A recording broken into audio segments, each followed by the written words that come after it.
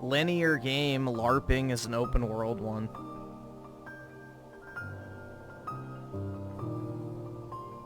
But unfortunately that means that you get all the annoyances of open world game design without any of the benefits. So, yeah, it's just a video game. It's meh.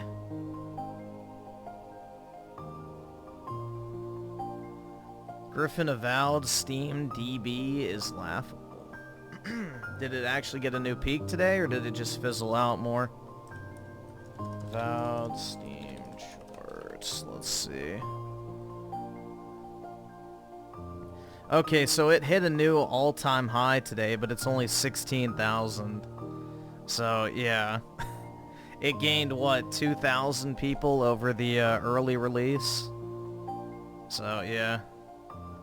It's Jover, man.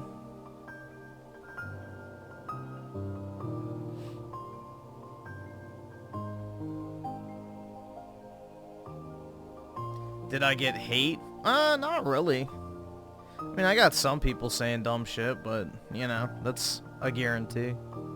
Either subscribe, donate, or get the fuck out.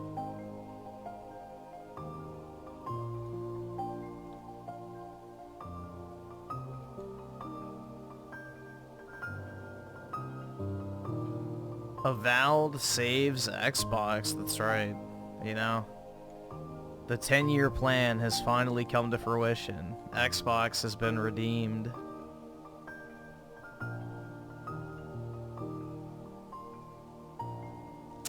Trenton Lamar with the 30 months. Appreciate it, man. Kingdom Hearts has a goated soundtrack. Yeah, it does have a really good soundtrack. Pretty much every Square Enix game you can think of does. Yeah, the only way I could see them saying it's Obsidian's best game is gameplay-wise, but for all the reasons people claim to like Obsidian games, it's definitely not. Like, gameplay has never been one of the highlights people have talked about when they talk about games like KOTOR or Fallout New Vegas or any of those type of games. It's always the story and, like, the RPG elements and stuff like that, so... I played Re-Reckoning on PS4, but I have it on Steam as well. You can get it on Switch, too. It's an old 360 game, so it runs well on everything. So whatever you want to play it on, just go for it, bro. It goes on sale for like 13 bucks with the DLC pretty frequently.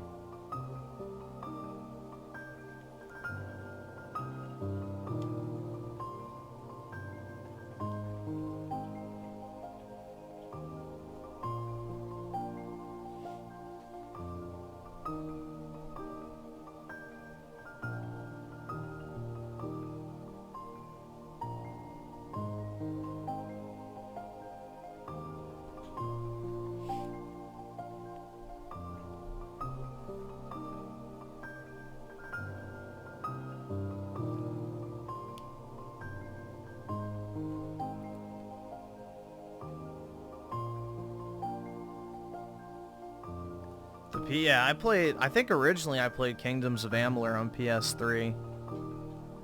So, yeah, it's a really good game. Super underrated. I remember I bought it because I was getting Mass Effect 3 and I wanted the crossover items. Like, if you play Kingdoms of Amalur, you get Mass Effect armor in the game. And then, I think in Mass Effect, you got, like, some sort of Kingdoms of Amalur reference. I don't remember what it was, but, yeah, both games came out around the same time.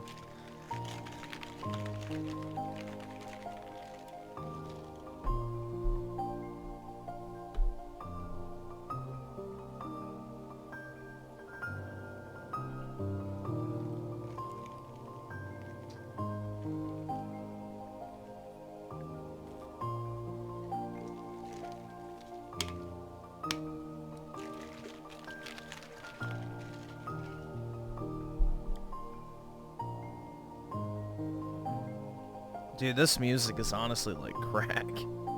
It's so addicting to listen to.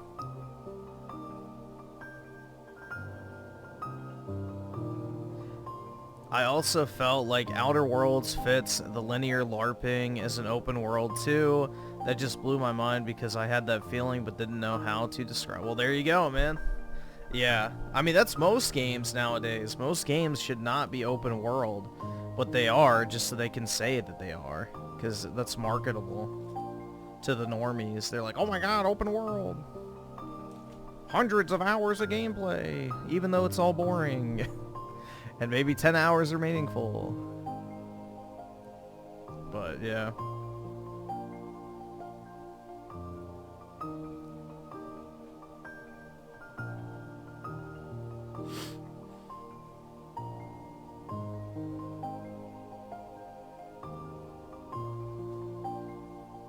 Yeah, this is like the main theme of Kingdom Hearts, right? So it'll be like the Final Fantasy theme where each game has like a similar but different iteration of it.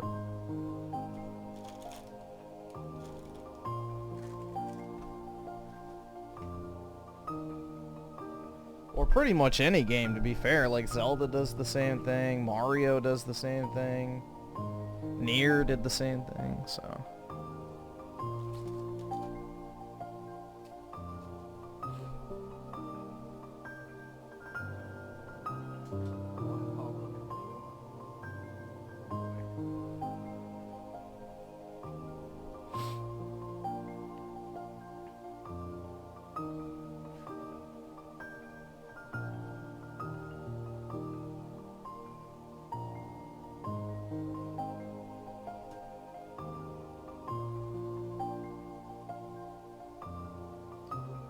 We need more review videos from Griffin a lot. Well, I can only do so many because I actually have to... Unlike certain content creators, I actually finish the games usually when I review them. Unless it's just, you know, like a Ubisoft game or something that obviously you don't have to finish in order to get a feel for. But I try to finish everything I review, which greatly limits what I can do because, you know, I don't really have time to play video games that much anymore. Yeah, this isn't my job. I have like an actual 9 to 5, so...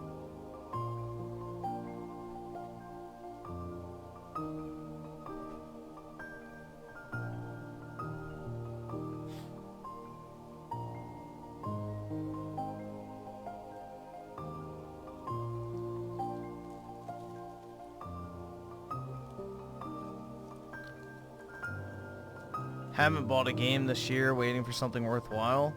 Yeah, the only game I'm looking forward to right now that I actually want to buy is Monster Hunter and then the Yakuza games. Or, yeah, the Yakuza game, Pirate, whatever. Pirate Life, or I don't remember what it was called. Or Like a Pirate or whatever. I don't know. It doesn't matter. But I'm gonna get that. That game looks pretty fire. Which I think that comes out when? On Friday.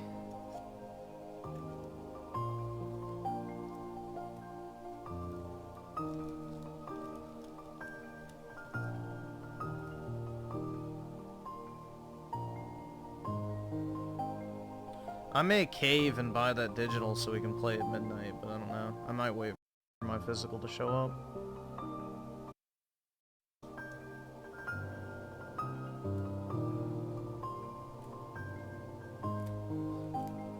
We'll have to see. Starfall with the 11 months. Came down with the flu, never had it before at 26. Yeah, the flu's no fun, especially if you get like the stomach flu, where you're shitting and puking everywhere. So hopefully you don't have that, but hope you feel better, man. It's funny how the flu now exists again, right? Either subscribe, donate, or get the fuck out. 2023, there was no such thing as the flu. Literally no one died from it. Everyone died from COVID. Crazy how that works. I guess it took a vacation.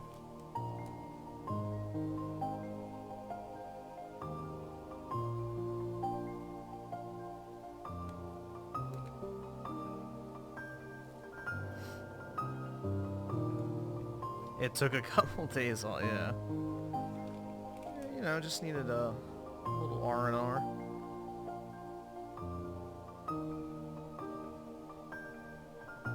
Got the flu last year. I was puking, missed Thanksgiving because of that. Yeah, luckily I haven't had the flu in a long time. Knock on wood, but it also helps that I don't go anywhere other than the gym, so. Alright, awesome. Thanks, nigga. Let's Alright. see. I can't breathe. Uh-oh. May the spirit of St. Floyd guide you. Hold on, I'll switch over. Check where that went. Oh, over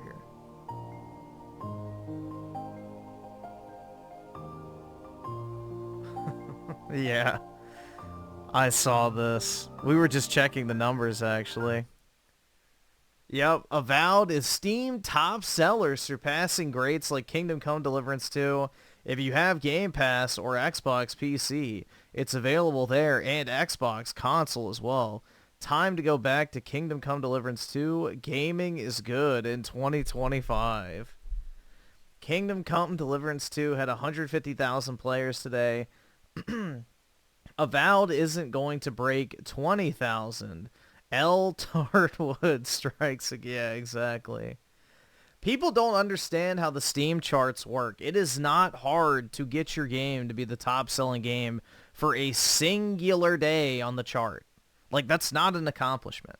Pretty much any fucking, dumb fuck indie that can sell a few 100,000 copies for like $10 a piece can become the Steam top seller of the day. Like, that's not an accomplishment. And I don't think console fanboys understand that shit. Like, it's a bad thing. Like, a very, very bad thing if you don't hit number one at least some point at launch. Like, that means your game absolutely fucking just catastrophically bombed. So, it's almost impossible to not hit number one because, most people aren't buying $70 games on a regular basis post-launch. That number of people that buy games post-launch dwindles down more and more and more and more the longer a game's on the market. So when the game first comes out, of course it's going to be number one, but then it's going to drop like a fucking brick. So we'll see where it's at tomorrow and the day after that. I guarantee you it will not be number one. So, Indiana Jones hit number one, and that game completely bombed. So, people love to cope with the Steam. I don't get it. Like, nobody understands how it works.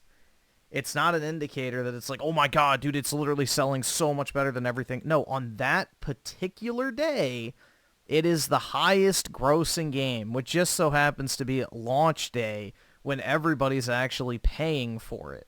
So, I don't know, dude.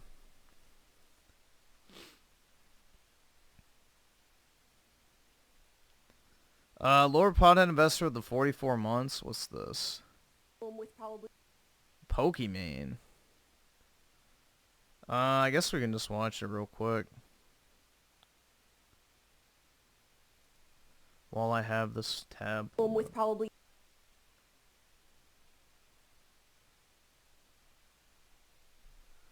Cold Eastwood is a certified Xbox shill. The only way I would be shilling Xbox is if I were to earn a Microsoft level salary. Well, yeah, they fly him out to events and stuff like that and give him early access, but yeah, that's not enough for me to shill, bro. I would want the paycheck too. I would want the paycheck.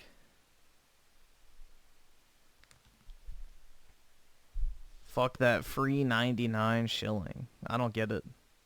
Pokimane is thick. Nah, she's just wearing those ugly-ass baggy jeans.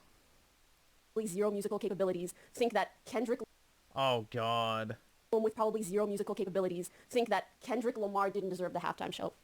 Kendrick Lamar doesn't have musical abilities. He fucking talks fast into a microphone. That doesn't make you a fucking musician, you dumb bitch. Come on. What? What do you mean? Like, sure, we could sit here all day and be like, oh, I actually think this artist deserved it. What? Dude, rap is literally slop tier music. You can like rap, but it's fucking garbage.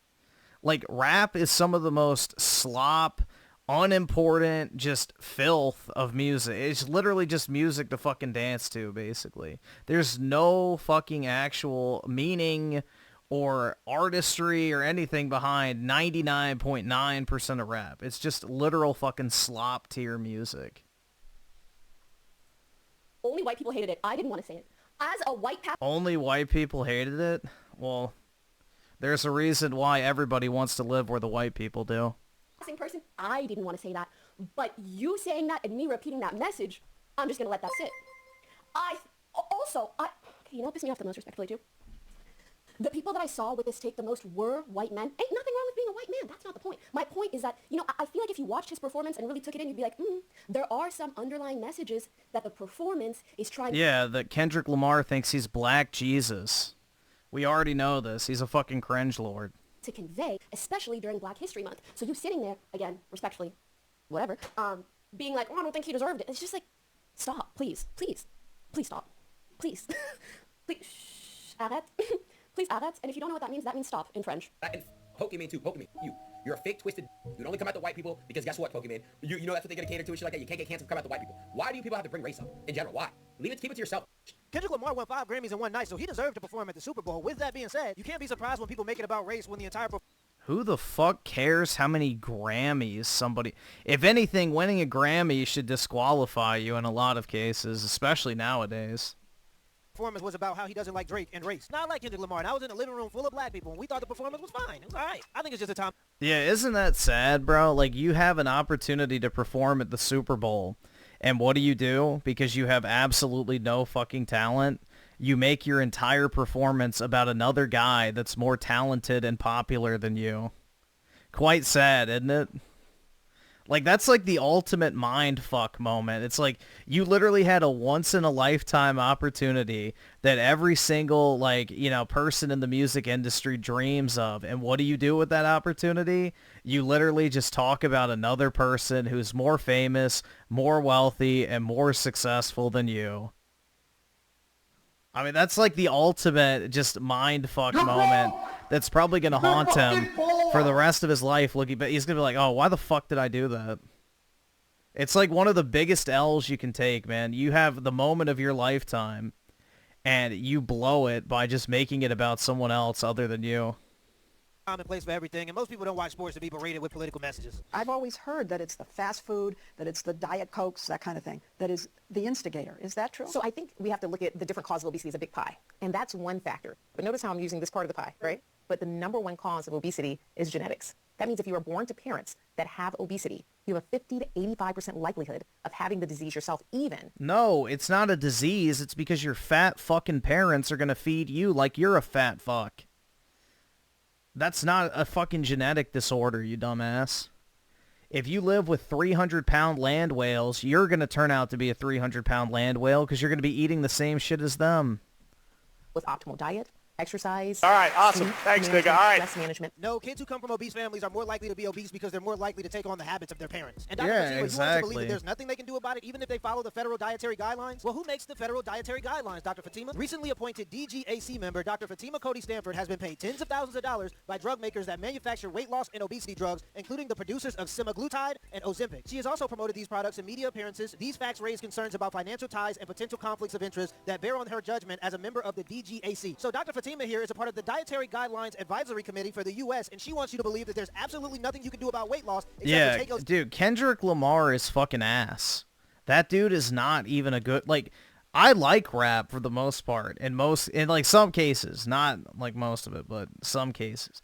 But bro, Kendrick Lamar is a whiny, obnoxious fucking retard who thinks he's like the savior of the black race because he talks about... how he was broke in a fucking rap song. He's some fucking loser, bro. I hate Kendrick Lamar. He has a whiny-ass, obnoxious voice. His songs are super repetitive, and he's overall extremely fucking overrated.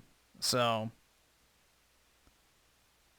I don't know why you would pick somebody like that to perform at the fucking Super Bowl, because rappers can't fucking perform. They can't fucking perform. Go to a fucking rap concert and 90% of them are fucking shit. They're absolutely shit. They don't even remember half the words to their own fucking songs most of the time. and it doesn't translate well to live performances. Yeah, Kanye or Drake would have been a better choice. Or even like Future would have been better. Future would have been a way better performance. But yeah, they love Kendrick Lamar because he pushes the fucking, you know, black messiah, black Hebrew Israelites, fuck white people, BLM type shit. So, you know, he's basically a lib sellout who, you know, just mirrors the fucking messaging of the Democrat Party to the fucking T. So, you know, he paid his pound of flesh, so now he gets to reap the rewards. Essentially. Yeah, same with Eminem. He does the same thing. Claus Mystery with the 20. Woman moment.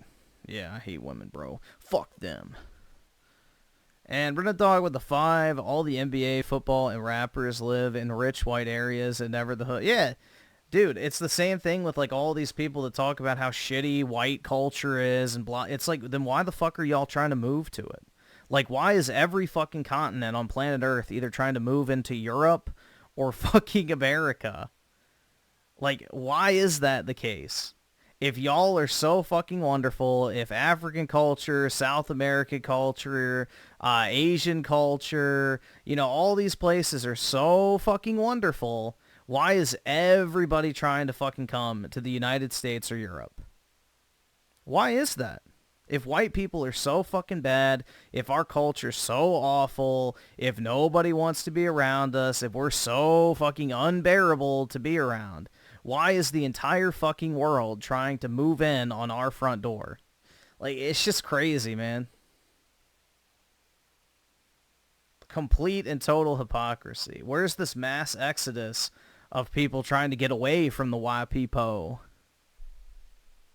Ozempic, and guess who she's sponsored by? You don't find that suspicious? No conflict of interest here. Almost half of the federal government panel that helps develop U.S. nutritional guidelines has significant ties to big agriculture, ultra-processed food companies, pharmaceutical companies, and other corporate organizations with significant stake in the process's outcome. I'm telling you right now, these companies are lobbying to poison the food supply. Then after you get fat or inevitably have health conditions, they hire these influencers and specialists to convince you that there's nothing you can do to solve your problem, then sell you the solution. Why the flag so small? Why are you so big? You know what, that may be the case. Well, if they want people to lose weight, why they don't make people weight quick? Well, they don't expect people to get this big. That's the problem. You should, though. You should, This though. is America.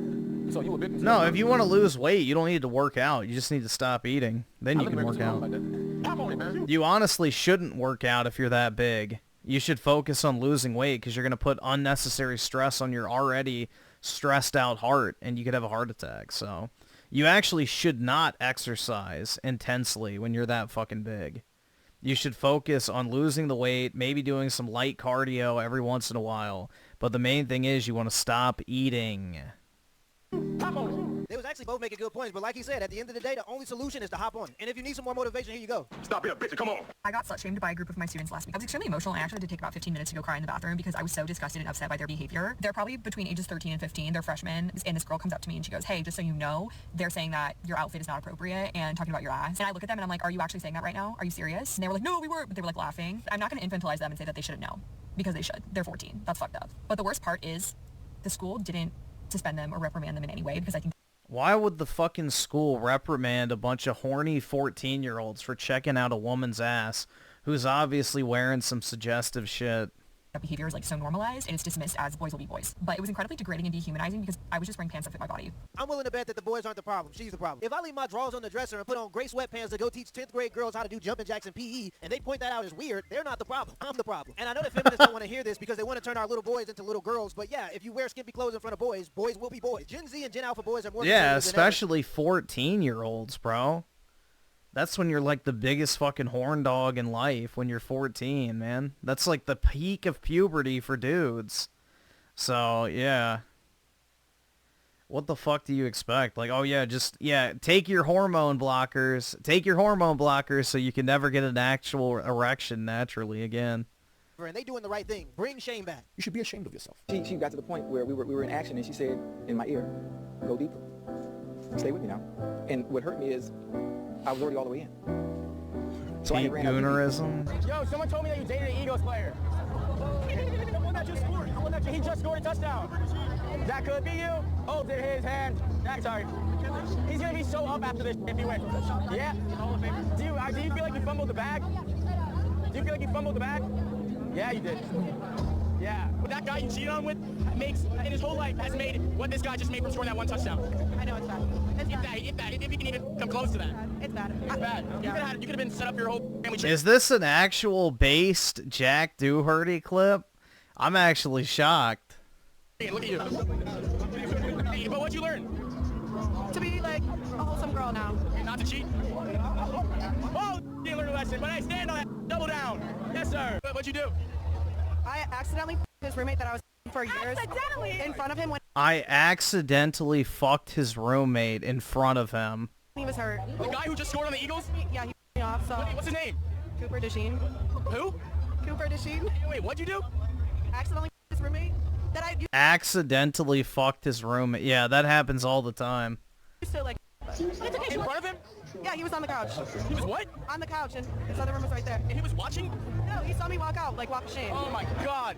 And now he's winning the Super Bowl, so who really lost? He still hits me up, though. Damn. That guy just scored on the Eagles. No, he doesn't.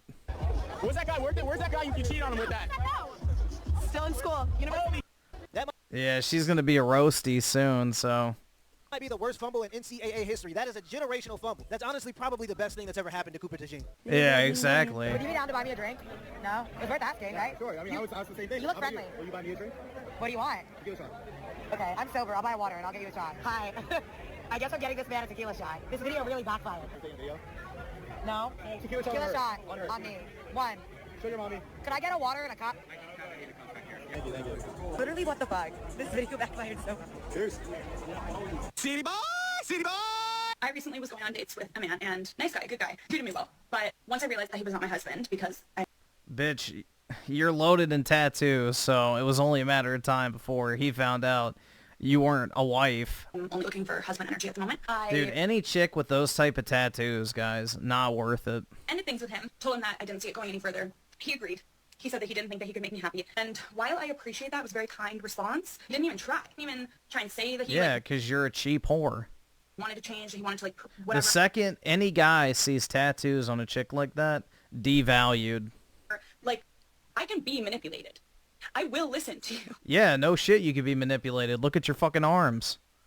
But you didn't even try. They call her the cat lady. Yeah, so what she's saying is she wanted him to beg her to stay so that she could boost her own ego. He did the right thing. Women who are addicted to drama are not interested in a peaceful life, and there's nothing you can do about that. She belongs to the streets. Also, guys, I've activated the memberships on the channel. If you become a member, you're going to get access to exclusive live streams, exclusive videos, and an exclusive Discord. She got stuck in the washing machine. It was an act. That's right. It's like that one fucking thing where it's like, oh my god, did you just trip and slip your dick into my asshole? Bro. Laugh my ass off. Griff thinks ink is a red flag. Must be younger than I thought. Yeah, I'm 27, so. Dude, tattoos are a sign of a low-class woman. Like, that's just a fact. Low class. In general, I feel like. Like, do you think fucking Julius Caesar was getting sleeve tats? Nah, but his slaves fucking were. So, it's just... Yeah, it's a sign of, like, you know, especially on women, lower class. Men, I don't think it matters as much, but women, definitely.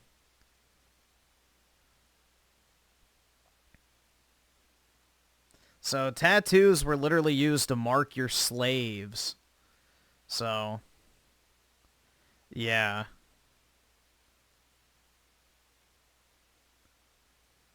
No thanks.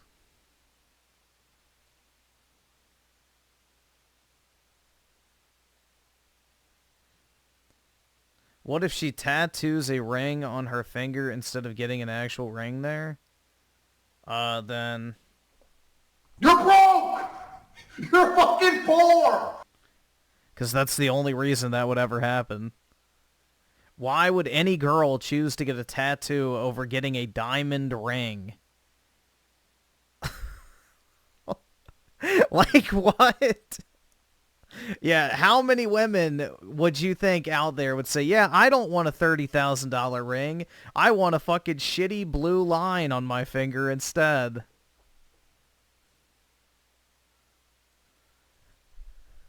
I want a blue line on my finger. Thank you.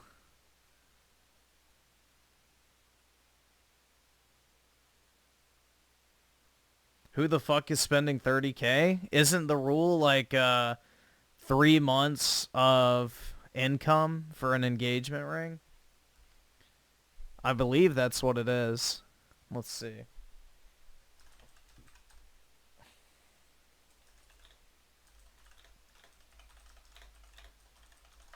I forget what the ratio is. They're fucking poor!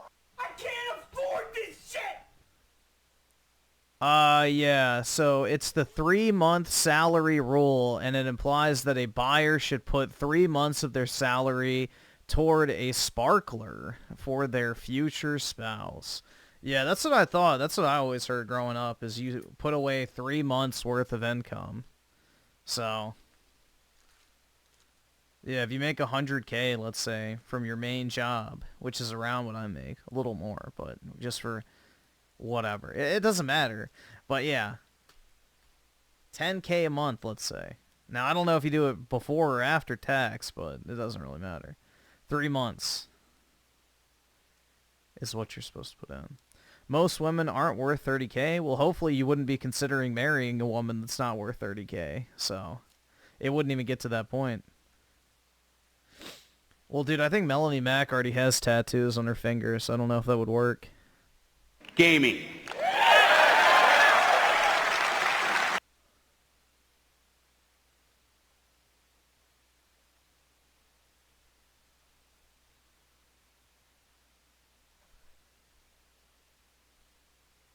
30K ring just for her to divorce you down the line later on. Well, dude, she could also get hit by a fucking meteor the day of your wedding, so, you know, anything can happen. You can't live your life in fear of the worst happening at every single opportunity.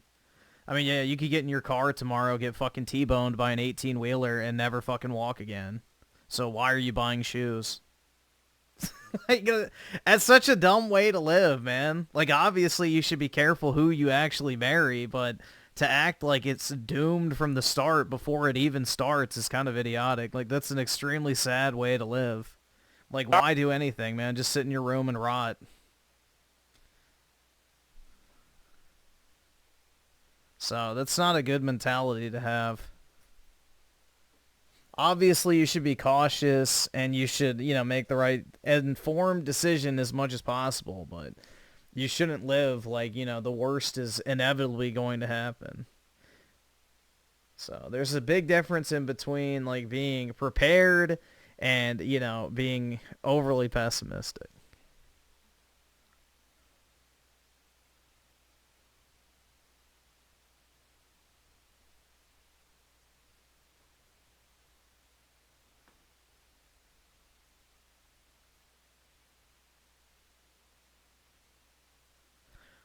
Claus Mister with the 20 reminder. Democrats love teaching kids about yeah, they do.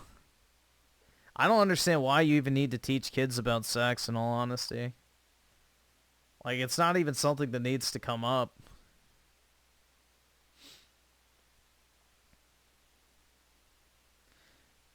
And Renadog with the 2, meaning I'm a slave. Time to go back to the fields. That's right, man. Sorry, I'll send you to the rice field so that way you can pick up a hot Asian chick on your way over. There you go. A compromise.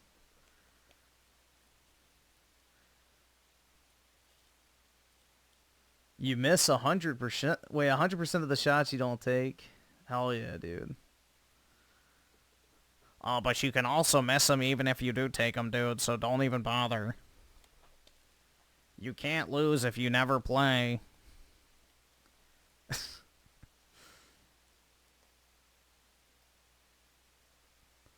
Raw 10 with the 5, my life. Wait, my wife would be pissed if I spent that much on a ring rather than spend it on a vacation. Yeah, see, I don't like spending money on vacations, so I'd rather have the actual tangible item if it was up to me. Because at least you can sell the item and get the money back, or at least a big portion of it. You know, vacation, you're literally just pissing money into the wind.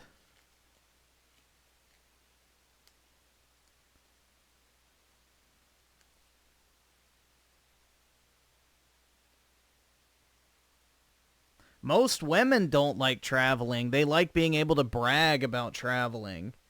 It's like one of the biggest fucking psyops ever, is people have convinced themselves they like traveling, but in reality, they don't like traveling. They just like talking about where they travel to other people.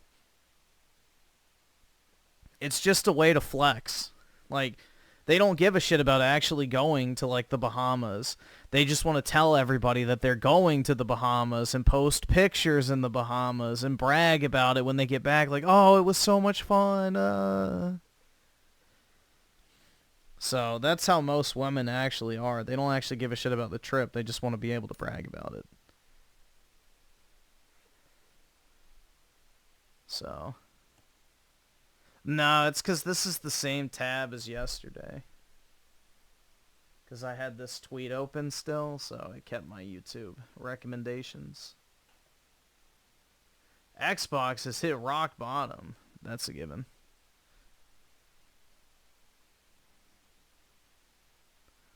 Griffin is sounding like a Jew right now. He'd rather spend money on something with tangible value. If being a Jew means you're smart with money, then I guess guilty is charged, man. Yeah, I would rather actually have something to show for what I spent my money versus just pissing it away on nothing.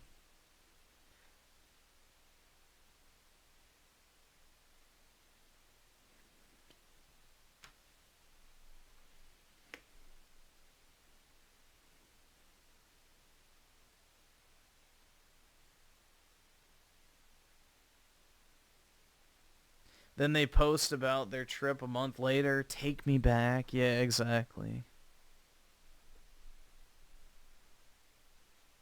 And then they'll be like, oh, we're so perfectly weird for... That's the other thing I hate that women do, bro. That caption. We're just perfectly weird for each other. That's like the gayest fucking caption imaginable for couples pictures. I used to see that all the fucking time.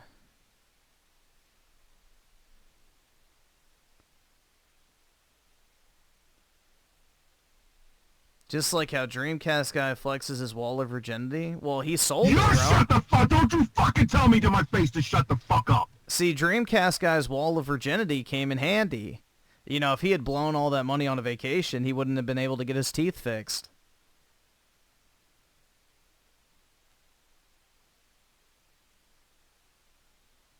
So he was able to sell his shit in order to get, you know, his teeth fixed. So it was actually a good investment for him to spend money on.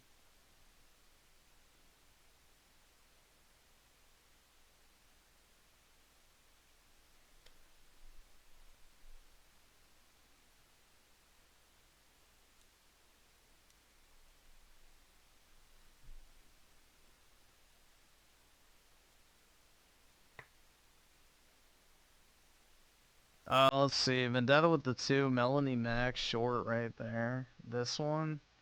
Ew. Oh, this fucking song.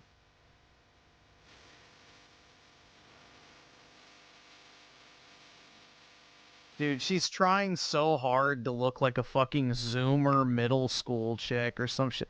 Like, this is literally like her trying to look like a TikTok e-girl. It's so fucking cringe, man. It's so fucking cringe. She's 40. She is 40, acting like she's in fucking middle school, taking pictures in the back of her mom's minivan. Oh my god, bro. It's just, like, pathetic.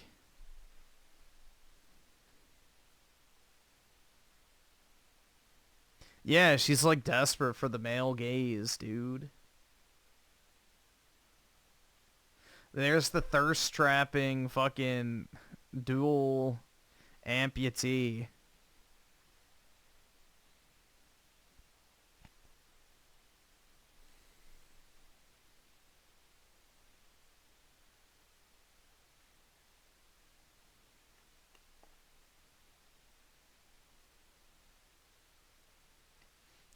New generation with the 10. What is this?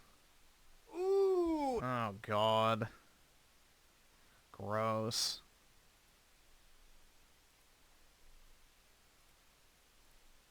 Xbox hits rock bottom. Oh boy, you don't want to read that stuff if you're a Team Green fan. Now, before we start off with this, I'm not here to take cheap shots at Microsoft. You know, and I know that when it comes to Microsoft Windows, anytime I can get a big, giant chance above it, I take it. But I'm a gamer and I love playing video games, and generally speaking, I also love competition, okay? If you don't have any competition in the space, Sony gets to be Sony and release I'm a games gamer! that to be remastered. Recently, I saw that they're remastering Days Gone, which I saw the before and after comparison shot of that game. I struggled to find the difference, okay? But let it be known that, yes, they will be selling this game for full price, and if you just own it, you can upgrade for like $10. I know. But I have to ask a question. Do games that are already looking good need a remaster? You know, it really allows a company like Sony to get pretty complacent, especially when they realize they have no competition. Now, Xbox has actually not been apparently selling that well. In the year of 2024, in the United States alone, they sold 2.7 million units.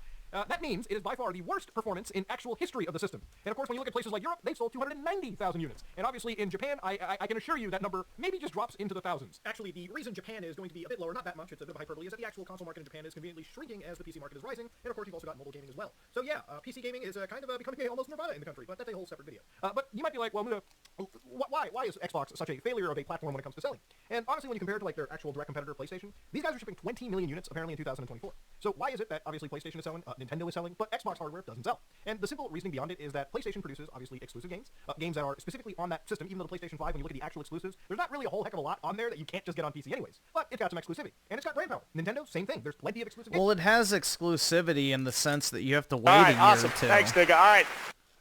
So you have to wait a year or two in order to get the shit on PC anyway. So some people just don't want to wait, like myself.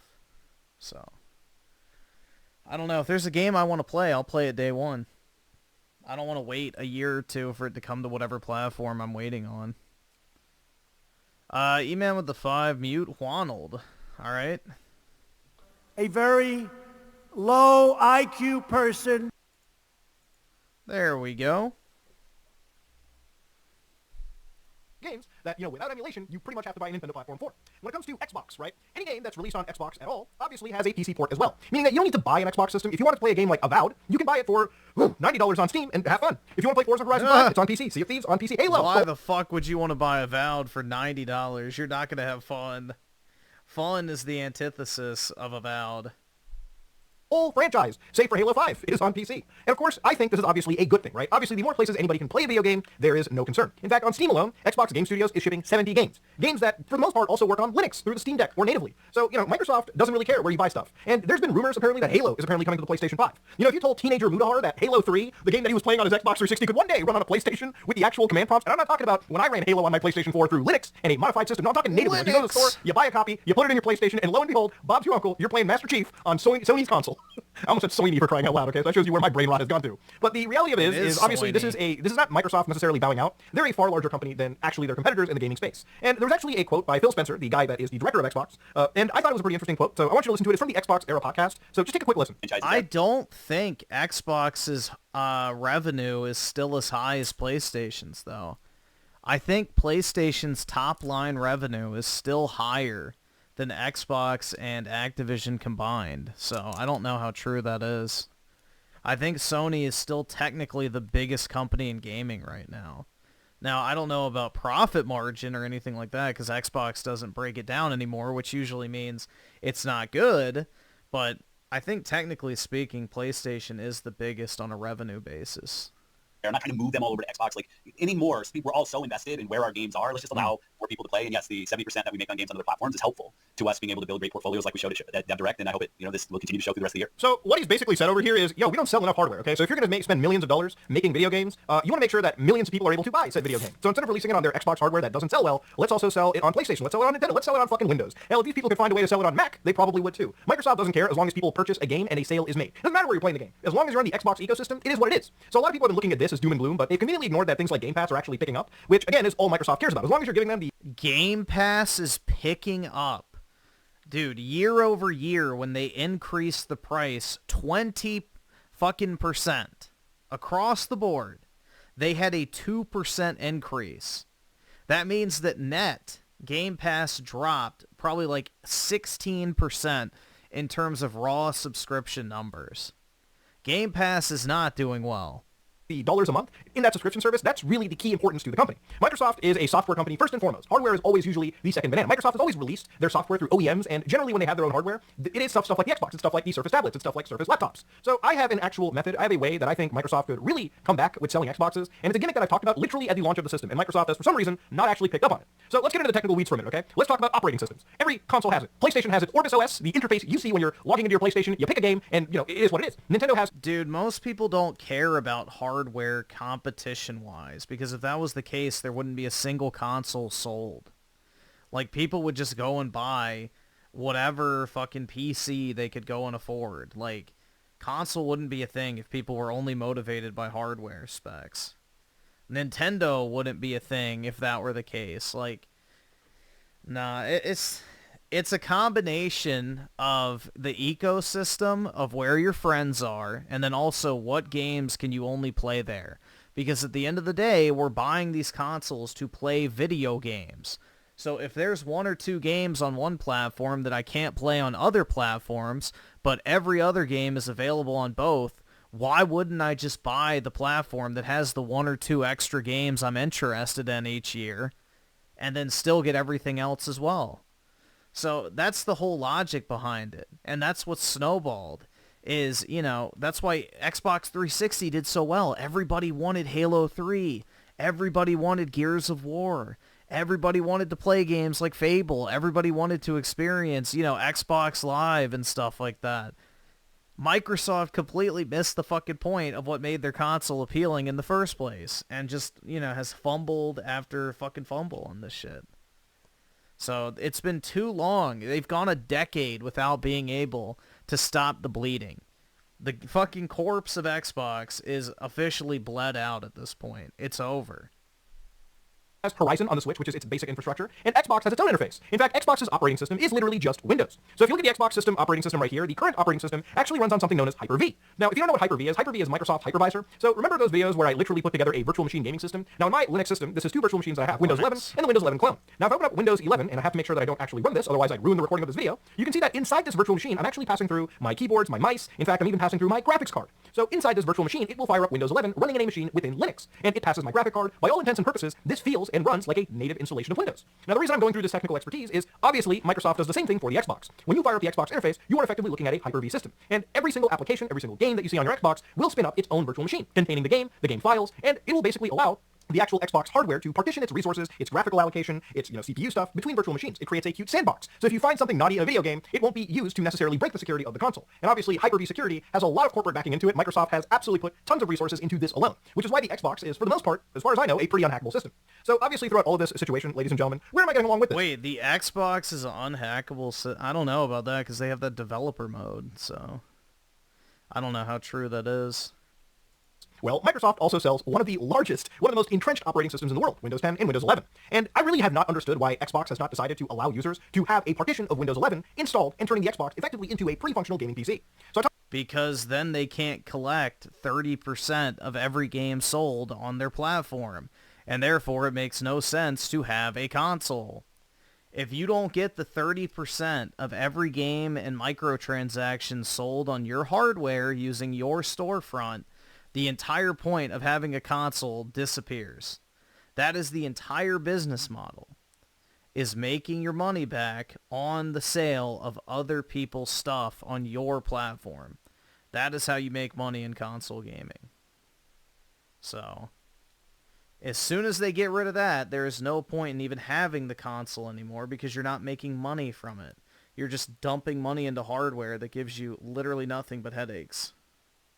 So I talked about this stuff years ago, but I feel like the best way to kind of explain this is going back to Sony. Now, for anybody that doesn't know, there was something known as Other OS back in the days of the PlayStation 3. Now, recently, I picked up a PlayStation 3 backwards compatible. We're talking original PS2 backwards compatible PlayStation 3. I found it, spent a good chunk of money on it, repaired it myself, cleaned it out, changed out the drives, and now it's one of my most used consoles, running super smooth, and allows me to play PlayStation 2 games without emulating them. It runs it natively on the drive, and of course, running my PS3 stuff. But there was one feature back in the day of the original PlayStation called Other OS, which allowed PlayStation 3 to run Linux on the actual system. So back in the day, you could literally divide up the actual hard drive of the PlayStation 3, and you could install Linux, a customized version, for the Cell Broadband PlayStation 3. And you could basically turn your PS3 into an actual desktop. So you could browse the web, check your emails, use actual desktop applications for the most part. Gaming wasn't all the way there because there were some limitations on the actual GPU being fed into it. Now, while this feature was kind of cool, what was super interesting was because Sony had introduced the ability to run Linux, you had organizations like the United States Air Force purchasing 1,760 of these things to build a supercomputer. Now, people say piracy is probably one of the reasons this got shut down, but I would go so far and say that it's probably the fact that you had organizations like the U.S. Air Force purchasing, PlayStation systems that were sold at a cost from Sony, and obviously it wasn't something that Sony was okay with. They could have sold a data center version, but however they didn't. And of course, you go down the road over here, ladies and gentlemen, and of course you can see that even when it came to prior versions of the actual PlayStation, like the PS2 and its Linux situation. Wait, why would Sony not be okay with selling to the Air Force? That makes no sense.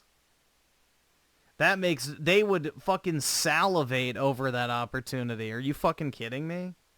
Yeah, who doesn't want a defense contract? Were sold at a cost from Sony, and obviously it wasn't something that Sony was okay with. They could have sold a data center version, but however they didn't. And of course, you go down the road over here, ladies and gentlemen, and of course you can see that even when it came to prior versions of the actual PlayStation, like the PS2 and its Linux situation, it was apparently a way for Sony to try and get some form of a tax dodge by, again, changing the specification of their system. Now, since Sony removed Other OS, what's also interesting about this is because Other OS was gone, it was also advertised, and I believe if you were European, in fact, if you were American, there was a class action lawsuit which entitled users to around $84, $60 US, basically of getting their money back from Sony. So basically you got a free game when Sony removed a actual, key feature from their system. Maybe not a lot of people used it, but enough to actually somewhat hurt Sony a bit financially and put some money back in the players' pockets. Now, the problem is Sony was advertising it so openly, right? Like, literally, if you bought a PlayStation 3, you had literally all avenues of, storage access. I mean, for crying out loud, if you have the original PlayStation 3, you can stick, CF cards, all forms of SD cards. I mean, this was a multimedia monster. I mean, we're talking the original Blu-ray players for people, media servers, everything up the wazoo.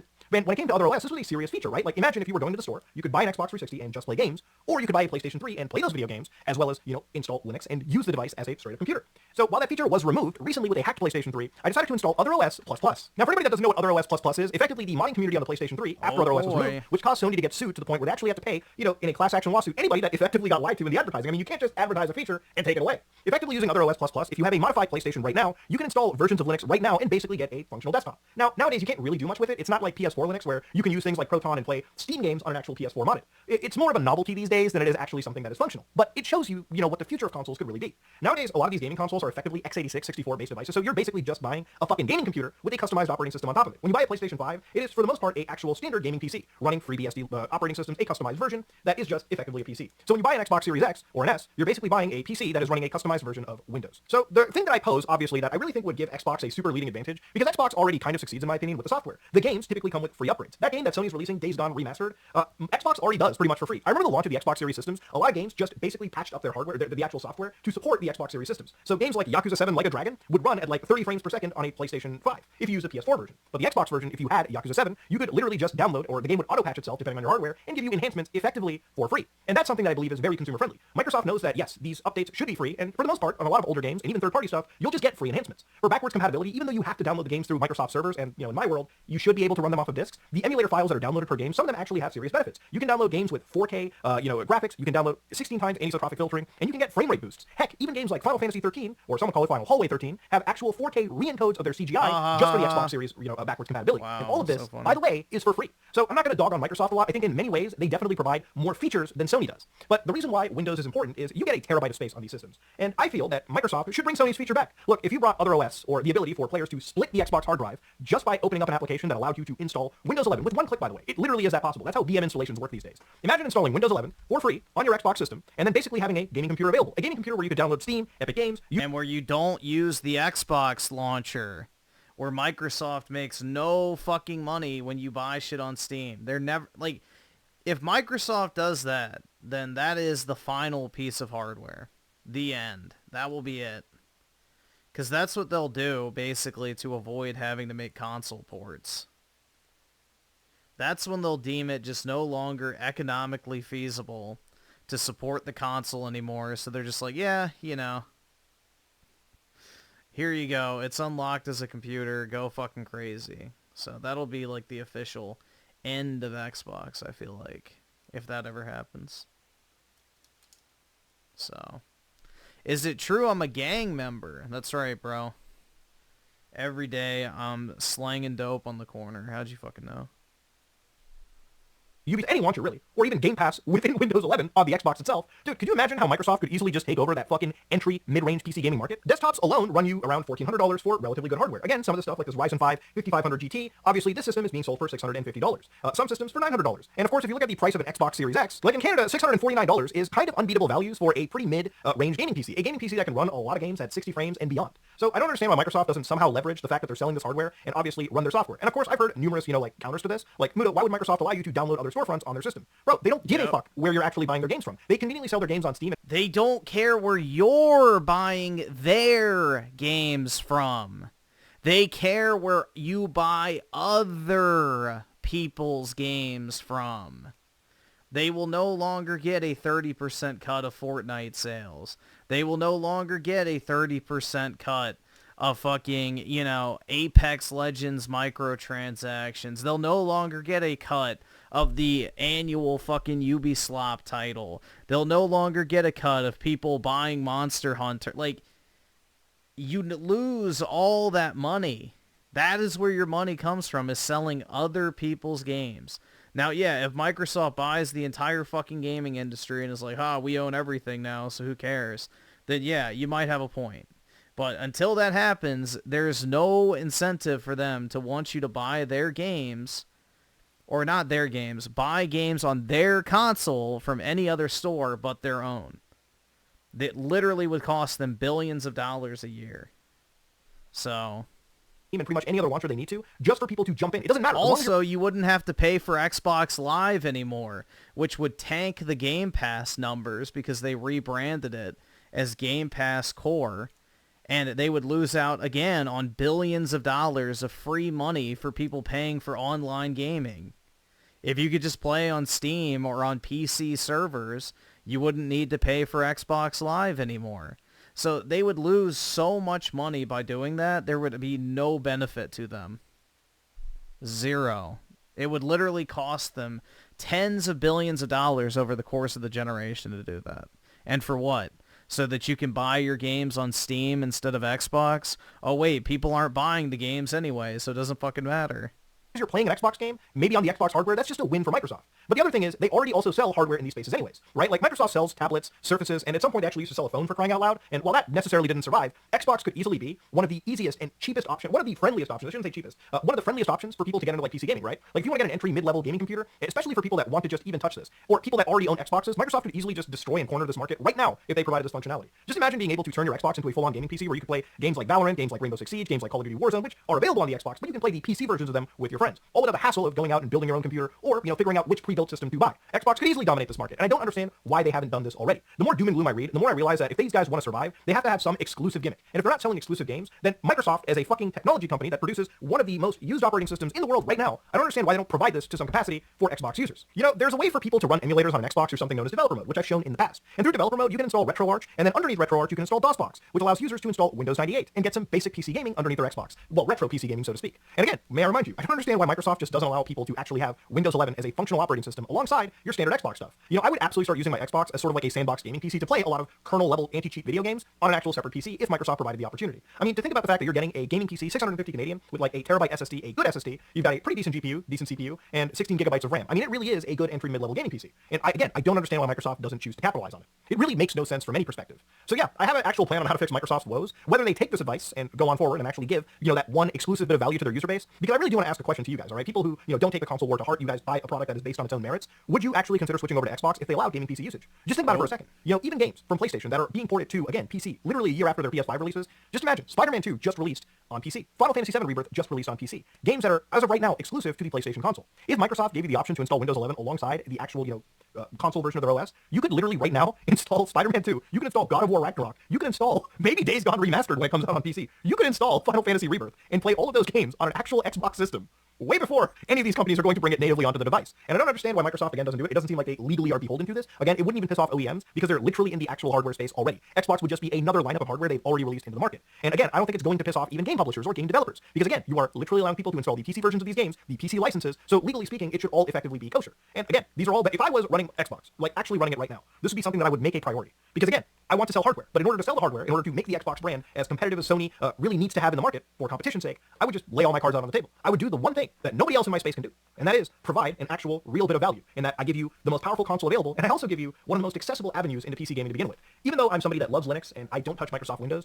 Yeah, the thing is, though, is like all your Xbox game library would not transfer over to PC. There would actually be a conflict legally on that, because that's the reason why you can't access your Xbox game library on, the Xbox app on PC. It's the same reason why Game Pass on PC has a different games lineup than on console, because certain games are only available to be played on Game Pass based on what Microsoft licensed them for.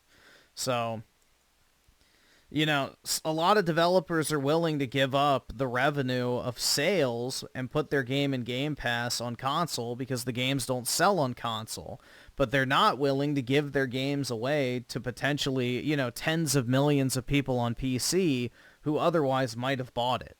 Like, look at Pal World, for example. They were pissed off that they put their game in Game Pass, because a lot of people who would have bought it ended up, just getting it for like a $10 a month subscription and then dropping it after a week instead of giving them like the full, oh shit, my sneeze went away, like the full $40 or whatever it was. So it cost them a ton of money, because how much do you think they got per download in Game Pass? Like $1, if even that.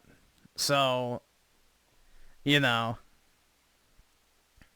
it doesn't make sense to make your game basically free for the general population. I don't know. I think people will really start to fall, the whole Xbox ecosystem would completely fall apart. And people would slowly fall off from, spending money in any capacity with Microsoft. They would start buying everything on Steam. Game Pass subscriptions would drop like a fucking brick. And yeah, Microsoft would have officially exited the console market at that point. So.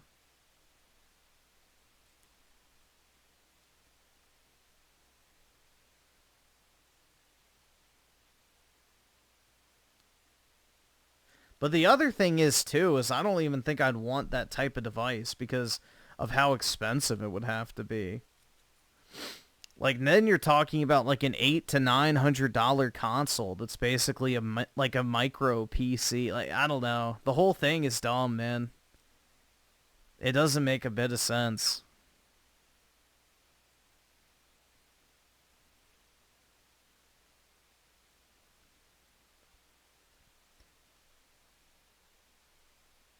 I mean, for as much as people love like those handheld PCs, they don't really sell very well. The handheld PC market's pretty tiny. Like, I think the Steam Deck has sold, what, 3 million copies? Or units or whatever? 3-4 million? The ROG Ally, I think, has barely cracked 1 million. So, it's not a huge market. So, I don't know how much demand there is for, like, a console PC hybrid. You know what I mean? It's just kind of like a product that, yeah, I guess could be cool in theory, but in actual market acceptance, will it be something that consumers flock to? Or will it just be something that's, like, kind of ignored? I don't know, man. We'll have to see, but I don't really think Microsoft's going to go down that route. I think it would be stupid. Because at that point, you're not even selling an Xbox anymore. You're just selling a gaming PC. So.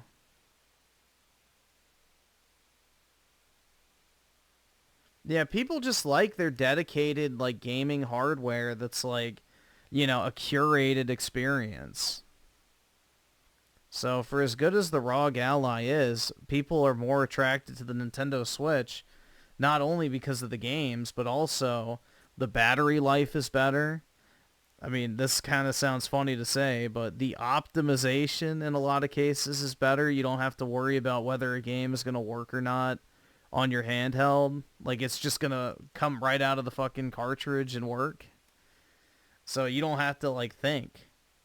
You just buy the game and start playing it. With Steam Deck, you have to worry about compatibility. You also have to worry about if the game's going to be compatible with your controller or not, if it's old or new or whatever. So, I don't know, man. There's something to be said about the simplicity of console that people really like. And I don't think making consoles more complicated is necessarily the answer. Otherwise, we'd see probably a lot higher sales of the portable handheld PCs. But that's just my non-expert opinion. I can't afford this shit! That's my non-expert opinion. Because I'm definitely not a video game expert, I guess. But I do have something called common sense, right? As the Don would say. I probably will not buy the next Xbox unless it's like a handheld that plays 360 games. That's probably the only way I'd buy a new Xbox. Is if it's a handheld that plays my 360 back compat titles, I might buy that. But otherwise, I'm not interested.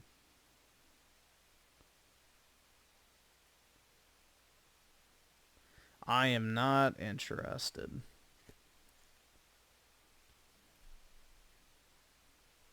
A video game analyst? Yeah, exactly.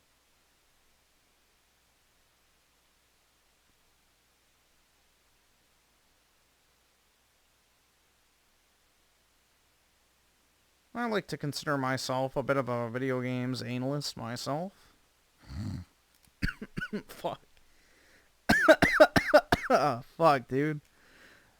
I snorted a little too hard. Shit. I cannot, again, exaggerate enough or explain enough the value Microsoft could provide to entry-level PC gamers if they just decided to turn Xbox into one of the most open, friendly platforms in this regard. It would also make the Xbox a pretty good system for people who want to do things like, development. Like, imagine being able to actually develop your own games on the same console you're aiming for. Imagine being able to do content creation on an actual Xbox platform through the PC mode. Again, just throwing this idea out there. I know that I yap a fair bit about this, but I really have to explain and give you the history of how possible this is, how it's happened. And again, I want to counter a lot of the negative points that would be raised about this topic. It's doable, it's easily done, in my opinion. And again, I feel like Phil Spencer should make this shit an absolute priority. It would give Xbox that one super big needed advantage. And it would actually, for the first time, I would say, in the world of consoles, really shake shit up. This would be like Nintendo Switch levels of shaking things up. Let me know what you think. If you like what you saw, please like, comment, and subscribe, just like I am out. Yeah, but it could also be Wii U levels of shaking things up, too. And be a complete and total... Or Sega Saturn or whatever the fuck Dreamcast levels of shaking it up, where it's catastrophic to the company engaging in it. But I don't know, man. Again, I'm no expert. I just pretend to be. That's all you really can do. Running Dog with the 2. Is this Camel Jockey? Do they have camels in India? I don't fucking know. I guess elephant. Channel even popular. Oh yeah, he definitely is. People like him. I don't understand it personally. It's like just pure slop content. Says a whole bunch of nothing, but people are into that shit nowadays, I guess.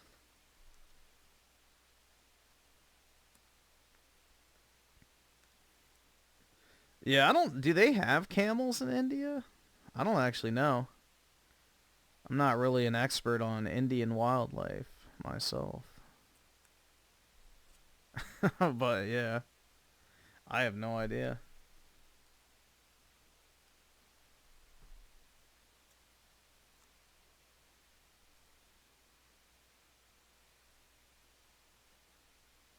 Muda is scared about talking about the Dogecoin because of... What the fuck does Dogecoin have to do with anything political? Did Elon Musk buy the whole fucking thing or something?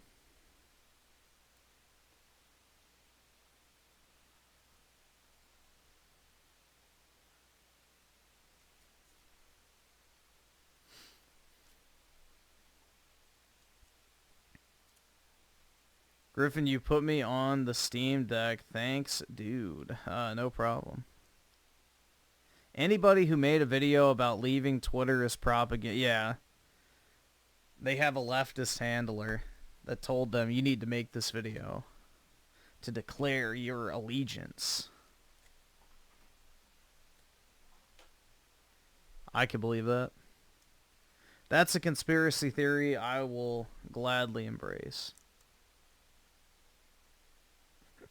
But yeah. A bunch of virtue signaling cringe, man. That's all that is.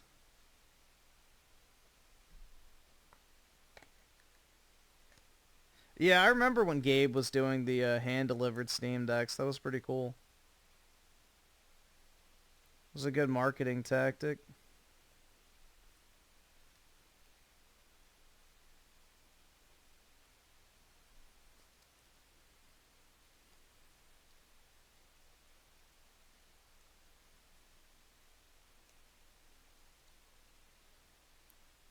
Probably worth thousands now. Only if you got the box signed, I would imagine. And you left it sealed. I mean, the Steam Deck was worth thousands if you got it on day one. Like, I sold my Steam Deck for $2,800 when I got it. So, it was crazy. People were, like, obsessed with it, man.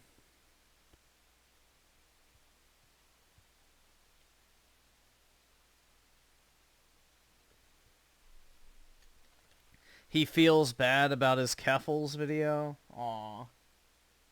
Yeah, he can never fulfill his dream of sucking, you know, Bob's and Peen at the same time. Poor guy. Run a dog with the 5. Let's see.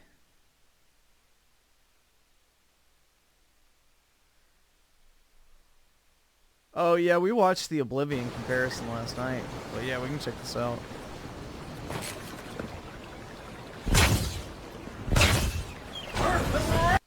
That sucks that it's so low quality. Hold on, let's see if somebody uploaded this on YouTube actually. Let's see. Avowed versus... Oh wait, Skyrim.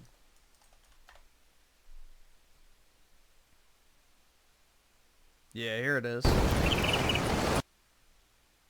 That way we can Alright, watch awesome. some better Thanks, quality. nigga. Alright. I can't afford this shit! Because you have to pay for Twitter Premium in order to get high quality video. So most people don't pay for it. Or they don't know how to properly upload. Juan with the 2. What is this? Ladies and gentlemen. Alright, we'll do that later.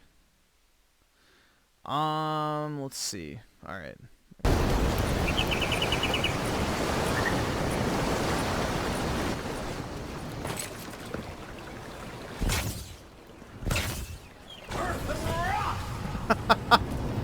Yeah, I already know this is gonna be bad.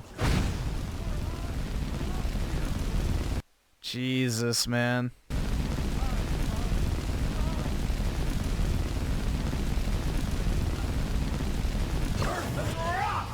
So sad. Yup, avoid indeed.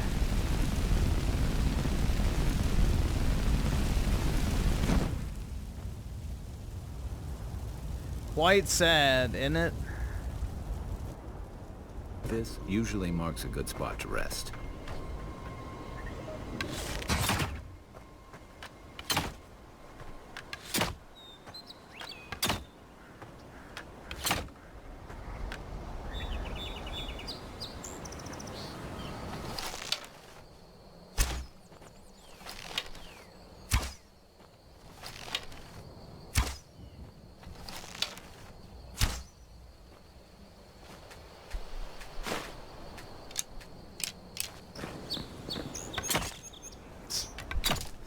Jesus, man.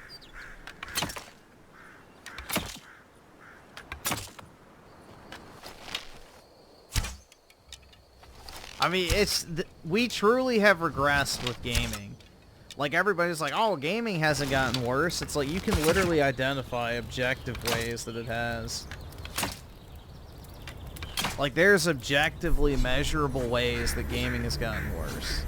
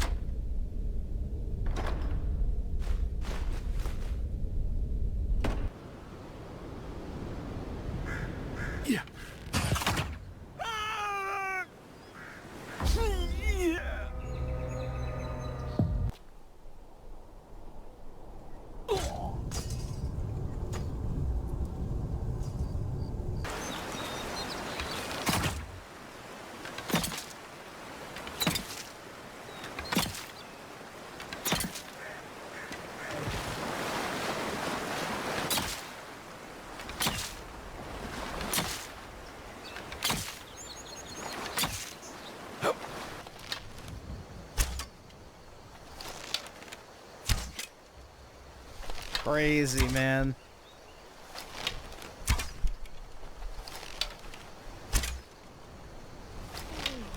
And like when you look at the size of the dev teams too, it makes it even more sad.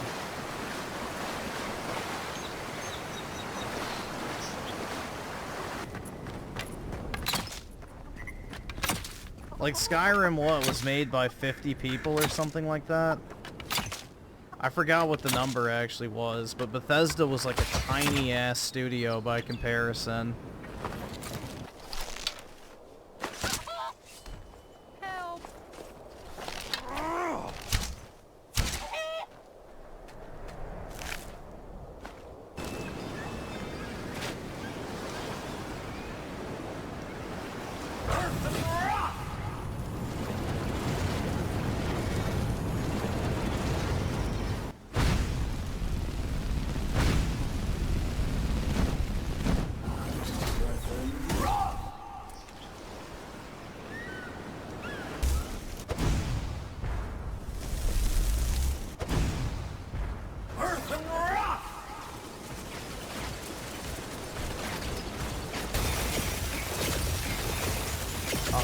People made Sky. Yeah, close enough. I mean, it's way different than like 400 some.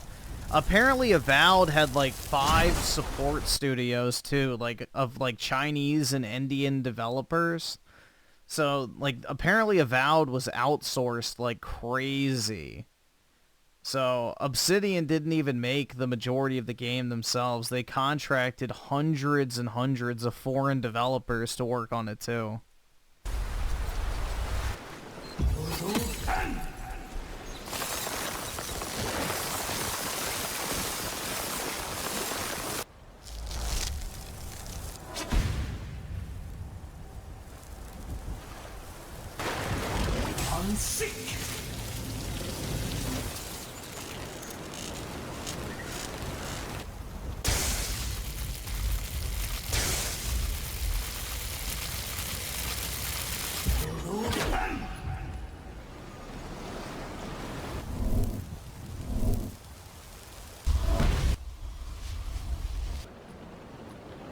Yeah, no NPC reaction.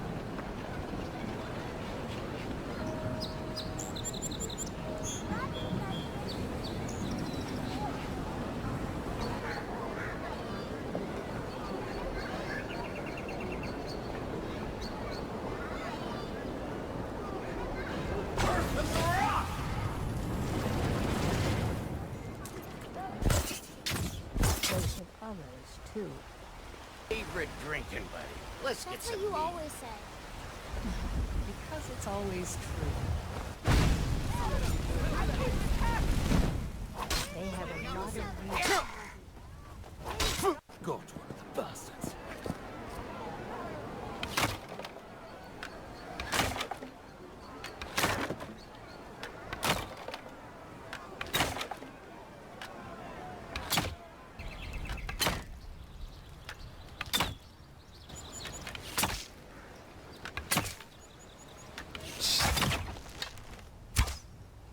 crazy, man.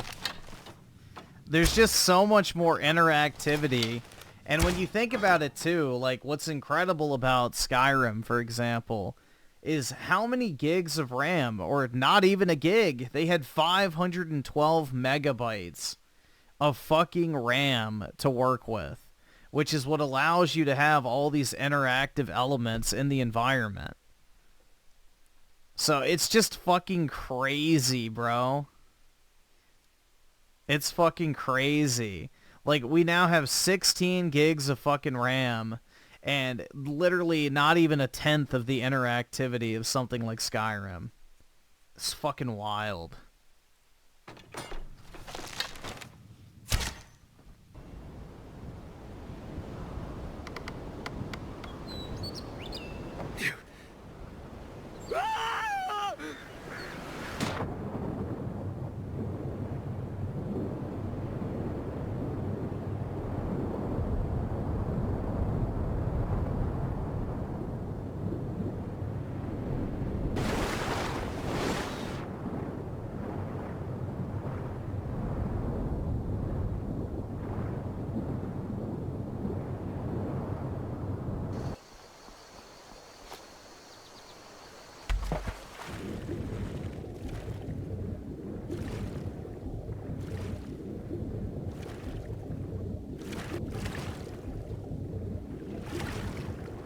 You shut the fuck! Don't you fucking tell me to my face to shut the fuck up!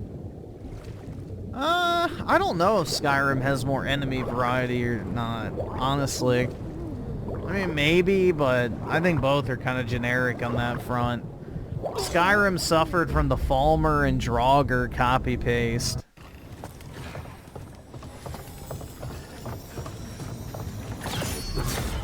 Which Avowed has that too, so both are kind of guilty of that.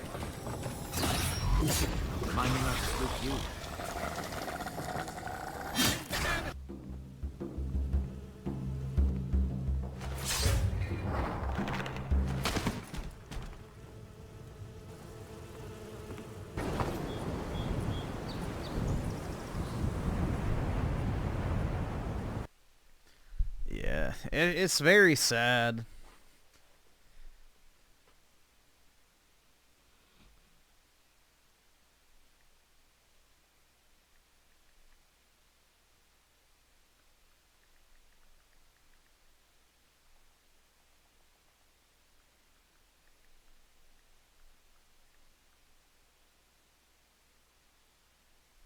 Griffin replays Skyrim with mods. No, I don't mod. I do not mod. So, I will only ever play Skyrim in its vanilla format, most likely. Sauce Made Dragon with the 10. This is the difference between a studio relying on sales versus a studio receiving a fat Game Pass check up front. They don't give a fuck. They already got paid. Yeah, they have job security. So they get paid for Microsoft, not by the sale of their own games. So there's no hunger. There's no, like, genuine interest in making something good. Like, they get paid no matter how good or bad the game does, equally. So they don't get a big bonus if the game gets, like, a 90 on Metacritic or sells 10 million copies. They get the same paycheck every single fucking month, regardless of how the game performs financially, how good it is, or whatever. So it's just kind of sad, dude. Very, very sad.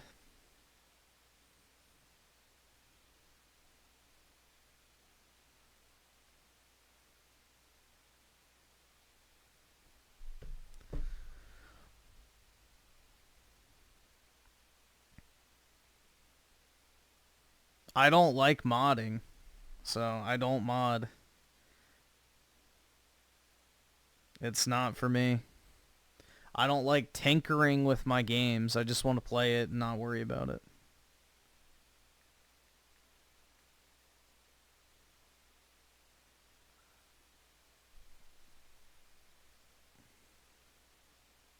I do not enjoy having to mess with stuff.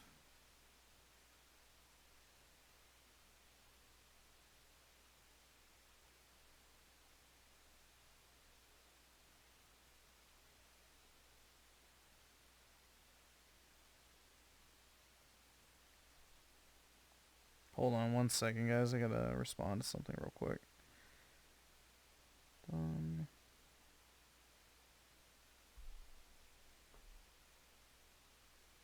Alright, there we go. Griffin making money moves? Well, yeah, I'm talking to some Japanese guy to get a card, so... Yeah.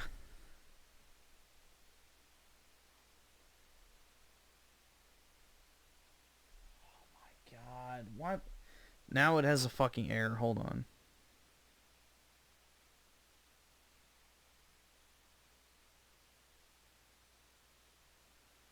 Piece of fucking shit.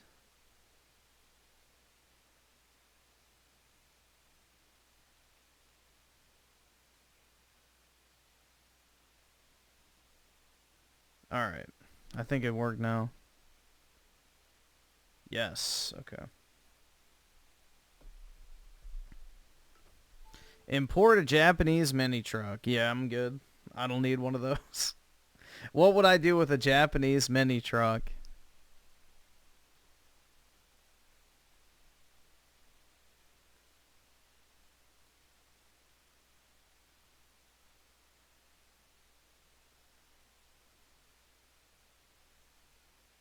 With will Borderlands 4 be as bad as 3? Oh yeah, definitely. I think so.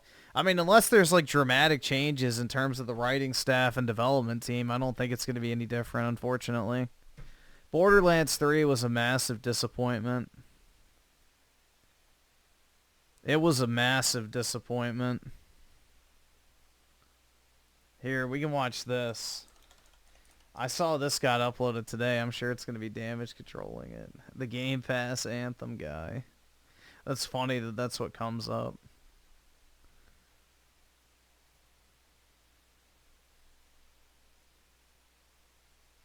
Yeah, Borderlands 2 was genuinely a great game. But ever since that, like the pre-sequel I thought was pretty mid. I never played the Tiny Tina games. And Borderlands 3, I didn't even finish it, so very disappointing.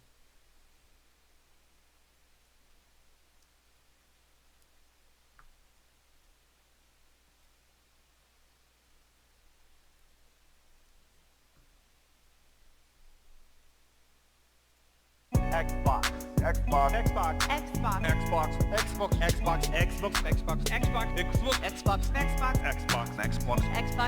Xbox. Xbox. Xbox. Game Pass. Game Pass. Got it on my PC and my Xbox. Alright, that's enough. We'll see how this is. What's up, everybody? It is the Best Bot Kid Smooth, and I'm back with the video. And today, I'm actually going to do my full review of Avowed. The earlier video I did was just essentially an impressions. At the time that I did that video, I think I titled it Avowed Early Game of the Year Contender. I think I had about maybe 30 hours into the game, so I was about maybe halfway through my playthrough. But I wasn't comfortable calling it a review because I did not finish the game at the time. I just sank in a lot of hours, and I was just enjoying it, and I wanted to talk about it because the embargo lifted, everybody was talking about it, and I wanted to, throw an opinion out there. Now I completed the game, 70 hours in. Level, I think 29. I think the max level was 30. Legendary gear equipped. This was an awesome game. Sure, it has its flaws, and we're going to talk about that. Bruh. I still think graphically amazing. They did a good job. Unreal Engine 5, they're Obsidian cooked with this game. As he's showing the dialogue at the time that I was doing my Bro, this is comical. He's literally showing the NPCs lagging in real time while he's talking to them, saying that, yeah, it's really well optimized. Like, holy... yeah, they cooked, bro. They absolutely cooked. They did such a great job. Wow, it looks amazing. Meanwhile, he's literally getting performance issues in real time while talking over this footage. That's fucking wild, man.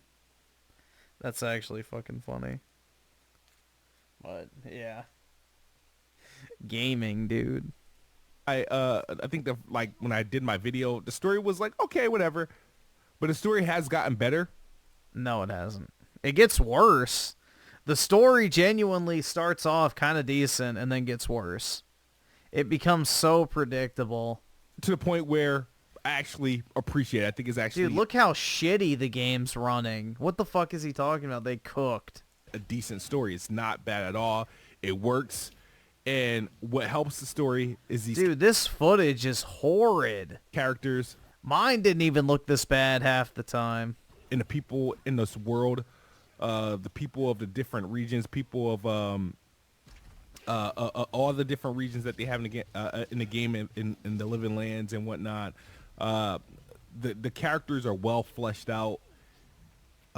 They did a good job with all the characters, character development. Even the characters you don't have as companions, even the characters that you don't like really get to play with, and they're just there to interact with. The little story beats, the little side story beats, the little like backstories and the banter. They just did a wonderful job. Obsidian. The banter. Oh my god, dude, she's seething. Like, oh my, dude, this is so bad. Yeah, the dialogue is not a highlight of this game at fucking all. Even Colt said the dialogue isn't good. So, and he's Mr. Hillary Clinton for anything Microsoft. That's wild, bro. Absolutely wild. Run a Dog with the 5. Is this similar to Game Pass? I'll pull it up in a minute. Well, actually, I'll just go and do it. It's fine. I don't really think anybody cares that deeply about this. Afford this shit! Sony President, CFO, COO, and SIE PlayStation Chairman Hiroki Totoki. As for PlayStation Plus, revenue in the quarter increased 20% year on year on a US dollar basis, primarily due to an increase in average revenue per user, mainly due to a shift to higher tiers of services and the impact of price revisions. In this way, the momentum of the platform business is currently strong, and we expect to see stable earnings growth going forward.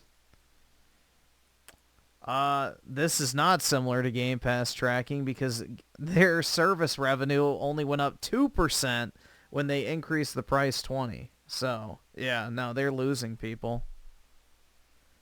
They are losing people in real time with the price hike, so it's a much better stat to have. Here, let me close out of a lot of these tabs. And Daryl's on with the 2. Did Kid Smooth use his wife's credit card again? Well, he didn't have to, bro, because it was in a Game Pass on his PC and his Xbox. Although he did have to pay $22 for it, so maybe. A1 on a writing. I have no problem with it. This is, again, one of the better RPGs. This is a perfect introductory RPG game, meaning, like, for those who are, unsure about RPGs, you're, intimidated by the length and the scope and how long they are. This is one of the games, like, for those who aren't, big on RPGs or Western RPGs, this is the game you really probably should start with because... No, Elder Scrolls is the game that everyone should start with if you're not into Western RPGs. Elder Scrolls is literally that game. That is exactly what Elder Scrolls is supposed to be, is baby's first RPG. This will make you hate the RPG genre if you play this. It's well balanced and it's freeform. The Obsidian gave players, truly put the players first in how to play. This game is not restrictive at all. Like, you're not locked into a class. You're not locked into a play style. Play as you like. Play how you want. And if you want to change it up mid-game, go ahead and do that. And it's awesome. Everything feels satisfying from the game, from the executions to the sword hits, the gunshots, the magic wand combat. Everything just has like this satisfactory feel to it when you pull them off. And just that whole exploring aspect of the game, doing quests, being distracted by another, quest in the distance, or hearing the chime of nearby treasure chest. I can't even say treasure. The only way I would say this is worth playing in Game Pass is if you literally have nothing else you have to play right now. There is nothing special about this game at all. Like, mediocre is literally the best word for it. It's not good. It's not really that bad, but holy fuck is it unmemorable and just overall Game Pass filler at its finest. Treasure chest. They just did a great job with the game, and it's like, man. And I didn't give a score the last time. Obviously, it wasn't a review, but I could definitely put a score on this game. But I do want to talk about some of the flaws. Some of the flaws I experienced was, I had, I think, 3 crashes, and they were all triggered by me trying to pull up my weapon wheel and use like a potion in the middle of a boss fight, and that triggered like 3 crashes on the same like boss fight. It wasn't even a real boss, it was a bounty boss fight, but didn't know what that was. But the thing is, it crashed on my PC and it turned around and crashed on my console in the same spot. So, for them to, talk about, oh, they moved the game back because 2024 was crowded. I'm like, nah, bro, if you moved the game back because you want to space your games, you could have used that time to fix those, this performance errors, is those looking bugs. incredible. I had another bug that was part of a huge quest line, which it kept, glitching, where I decided not to let the, I decided not to get revenge on the assassin, and for some reason I was still put in like a combat sequence, but I couldn't do anything to him. I had to, which that was a bug because I couldn't fight back, but I can take damage, and I had to force restart it and whatnot. So there are some bugs there. I heard about other people having bugs. That's literally a game-breaking bug. But those are the bugs that I experienced with the game that sort of annoyed me. But other than that, man, I have no problem with the game. I don't care that about the limited. I spoke in my previous video about the game that, oh, you can't, there's no penalty for like stealing things. You technically don't. It's not, you can steal. It's just that people don't care. It's just it's just you're looting. So it's like there's no like. No, you're not stealing. Every item is just, there for the. It's so fucking dumb. Consequence, a system. The consequence system is there's zero depth to the game. It's just literally a bunch of scattered shit all over the map. Fleshed out in the free world. As far as the game, it's fine. Whatever, as far as with the decisions, but in the free world, the free roam, the consequence, like, you can't get really in trouble. You can be an asshole in terms of dialogue, but you can't be a menace. And at that point, it's like what Avowed is like, it's just really slop. It's the illusion of choice. It's not an actual Western RPG. It's literally just a time filler. If you don't actually have choices in dialogue, why do you even have to go through the dialogue in the first place? There's literally no point for it. It's a smaller scope RPG, but in terms of, and I'm not saying that it's a small game or an indie game or anything like that. It's just, it's not There are indie games that are better than this. Come Deliverance 2 is not like super large. It's not supposed to be one-to-one, Elder Scrolls like Skyrim or anything like that. Even though it's, influenced by some of these things. But my thing is for like RPG new-goers, this is the perfect game. It's the best balanced RPG game I've experienced, and it's the best balanced RPG game you've ever experienced. Oh my god, bro. Wild. Not full of bloat. The fact that you can play it like a regular game experience and, and get your 30 hours and be done, or you can really dive deep and get into that rabbit hole of all the game has to offer and lose 70 to 80 hours like I did, but it was well worth it. And the thing is, I got 70 hours into this game, and I kind of want to play again with another series of class builds and a bunch of different decisions, because I played one way and I kind of just said, you know what, I'll check it out another way. And there's a host of things I didn't get to see. And the game is like, I have 46% of all the achievements. Some of the achievements are tied to decisions and certain decisions, and there's some decisions I didn't obviously get to see because of the certain style that I played at. But I got nothing but, recommendations for this game. Avowed is like, if you have access to it, I think it officially came out today, February 18th. Early access came out February 13th. Sauce Made Dragon with the 2, he calls it a perfect RPG. I call it poopy shit. Yeah, this being a perfect RPG is fucking laughable as he shows the game running at like 20 frames per second. Buy the game, or if you have Game Pass, download it. If you want to support the dev and don't want to subscribe to Game Pass because you think Game Pass is, you know, poison, buy the game. You can buy it on Xbox. You could buy it on PC. Whatever you do, don't wait around for PlayStation. You know what I mean? You can get it now. You can get it like literally. The game's buggy and broken. Wait for PlayStation and it'll actually work. Almost free with Game Pass. They'll make sure it runs well on PlayStation because Microsoft doesn't want to lose out on the actual sales. Or you can get it, you know, on PC or whatever. Try it out on PC Game Pass or Steam, Battle.net. I think it's all on those storefronts. It's an awesome game, man. I know it's early in the year. It's one of my favorite games. I can't say that enough. It's definitely one of my favorite games, and it's probably going to be, as long as they don't delay Fable, it's probably going to turn out being my favorite game of the year. I've been anticipating Avowed for a long time. I was upset when it got delayed, but I'm happy that we finally got it, and it's awesome, and it's everything, honestly, that I expected. I know some RPG heads there's some super hardcore. They want certain things. They want and people want to judge it over the dumbest stuff. Oh, I can't shoot I can't kill NPCs in settlements. That's literally one of the hallmarks of an Obsidian game, you fucking dumbass. That's like saying, oh, well, why did you expect Call of Duty from the Call of Duty developers? It's just constant excuses and cope, bro. So I can't just hit everybody. You know what I mean? Stuff like that is stupid. I don't think that's a knack. It's just like, it is what it is.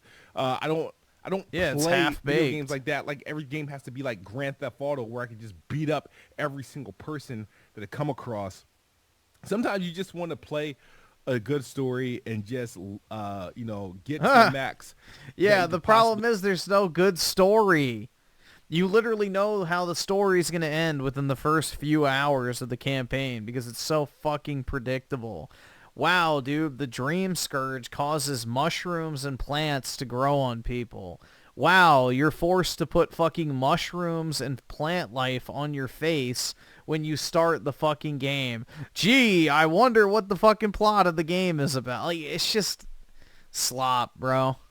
We can and see how everything comes together. It's literally one Daedric Prince quest line from Skyrim stretched out to 30 hours. And this is one of those games that come together very well, and I loved it. You know what I mean? I loved it. You know, and I can't wait to play more. If you guys want to know a score, somebody asked me a score the other day.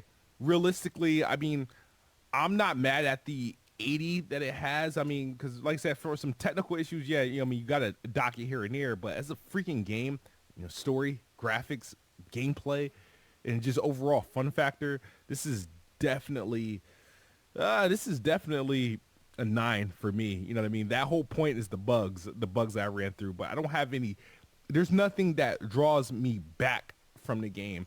All I want to do is play more. This is a 9 out of 10. Avowed, available now on Xbox, PC. Jesus Christ, man. And people wonder why gaming's dead. This is a 9 out of 10. Dear God. Game Pass. Download it today.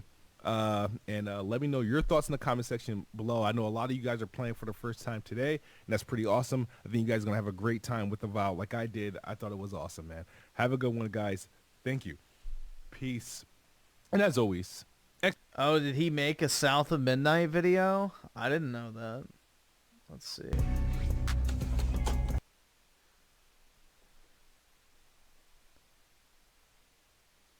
How good is Helmet Hero? Fanboys celebrate Xbox financial declines.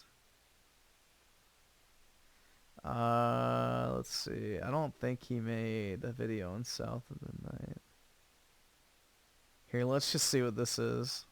What's up, everybody? It is the Best Spot Kids Move, and I'm back with a quick video. Today, I just want to talk about the stuff I always talk about. PlayStation fanboys caring more about Xbox. Yeah, bro, that is not a 9.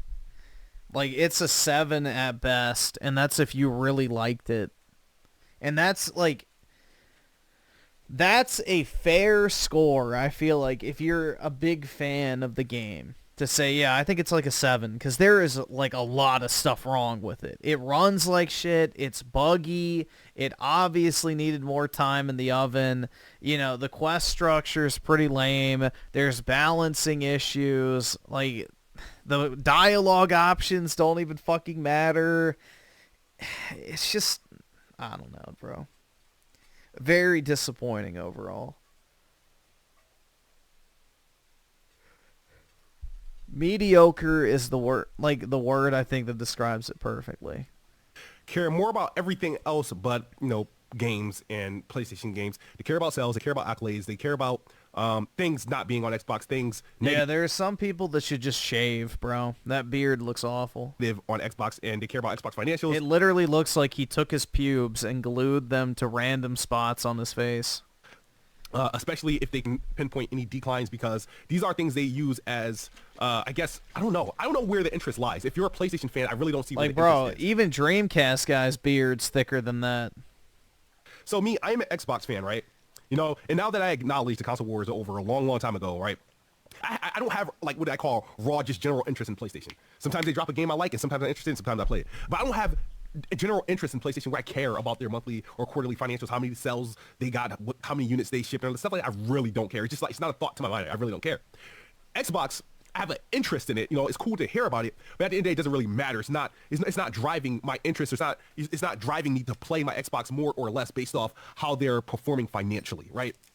However, PlayStation fans, they have Xbox financials on their calendar. They have it as a reminder. They know the date. I don't even know the date. I just kind of happen to see one of the journalists, you know, post it or retweet it, and that's when I am able to see it. But no, these guys know it. I was checking out tweets of dudes like, oh, you know, Microsoft financials will do this week. I can't wait. Like, what? These are the things they can't. And if you go on X right now, you don't even have to like search up Microsoft or you literally just click home. I mean, why wouldn't PlayStation fans care? Because the worse it gets, the more shit they're gonna get on their console. All right, awesome. Thanks, nigga. All right. So if you're actually a PlayStation fan, you should be happy Microsoft is doing bad, because now you don't ever have to buy another Xbox. Your PlayStation just got a massive increase in the amount of software that's coming to it, whether you're interested in it or not. You know, it's more games coming to your platform. So, I mean, I can understand the appeal. Personally, I don't really care that deeply, but it's not like a completely unfounded interest. And the first thing you'll be met with is people like Nib, people like Porter Rock, people like Red Dragon, people like Oliver Darko. Bro, he just walked over here and licked my elbow and then just laid down. You being nice for once? Good boy. All these PlayStation guys, you know, deep diving into Microsoft's financials. Like, it never fails. That's what they do. This is, and the thing is, I think I had to do like a psychoanalysis on this one, right? I think, like, these guys treat, like, being grifters, they treat being a bitch, they treat being like being a bitch annoying like it's a job. Like, they put it, you know how like YouTubers, like, I gotta get a video out, I gotta put a content out. You know, if you're making money on like X, you gotta, you know, post so much or make sure this post go semi-viral or whatever. They treat like grifting Xbox fans as a job. It's like a task. Like, I have to get this, I have to do this, right?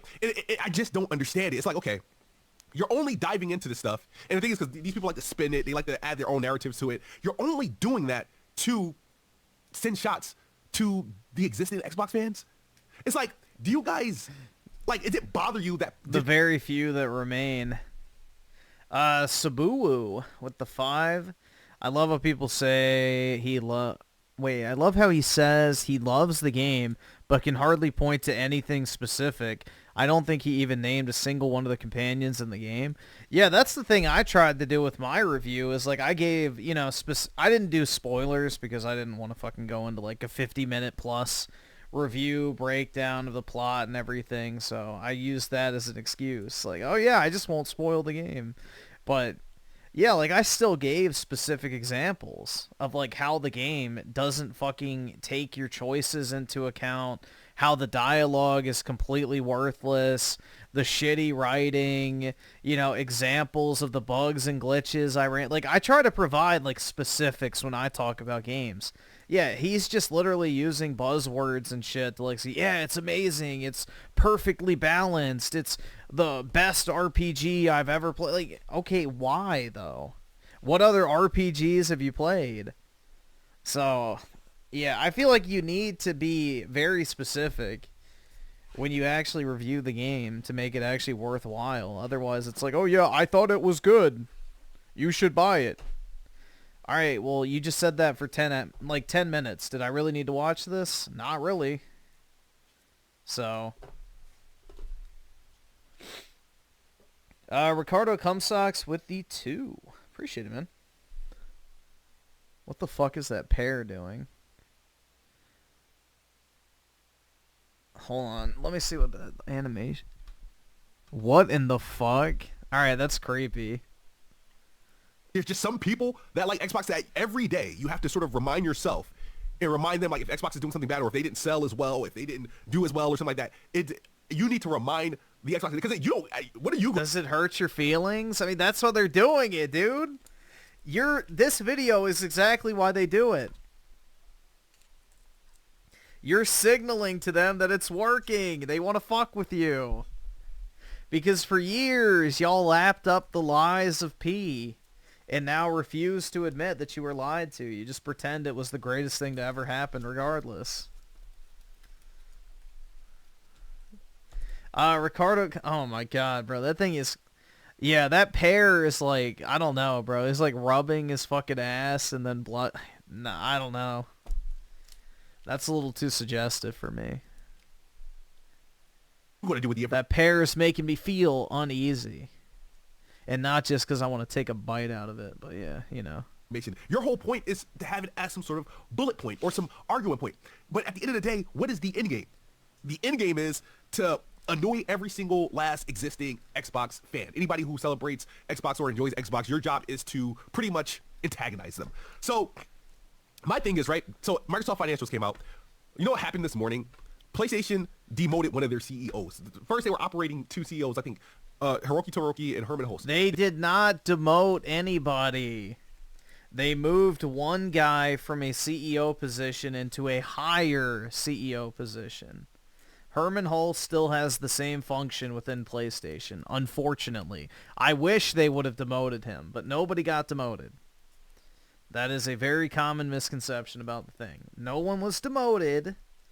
It's just someone got promoted. They backseated Herman Hulst back to just first party. Rat Kicker with the 149. Well, I think that pair wants some of that peach, bro. I think that pair wants the peach. They let Hiroki Todoroki run a thing. Like, I retweeted the post, and I was like, and I made sure I said this. I was like, yep, but all PlayStation fans right now is just anticipating Microsoft financials. They don't care about what's happening with PlayStation, right? You know what's crazy? PlayStation fans will break down, you know, how Game Pass is bad and how it's wrong, how it's failing, how Xbox is flopping, how they're getting out of gaming, how they're doing this, and they'll tell you, they're able to break it down to the metal of how bad Xbox is doing, right? Financially, from unit sales to Game Pass growth, they're able to break down the shit that Xbox isn't telling you. So Xbox doesn't give you like raw numbers or how many subscriptions they added or how many they lost. They'll sit there and break down Microsoft's words and extrapolate a number of units sold that Xbox got or of subscribers lost or subscribers gained. They will do that. No, they will literally do that. They will do that. They will do that. They will write articles on X and they will do that. And you're like, well, I mean, depending on how many views they get, I don't know. They'll do that. They will do that. They will write articles on X. No, they will literally do that. They will do that. Yeah, that doesn't really seem worthwhile. Only 2,000 views in 1 hour. Like, what? That's maybe 2 cents on X. They will do that. They will write articles on X, and they will do that. And you're like, question, right? Now, I understand. Like, to me, this is and me and Addict got into an argument because he's a little pissed off and annoyed that Xbox is showing like a decline here and this and there. It's like, oh, people, it's like, bro. And I tried to tell him, like, dude, I don't care about this shit. But the thing is that this is where I pretty much came to. I came to this conclusion a long time ago. People just like PlayStation more than Xbox. And let's break it down. This is why PlayStation has more YouTube subscribers. PlayStation have more Twitter followers. PlayStation have more Instagram followers. And when I say more, I mean they're talking about I'm talking about triple, quadruple the subscriber base on each social media platform. Xbox and PlayStation can post the same trailer of the same game. PlayStation will get more views, more likes, and more comments. Just the fan base is just larger over there. PlayStation is a more popular brand. There's nothing Xbox can do. You know what I mean? And I say this confidently. Yes, they could. Oh, we don't need to try. There's nothing we can do anyway. Yeah, dude, fuck off, bro. Absolutely not. Xbox was the more popular brand in the 360 era. Why? Because they had a cool brand image. They had kick-ass fucking games. Xbox Live was the place to fucking be. They had a great controller, and it was the most popular gaming platform at the time. Microsoft fucking fumbled it. They are the reason why they don't have a fan base anymore. So quit this, oh, well, that's impossible. No, it's not. They literally already had that in the past. It's already been done. They could easily re-achieve it, but, you know, not with the current leadership. Because when Xbox did, when I say release system sellers, people didn't buy the console for those system sellers. You know. What system sellers? What? People didn't buy, Xbox One X for Gears 5. People didn't. I bought an Xbox before Gears 5, and I'm pissed that I bought Gears 5. Gears 5 was fucking dog shit. Yeah, again. Dude, it's just, these guys are clueless, man. Absolutely, yeah, Gears 5 is not a selling point to buy a fucking console. That game was absolutely terrible compared to the first 3 games. And even compared to Gears 4. Gears 4 was an objectively better game than 5. Buy the Xbox Series X when Halo Infinite came out, or when Starfield came out, or when Forza Horizon 5 came out. These were great games. These were amazing games. However, people weren't buying Xbox. They were still buying PlayStation. We can test this now. PlayStation can put out a console and release no new games for it, right? And people would still buy the PlayStation over an Xbox with new games. That's just... But they are releasing games. That's a stupid argument. Like, yeah, sure, theoretically, maybe, but they are releasing games. PlayStation still does release games, so it's a stupid point. It just so happens, it's just like pretty much people can make an argument like Android-based phones are better than iPhones. That's probably true, right? Yeah, but Kate was not hot enough there's nothing, for me. You're not getting me to go from an Plus, iPhone to an Android. It's just not happening. I don't care. You know what I mean? At that point, I think that's what it is replacing. I think Xbox is a better console, has a better package, the better ecosystem, best value overall, like as far as ecosystem. So... And some people don't care. They're locked into their PlayStation ecosystem, right? You know what I mean? I'm locked into my Xbox ecosystem. And sure, I could leave, but to me, it just doesn't make any sense. You know what I mean? So, and I'm not going to leave to PlayStation to play games that are on, Xbox. There's nothing, I only go to PlayStation for things I really can't enjoy on Xbox to any degree, right? So I take up, every time Xbox's sales are down or, Xbox don't sell as much as PlayStation. They won't. They're not as popular. It's just not going to happen. And we're in a different era. And I've accepted that, and I really don't care. You know what I mean? It really doesn't, I don't care to, it does nothing for me. You know what I mean? I just hope Microsoft keep, investing into it. You know what I mean?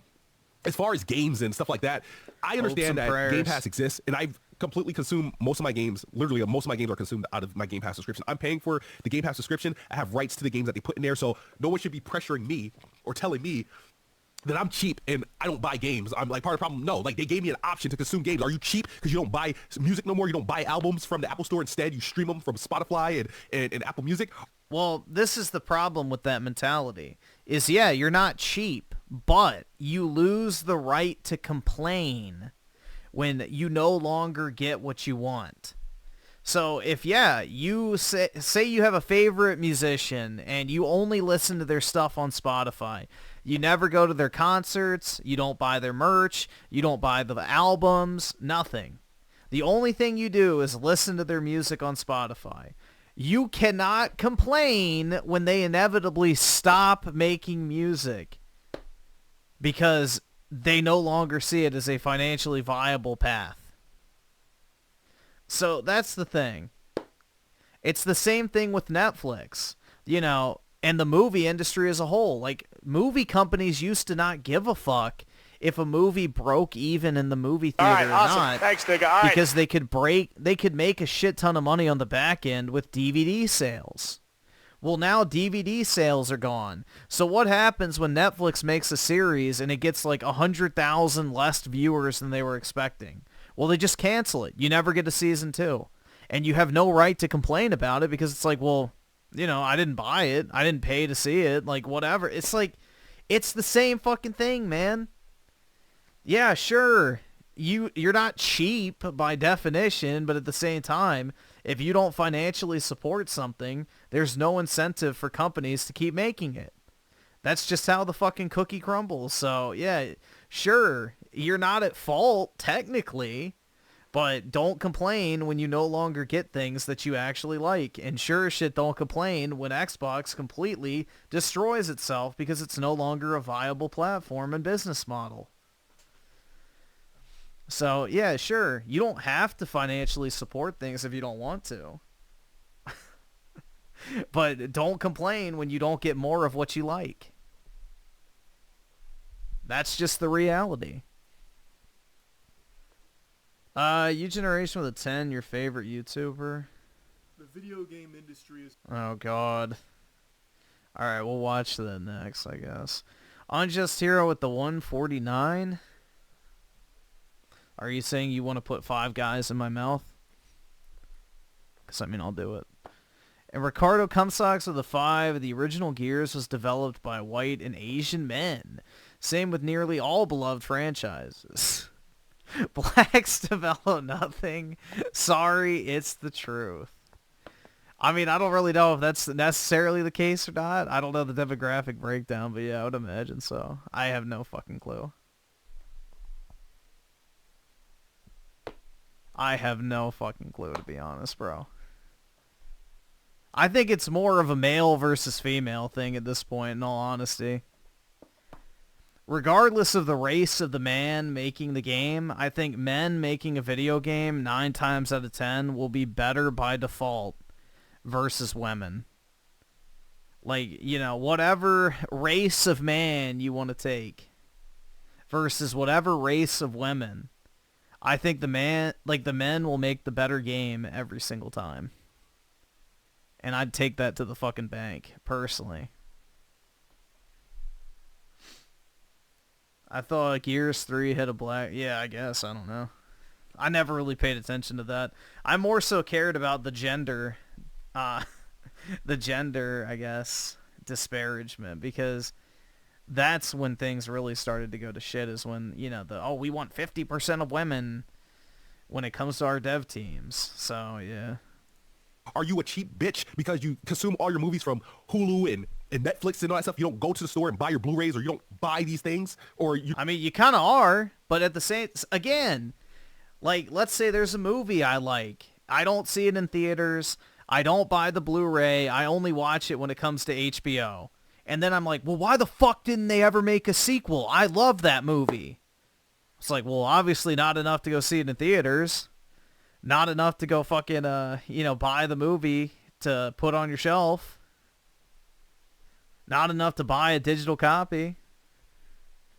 So, you lose the right to complain about everything at that point.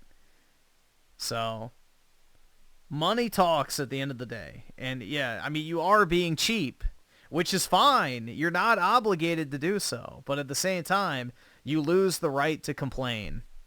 You don't go to movies as often. It's like the arguments are very stupid. It's very stupid. So you tell me Xbox doesn't sell as much as PlayStation. I'm like, yeah, PlayStation is just a dominant brand. People like PlayStation more than the Xbox. It's simple as that. You know, Xbox, when they had games, people didn't buy it. When Xbox marketed, people didn't buy it. Yeah, Dead Space, exactly. Everybody was a fan of Dead Space when they could buy it for $5. Nobody was a fan of Dead Space when it was $60. So, well, why didn't we ever get a sequel to Dead Space, dude? I fucking love that game. I love Dead Space 1, 2, and 3. Why didn't we get a Dead Space 4, bro? It's like, how much did you spend on Dead Space 1, 2? Oh, I got the bundle for $10 back in 2022. I wonder why we never got a sequel. Crazy. Crazy, man. What a shocking revelation. It's just, people are really dumb with this type of stuff. All right, awesome. Thanks, nigga. All right.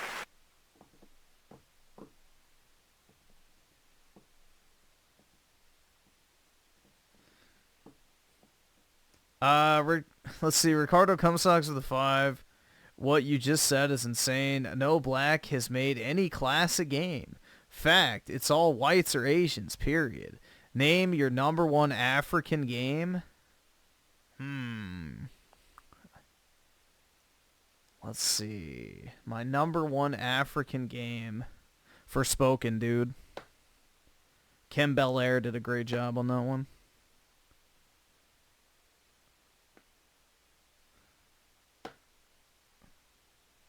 Let's see. I'm actually curious now. Let's see. Let's look up games made by black directors. Video games made by black directors. I'm actually curious now.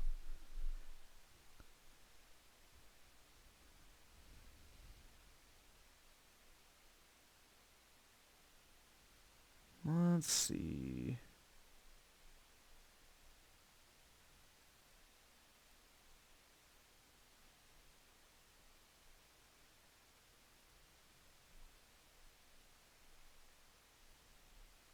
You might be right. I'm not seeing any.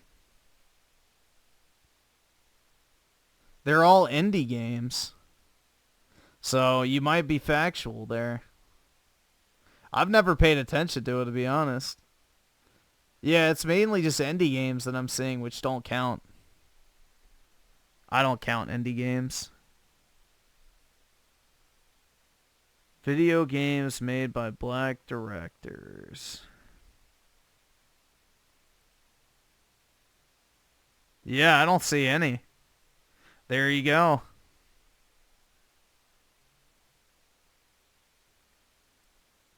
Here we go. Here's an IGN article. Tiny Bird Garden. Yeah, no. Treachery in Beatdown City.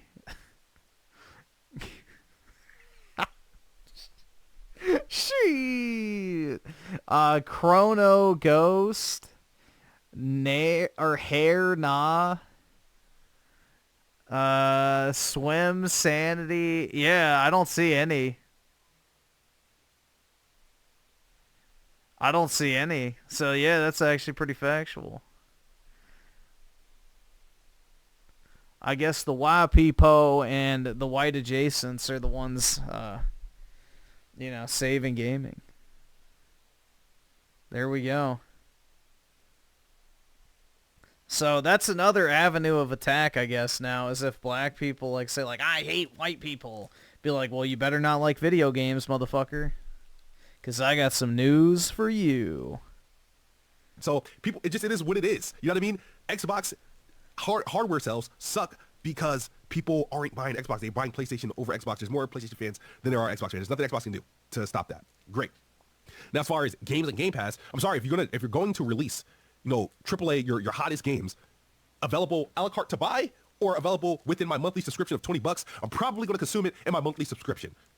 There's no problem. You're giving me the option, so you can't tell me this is bad because you don't tell me, oh, this is bad. Why would you want to attack black people? Bro, have you never seen those fuckers on Twitter that are like, I hate white people, you know, fuck white people steal our culture, white people have no culture. All right, awesome. Thanks, everything in America was built on the backs of slavery, like constantly on the internet. You see that shit everywhere. So I'm saying if you ever want to clap back at one of those people, you better be like, well, you better never play video games then. So, yeah. That's what I'm talking about. If you want to talk your shit, that's an easy fucking clapback. There's plenty of movies made by black directors. I don't think that's a thing. But, yeah, video games, it seems like there's not anything.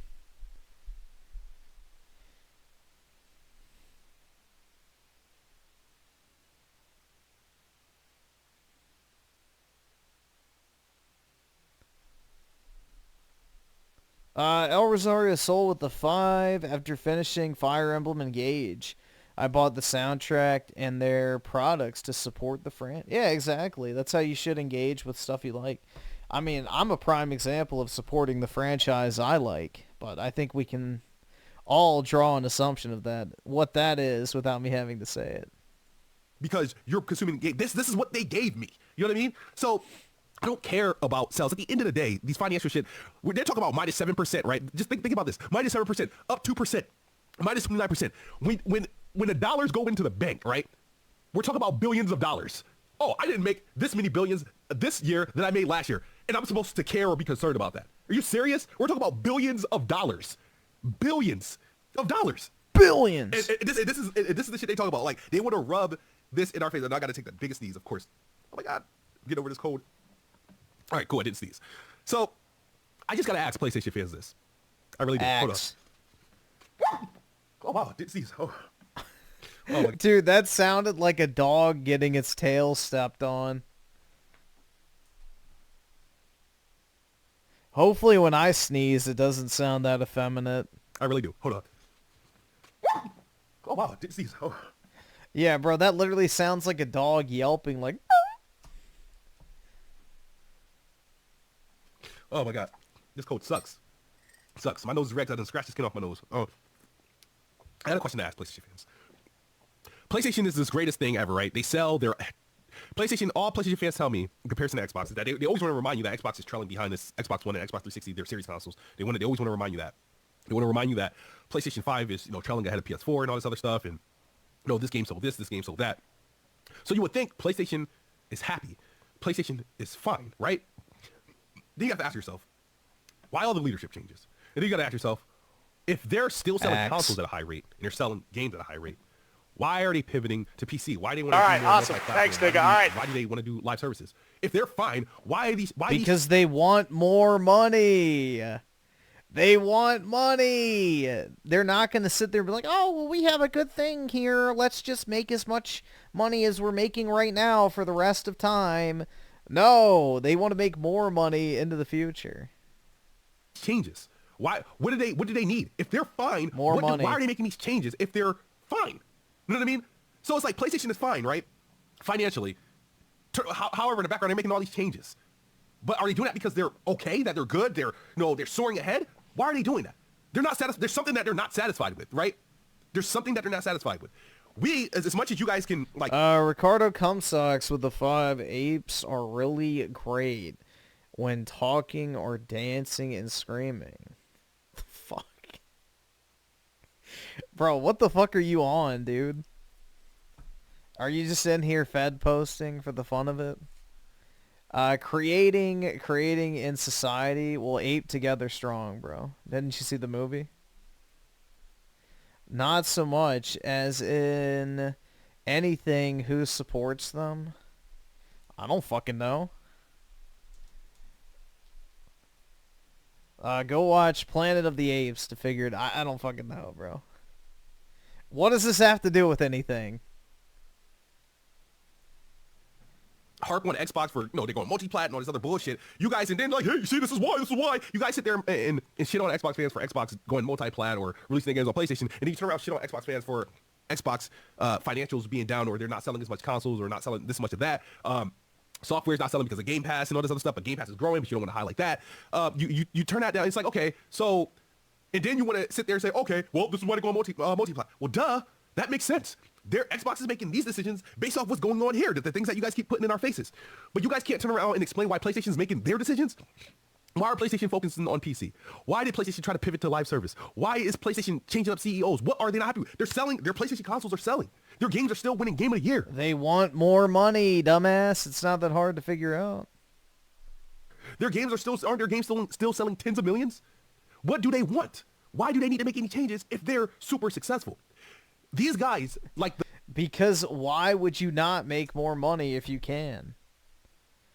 Like, if you have the opportunity to make $100 or $200 doing the exact same thing, why the fuck wouldn't you just make the $200? It seems pretty self-explanatory. The Nibs, the Porterots, the Nick, the Oliver Darkos, all these dudes that claim, like, they play this game where, like, they tell the story about, like, Xbox, or their commentary on Xbox. They try to hit you sideways. They try to sound educated and intelligent, but they're all right. Awesome. Thanks, nigga. All right. They got to do their job and piss off Xbox fans. We got to, give them those jabs, because this is what we do. It's our job to do it. They can't go this dive. They can't deep dive like this on PlayStation. And I'm not saying that anything's wrong with PlayStation. I don't know. I don't follow PlayStation's financials. I only just see what's on the headline. I just know that they picked one CEO. They pushed one dude to the back seat. I know that this one CEO is like multi-platform, PC. But the thing is like, what PlayStation are doing fine. Your consoles are selling. Your games are selling. And you're winning awards. Your Metacritics, you're doing fine. You're selling even when your first party isn't producing anything. What's the problem? They can't give me this type of breakdown on what's going on with PlayStation, right? They only give you these breakdowns on Xbox. On Xbox. That's it. It's like, I don't understand. Look at this. Look at this. They only care about, like, Xbox. I've never seen, like, I don't understand PlayStation fans. I really don't. I really don't understand PlayStation fans. And they're just grifters. They get a kick. Their only existence is to go at Xbox anyway. And so that's why I say the saddest day in history of gaming is a point where if Xbox ever like go away, what are these guys going to do? I don't know what these guys are going to do, because they made a career out of shitting on Xbox and finding any Xbox fan they can find to try to piss them off or to tell them like, it's like they hate them for liking Xbox. It's like, I don't know why any industry is like no other industry is like this. Not music, not movies. Like, for example, nobody can convince me that Jay-Z's music is absolutely like this, bro. Everybody's obsessed with fucking streaming numbers, album sales, tour revenues, crowd size. Bro, the music industry is like one of the biggest pocket watching communities on planet fucking Earth. It's always a constant argument about who has more streams, who has more #1 albums, whose song does better fucking numbers on day one, projected sales, concert size. Like, are you fucking kidding me? This is so same with movies too, dude. The fucking Marvel retards used to be obsessed with every single movie making $1 billion, and that was their definitive proof that Marvel movies were literally the greatest thing to ever happen in fucking cinema. Like, what world are we living in here? This absolute, like, sports. Bro, fucking sports. This is like the most common shit ever in anything. People are always trying to make competitions out of literally every aspect of life. This is nothing new.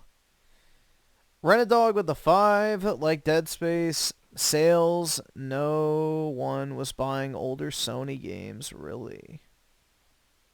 Let's see.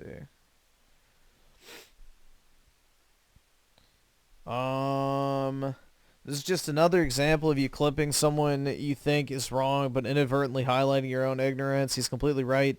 Resistance did not sell that great and had dwindling franchise sales. Resistance 1, so 4 million, then 3 million, then 2 million. Conversely, Spider-Man 1 and 2 and Miles Morales are the best-selling games Insomniac's ever made. Well, that's because it has Spider. Okay, that's a really dumb comparison, though.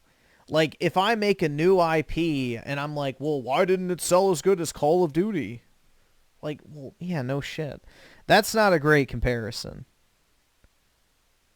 That's not a great comparison. Comparing Spider-Man to Resistance, which Spider-Man has had dwindling sales. Spider-Man 1 sold incredibly well. Miles Morales did not sell anywhere near as well. And Spider-Man 2 sold dramatically less than Spider-Man 1 in the same time period.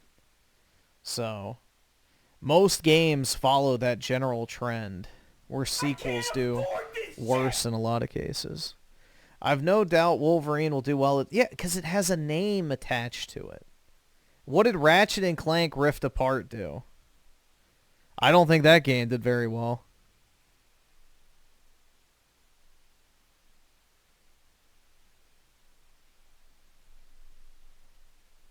So not only does Resistance 4 not make as much sense from a business or financial perspective, but even as a gamer, I'd pick a new Spider-Man, Venom, X-Men, or Wolverine game over a new Resistance. Well, yeah, I don't think they're going to make a new Resistance, so yeah. As would most consumers. I would take a Resistance remastered trilogy over a new Spider-Man game.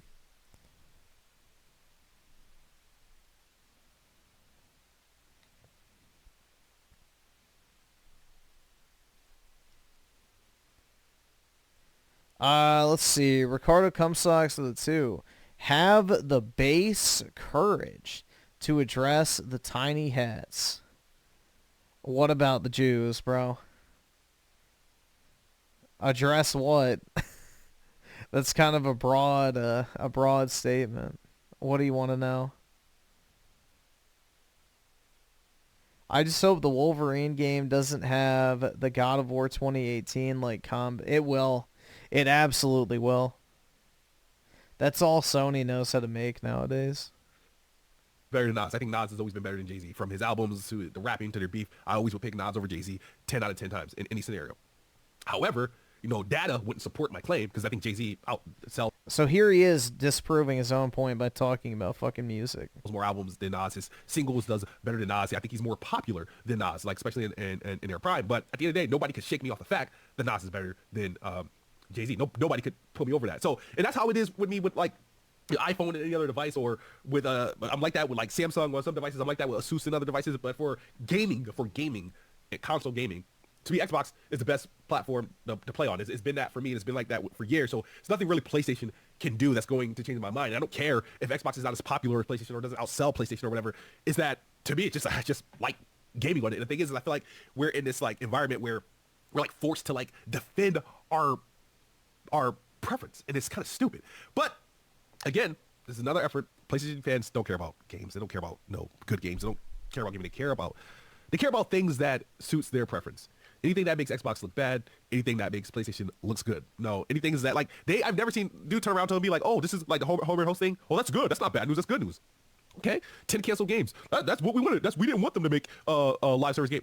Okay, but like would we come to the agreement like, okay, no, Xbox is doing multi-platform. It is what it sucks, but it is what it is. I'm still looking forward to these games. No, they want us to be down and out. You know what I mean? I was like, but dude, all these bangers are about to come out this year, but I got to be down and out because they coming on PlayStation. Well, hopefully you like them, because I remember the days when I think Porter Rock was like, Xbox sucks at making games. That's what Porter Rock used to say, right? I don't know what he's saying now, but it is what it is. That's my video. That's my rant, man. I'll see you guys on the next one. I'm sorry, it's been long. Damn, 20 freaking minutes. This should have been a live stream.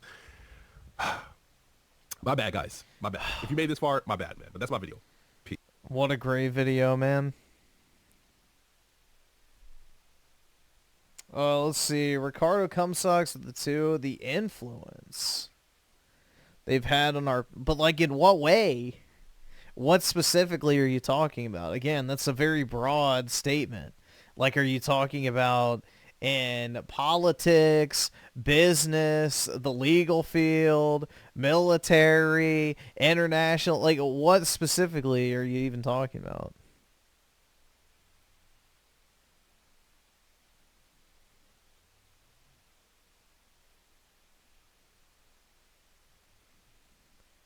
Do you want me to say something like everything that happens in the world is because a Jew wants it to?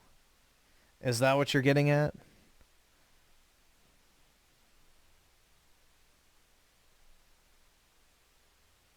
It only rains because a rabbi says so? Like, I don't know. Where are you going with that?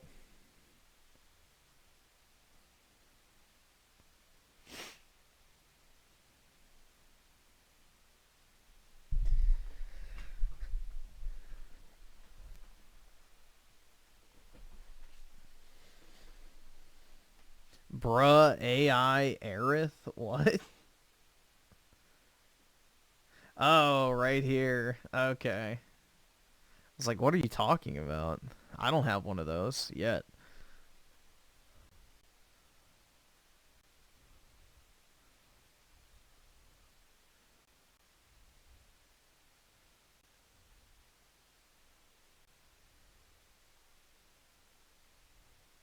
Do I accept fans with autism? No. Ricardo Cumsucks with a 5. You're denying their influence in entertainment, banking, business, etc. Nobody's denied that. Like, what are you even talking about? Bro, nobody has said, yeah, Jews don't do anything. Like, I don't even know what you're talking about. I never said that they didn't fucking do anything. Yeah, most media companies, banks, large businesses have Jewish leadership. Like, that's not really a fucking secret. So, I don't know, like... Has anyone been denying that? I haven't heard anyone say that. All right, awesome. Thanks, nigga. All right. I don't know what the fuck you're talking about, man.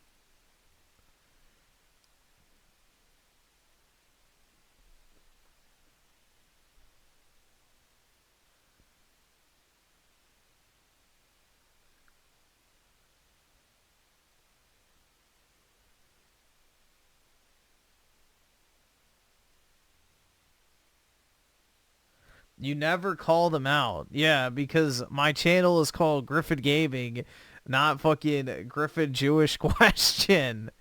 So I don't really know what you want. You want me to just make dedicated live streams to saying, I hate this specific Jew and here's why? Like, I don't fucking know. Yeah, this is a gaming channel, not a fucking JQ channel.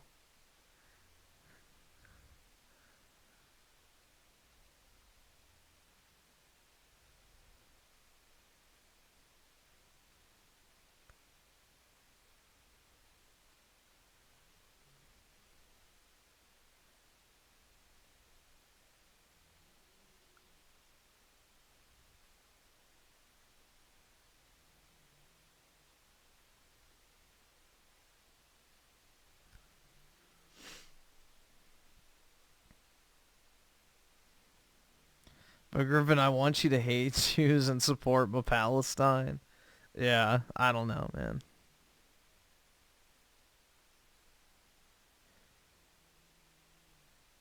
I mean, what do you... Like, this is the thing, Ricardo Comstocks. Do you think things are gonna magically fucking change if I just say, like, yes, man, Jewish people are the reason why modern gaming sucks? Okay, what happens now? Nothing. Literally nothing happens. So I don't know why you just want to hear somebody say some like rhetorical shit that means absolutely nothing other than just pure lip service to what you already believe. So there's like no point in just saying shit to say it. It doesn't fucking do anything. Do you think... Alright, so let's put it this way. If, you know, said individuals are as powerful as you make them out to be, why the fuck would they give up their power because I said, hey guys, Jewish people are ruining gaming? What, do you think they're going to be like, oh my god, they're on to us, let's just get rid of all of our companies and influence and never fucking do anything again. We'll retreat to fucking Israel and never interfere in the outside world ever again. Like, no, it's not going to do anything. That doesn't do anything. Literally nothing. Unless you have a solution or something like an alternative fucking, I guess, whatever. It does nothing. Yeah, I fucking hate taxes. I can sit here and say I hate taxes all day, every day. But it doesn't fucking change the fact I have to pay them. So, unless you have a solution, there's no point in just droning on about something constantly. You can only change what you can directly affect. So...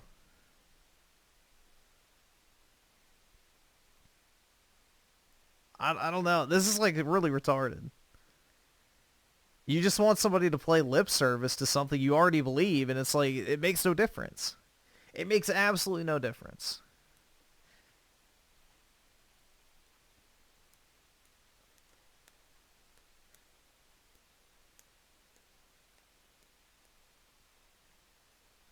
It's like someone needing to tell you that the earth is round every day. It's like, okay, yeah, it's round. We get it.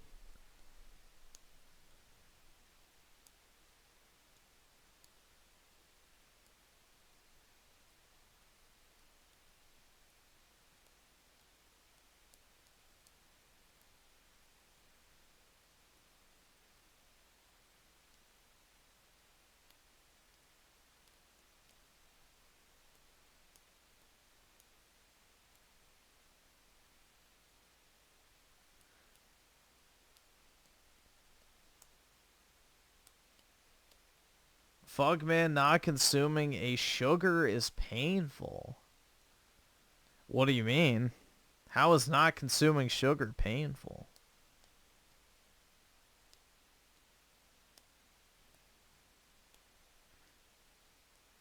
Without lies, Islam dies. Hell yeah, man.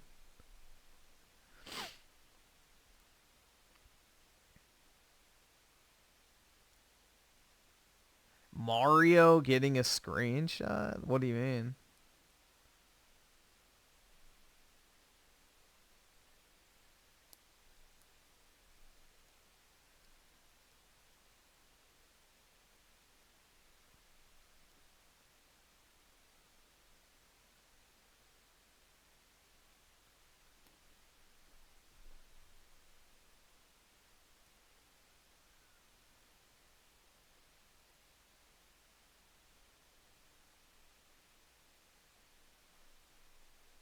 we'll click on this and just see how bad it is. I'm actually kind of curious now.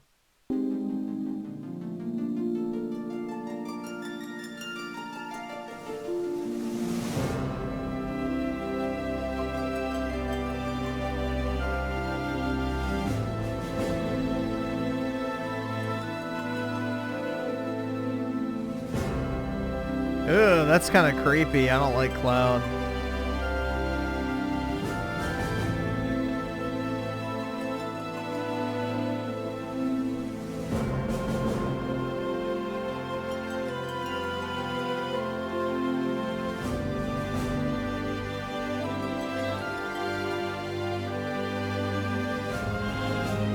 Ew. Yeah, Tifa's definitely a glow down.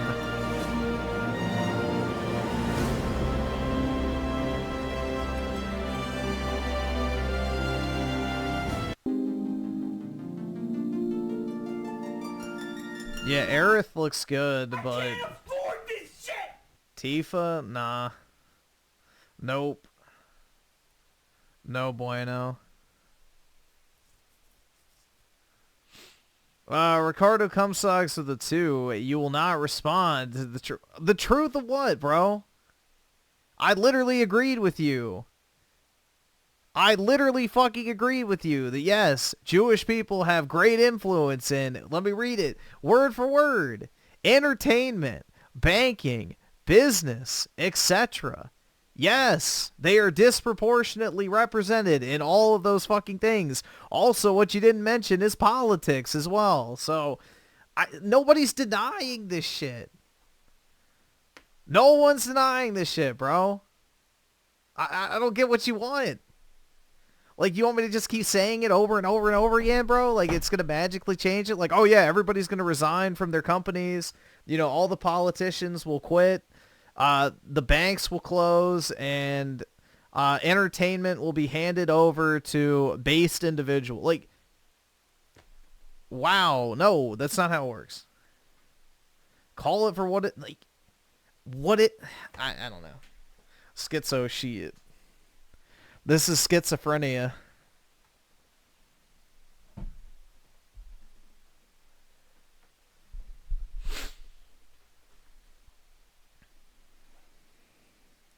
It's schizo shit.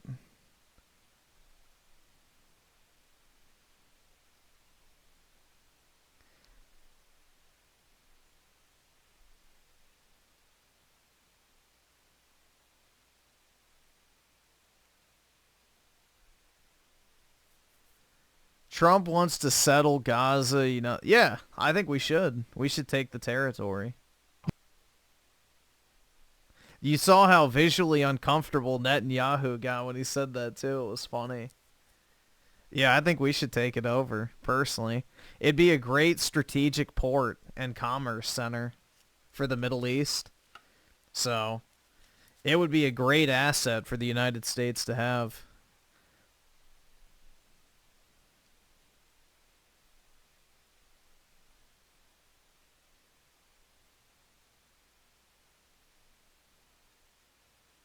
You forgot to mention they own pornography? I figured that was included in entertainment, but whatever.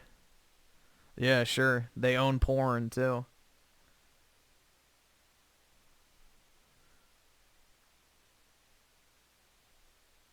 Let's see. You generation with the 10.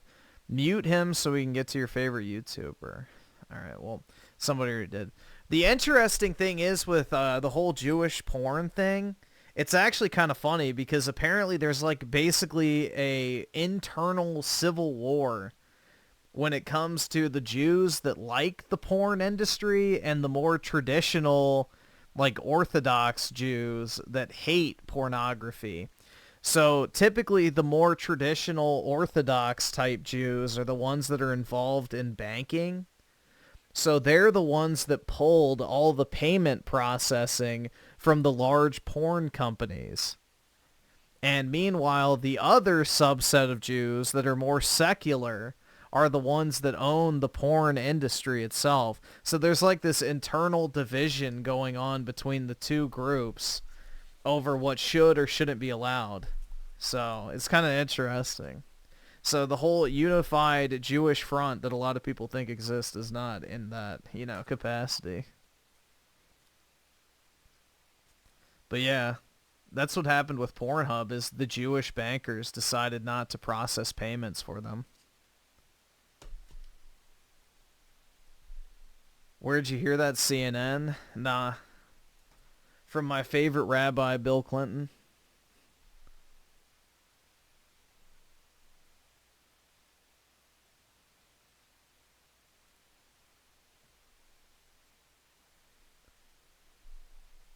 Alright, so where's that? There we go. My favorite rabbi, Bill Clinton, told it to me. The video game industry is a cutthroat business. It's not meant for the faint of heart. This ain't your grandma's crocheting class. Video game industry is brutal, and it's oftentimes overlooked how strong and how noble the CEOs are at the upper echelon of the food chain. Those are the real heroes. Firefighters, second fiddle to video game industry CEOs. I wonder what the game is back there. It looks like Space Marine, but I can't tell. They are beacons of strength that we can all turn and aspire to. We get to suckle that sweet bosom they provide us with, and they're able to make the difficult... Does anyone know what the game is back there? It kind of looks like the outline of the Space Marine case for Xbox 360, but I can't fully make it out. Hold on, let's check. I always like to look at people's backgrounds to see what they have.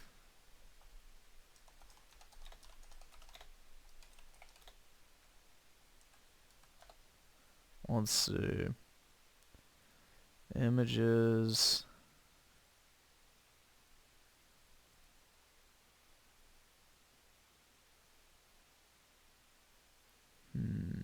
There we go.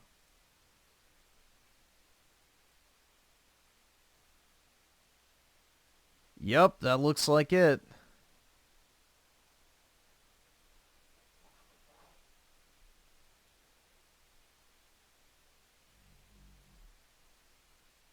Yeah, that's it.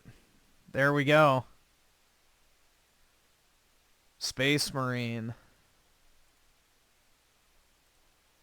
Difficult choices that us mere mortals couldn't even fathom. Because in video games, you're only ever left with two options. Either one, you release a game that flops, loses a ton of money, and you're forced to lay off a ton of employees to recoup some of that loss. Or two, you release an extremely successful game, smashing sales records, smashing expectations, and then you're forced to lay off a ton of employees because you can get some more profit if you do. You can squeeze a little bit extra pennies out and make a more strong bottom line. The Chinese are known for doing this. Like, it's a very common practice that the Chinese will do. They'll get into, like, a business partnership with Western companies. They will take the IP, the expertise, or whatever, and get a foundation built. And then, once they're done, they fire all the Westerners or snake them out of the deal. And then they just hire a bunch of Chinese people to maintain it. It's a very common practice in China. So, anybody surprised by this is kind of foolish. Again, just like the Sith, the rule of two. In video games, it's either get laid off because the game wasn't financially successful, or get laid off because the game was financially successful. Are you in favor of freedom of degeneracy, or would you accept government moderation of entertainment with intent to improve societal... I think we should ban porn, if that's what you're getting at. I mean, I don't really care about, like, violent video games or, you know, curse words or explicit language or anything. Like, none of that matters. But I do think we should ban porn. I think porn should be banned, personally. There is zero benefit to porn. Literally none. Absolutely fucking none. So, porn, gone. But anything else I don't really think matters.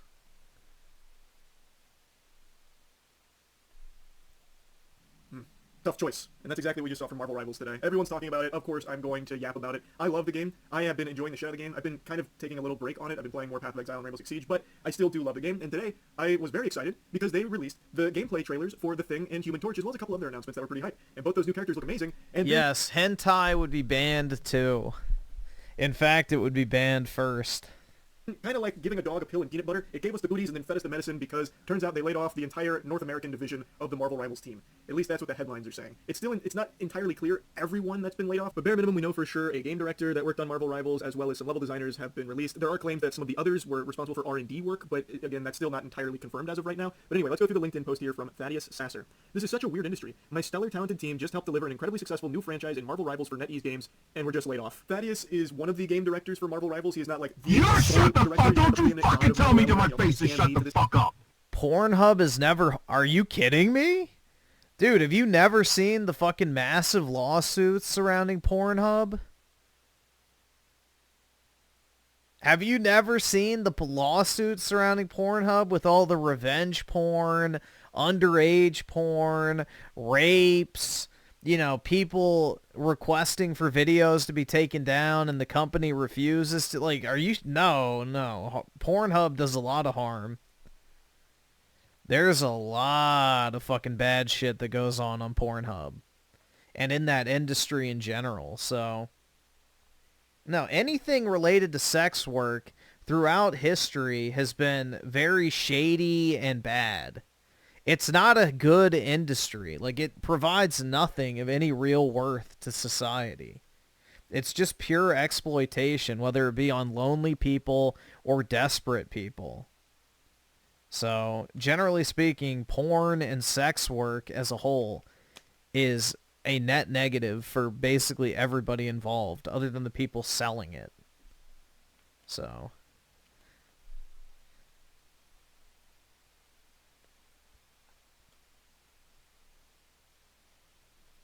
this game or anything, but he was still one of the directors of the game in the NA division of it, which is still unclear exactly everything they were responsible for, but regardless, they did play a role in the development of this game that is being enjoyed by hundreds of thousands of players every single day. You know what I mean? So it's still a pretty substantial position, I believe, from everything I've seen at least. And now he and his team have just been fucking slapped, thrown away like dirty laundry here. So he seems pretty upset, rightfully so, because you usually don't expect, when your product is so good that you helped build, you don't really think that you're going to be the one on the chopping block, because, I mean, logically, that doesn't really check out. That doesn't pass the smell test. Hey, this thing is doing so well, we're going to celebrate by spitting in your face, get the fuck out, leave. Like, that's not something a lot of people expect, except in the video game industry. Because in the video game industry, all bets are off. There's no fucking telling who's going to get, flushed down the shitter. The only people safe are the CEOs, like the Ubisoft CEO, who is beyond brain dead. Somehow, the dumbest people on the food... The Ubisoft CEO owns the company.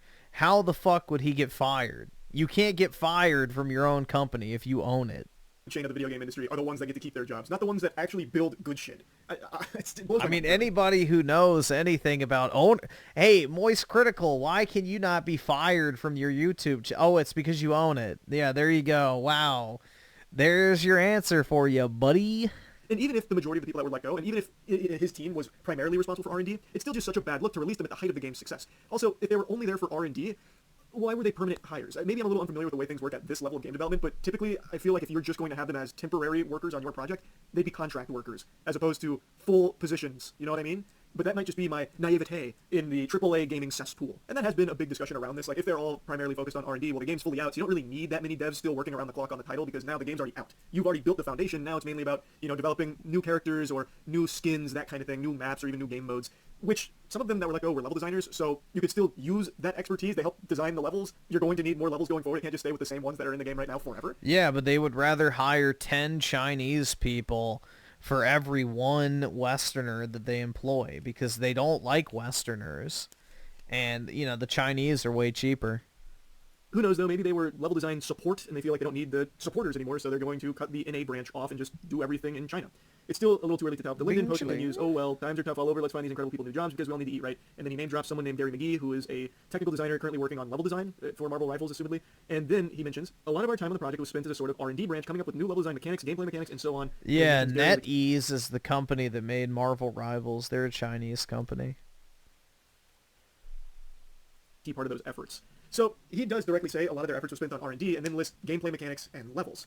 Two things you're going to still need even past the R&D stage as you release more characters. Yeah, but they can pay some Chinese person to do it because the foundation's already there. And more maps. But I think this is really one of those things where they're trying to save on costs, where maybe too many cooks in the kitchen. We don't need the North American branch of Marvel Rivals. We'll just do it all in China. So then they cut the team loose. They helped build it. The game is built and it's fucking crushing it. So now let's save a little money in the height of our success by getting rid of the NA branch. Another individual let go today is Jack Burrows, level designer for Marvel Rivals. Hey folks, well, just got laid off from my job working on Marvel Rivals with NetEase. Was an enormous pleasure to work with my American coworkers who joined me in this sad culling. Just couldn't dodge that big boot, I guess, no matter how big the success of the gig. So now I'm seeking a new role and would appreciate your support. If you hear of any opportunities or just want to catch up, please send me a message or comment below. I'd love to reconnect. Open to work, hashtag you can't win them all. What's interesting is they did win it all. This fucking slammed Overwatch into the dirt. It took it, gave it a swirly and a wedgie. This is the top dog in the hero shooter genre, and they still fucked him in the face for no reason to some of the people that were helping with R&D at the very least, which is a crucial component of making a game in the first place, by the way. But it seems like the positions were beyond that. Like, level design is not something you one and done. You're always going to need some level designers. But maybe they already have a ton at NetEase in China. So like, okay, we're getting rid of all this slack over there in America.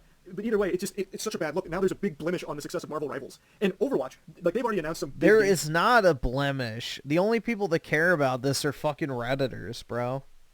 Nobody actually gives a fuck about this. This is just like a Reddit drama.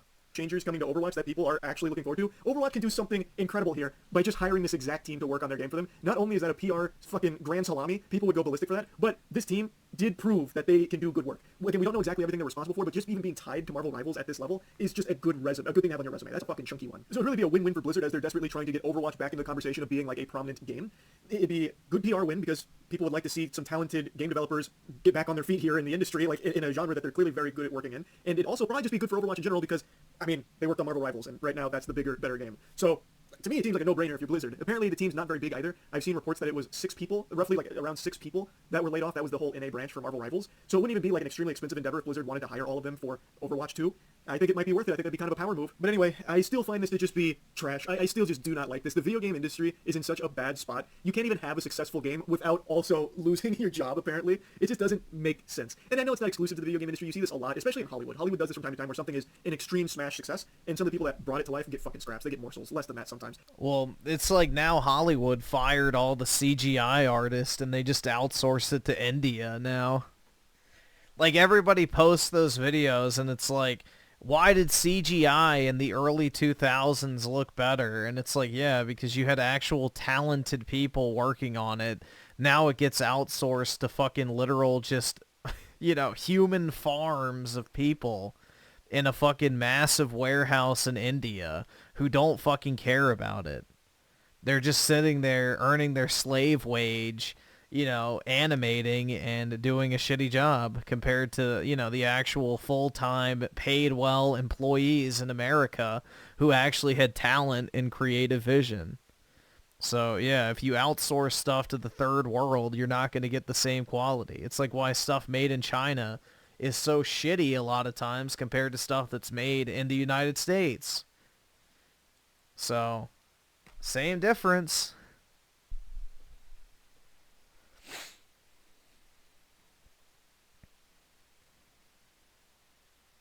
Yeah, I think Indians and Chinese outsourcing studios worked on Avowed. Like, Avowed was largely outsourced, apparently, to, like, India, maybe Pakistan, I don't know, but also China.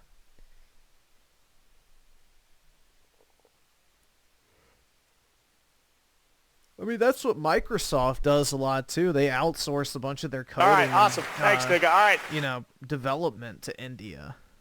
Because you can pay somebody 10 cents on the dollar.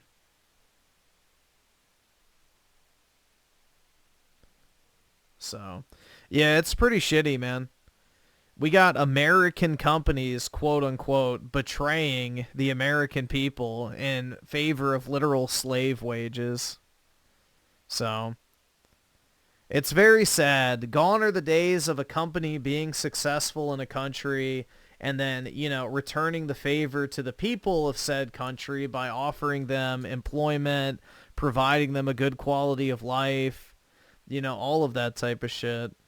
And then, you know, it basically coming full circle, but no, instead, fire all the talented people, betray your own people, don't employ them, and outsource everything. So it's pretty sad, dude, honestly. I mean, if I was in charge of a company, I would do my absolute best to only hire people in the United States. Just because it's like a civic duty to at least, you know, give back to the country that gave you success in the first place. Or at least even the local community, you know? But nobody has any loyalty or sense of, you know, whatever anymore. It's just, how can I save 10 cents on every dollar, essentially? Kind of sad. Yeah. And the government doesn't do a good job of encouraging companies to hire American. Like, the U.S. government could easily offer tax breaks for companies that hire American versus outsourcing, but they don't. So it's pretty sad, honestly. Like, everybody's guilty in some way. It's not just the companies, it's also the government that doesn't fucking do anything except discourage companies from hiring American. Says the scalper, you have no right to talk about morality, bro. Yes, buying Pokemon cards and holding on to them for 3 years is the same thing as firing my American workforce to hire literal fucking slaves in a bug farm. Yeah, fuck off, bro. Nice try.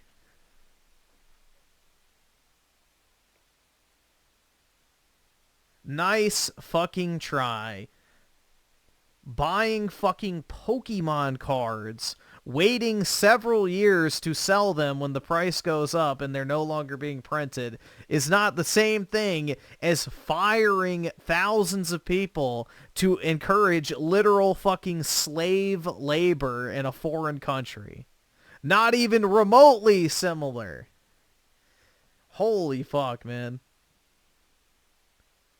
Yes, buying a product at retail is the same thing as literally employing slaves. Walking into Walmart and buying trading cards is the exact same thing as firing people. Like, what the fuck are we talking? Bro, nah. It is not a different scale. Fuck off, dude.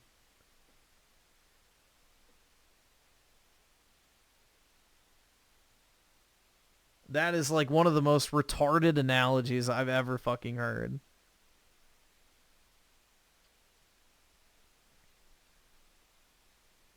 No one loses their job by not being able to buy Pokemon cards at Walmart.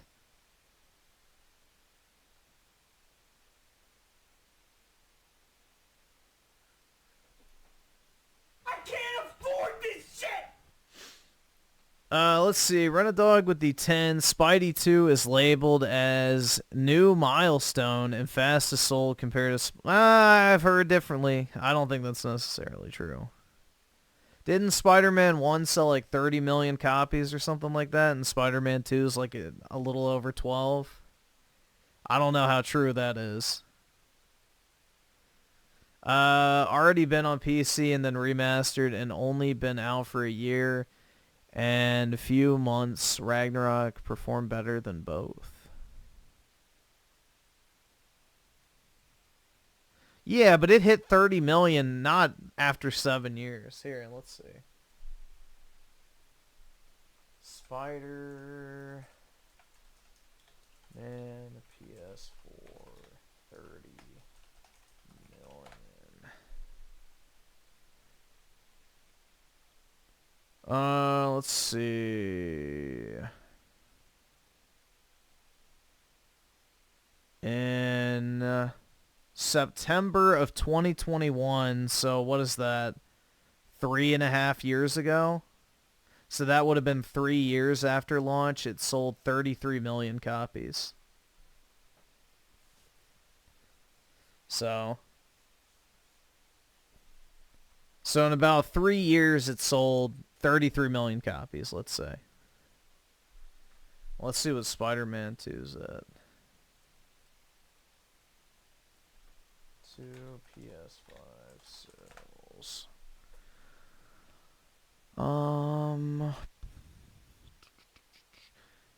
After 6 months, it sold 11 million. Do we have anything more recent than that? No. So the last we know, it sold 11 million copies as of 8 months ago. So I don't know what the pacing was for Spider-Man 1, but that's still significantly less. I imagine it's not moving as quickly. nowadays as back then, but...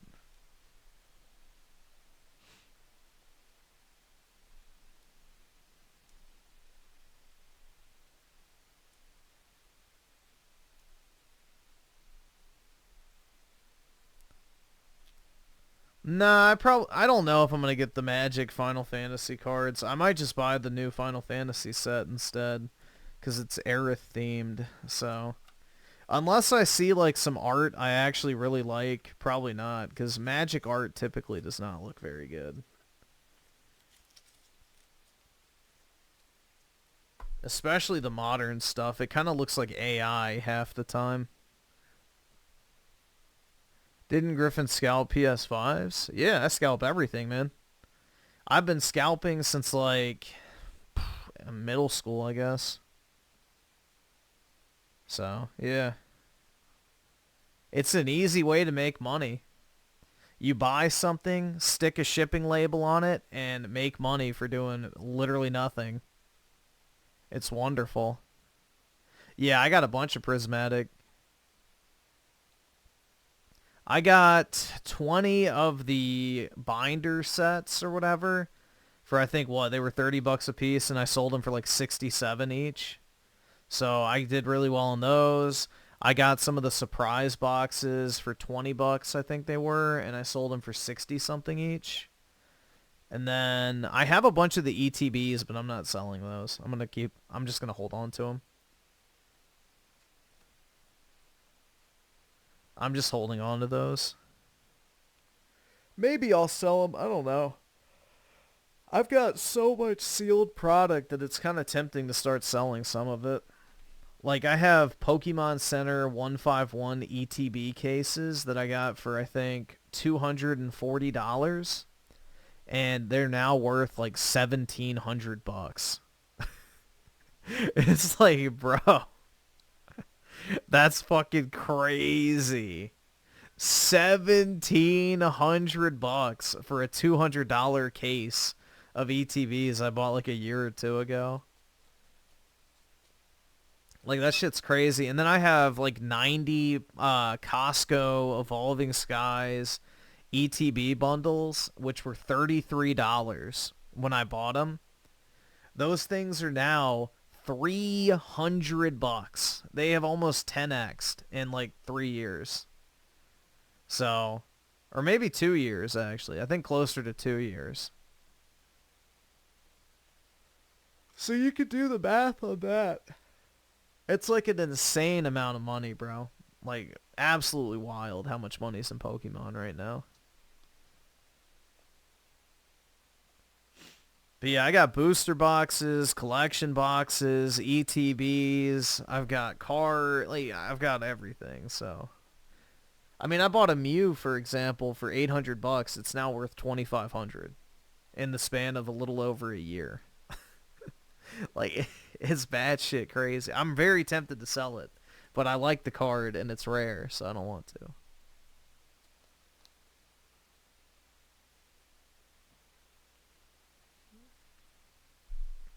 You shut the fuck! Don't you fucking tell me to my face to shut the fuck up! Let's see. And then Renadog with the 5 found FBI. Oh. Let's see how FBI is doing. Meanwhile, in Australia, my dad got jumped by a kangaroo today. Bruh.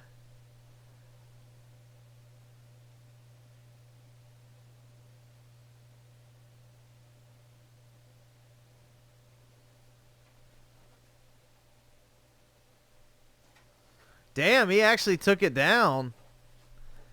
Dude, usually those kangaroos are fucking hard to fucking, you know, shake. But he took it down, so good for him. Maybe it was just playing with them.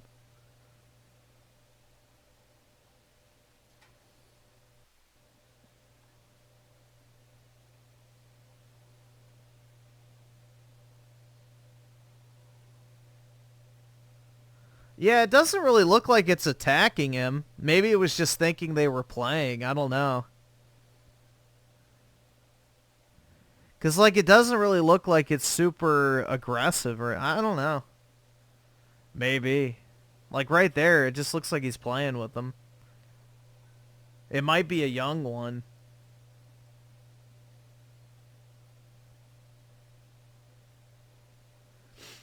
But you don't want to be too careful with that, because, you know, there's no such thing as being too careful, because, you know, those kangaroos can fuck you up with one kick, so. They're mean. Plus they got claws, too, so.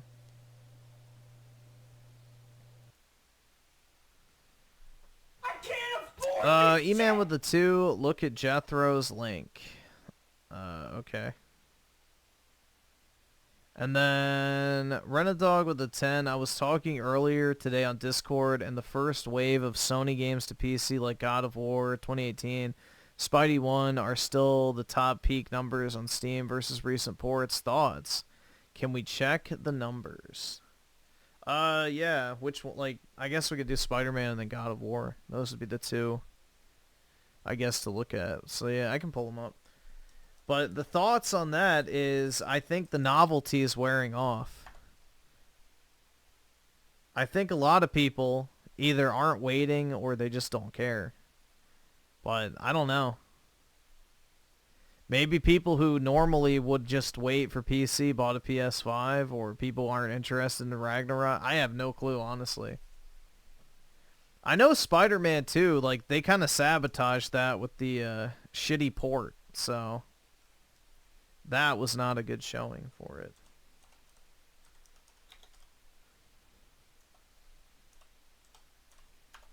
Let's see. Spider-Man Remastered. There we go. Spider-Man. Well, this one doesn't really count because nobody cares about that. Did they not have Spider-Man 2 on here?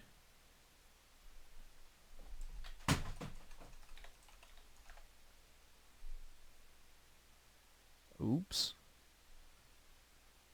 Yeah, I don't think they have... Oh, there it is. Alright, it just doesn't have an icon.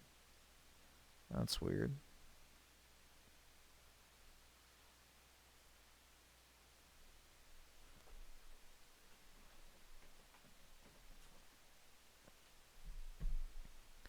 And then God of War.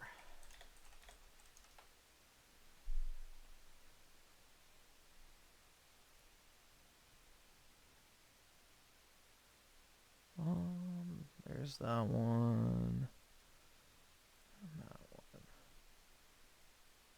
So let's see. Spider-Man Remastered had... When did Spider-Man Remastered come out? So in 2022? So a year before this game came out on PC, just for reference, it sold 33 million copies.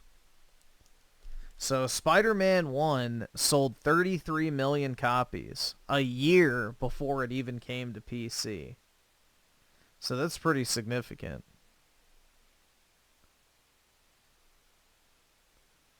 But yeah.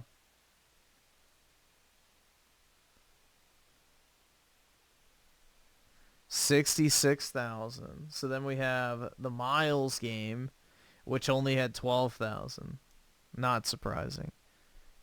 There was apparently like a 60% sales drop-off or whatever in the first like couple weeks after release for this. So yeah, nobody really cared about this that much, which I don't blame them, because Miles is the worst character in those games. Even worse than Mewing John. Then it was Spider-Man 2, which peaked at 28,000, which that game really didn't do itself any favors by how shittily the port was, but I honestly think people just soured on Spider-Man 2. I think Spider-Man 2 just in general was underwhelming. Story-wise, overall, like, improvements from the previous game. Like, it just felt like a copy-paste game that really had bad pacing. Really terrible, like, movie game segments. The Venom story was all over the fucking place. Like, I think it's just a massive downgrade from the first, and I think that actually hurt it dramatically. As we're seeing with long-term sales, too. Like, Sony's not really, in any sort of rush to come out and brag about how well it's doing. And then we have God of War, which had 73,000, and then, 35,000. This, I think, is due to the fact that most people like God of War 2018, myself included. I think God of War 2018 is vastly superior to God of War Ragnarok.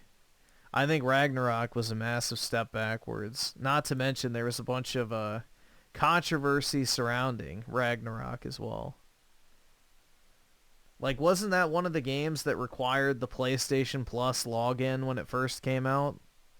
So that also could have affected how well it did on Steam. But, yeah, I just don't think there's much excitement for PlayStation's first-party ports anymore. Like, at first, it was a really cool novelty, like, hey, we're getting PlayStation games on, PC and Steam for the first time ever. And now it's kind of just like whatever. We're already kind of used to this at this point. So I think that's probably the biggest thing for the drop-off is, novelty versus more of a known quantity now.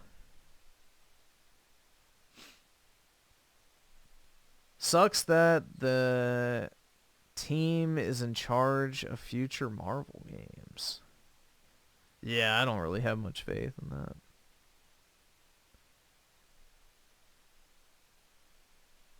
I don't have much faith. Well, I don't really have faith in anything Marvel from Insomniac, Sony, or Disney in general, because Disney has to put their stamp of approval on anything and everything that involves their IPs. So. And then, yeah, God of War Ragnarok just did not do very well. Which, I didn't like God of War Ragnarok. I thought it was incredibly boring. This is for, yeah, I had it pulled up, but I'll just go ahead and do it.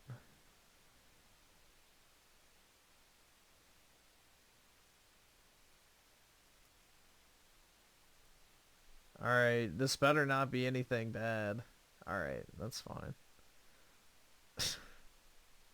I have no fucking clue. What is that supposed to be? What in the fuck?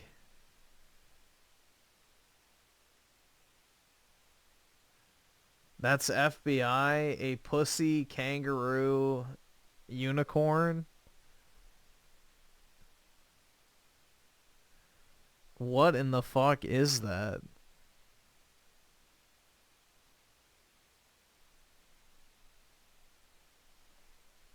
A cat, kangaroo, unicorn hybrid? Or, bruh, I have no clue. No idea. We was kangaroos. Shit. Well, that's definitely an image. Sauce made Dragon with the 2. He owned that kangaroo. Oh, wait, he owed that kangaroo. About Tree Fitty. Maybe. That's why it jumped him. Apparently Ragnarok only made $20 on PC. Or you mean 20 million? Yeah, I could see that. It probably sold like 300,000 to 400,000 copies. I don't think the PlayStation games are selling incredibly well on PC. Because whether, PC elitists like to admit it or not, I think most people already have a PC and a PlayStation and a Switch. I think most people who buy those type of games already have all the platforms. You know what I mean?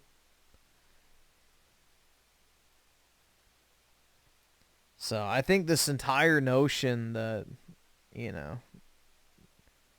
without games going to PC, then literally they couldn't fucking exist. I think it's kind of comical, but yeah. I mean, as we saw, like pretty much every single game that comes to PC at a later date does not do that well. So, especially recently. I think more people have consoles in addition to their PC than they want to admit. Daryl Zone with the 2. Where's Eyesiler? We had to take him to the swamp, unfortunately.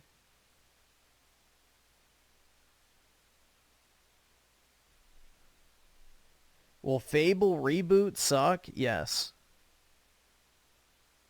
It absolutely will suck.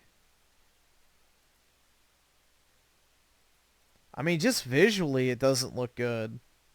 It looks like another, you know, realistic... I don't know, man. Another realism sim made in Unreal Engine. Yippee.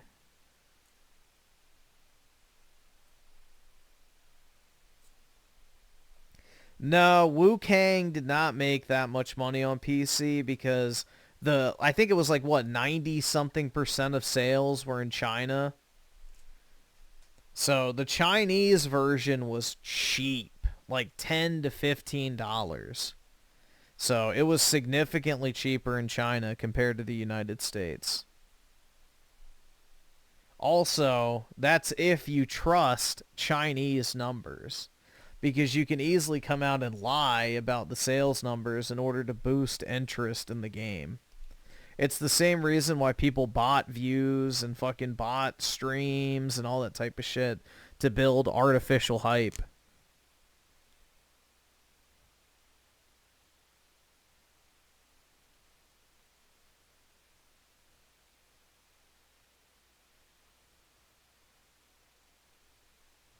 Oh, look, dude. Hell yeah. That video looks really good. I think I'm going to watch it.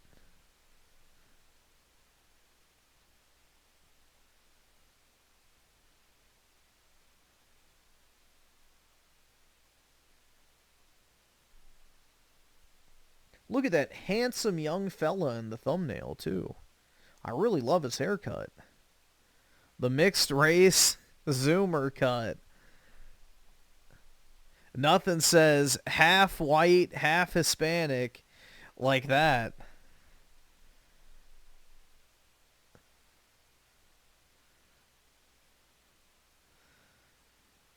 I mean, am I crazy, but is that not like the interracial cut?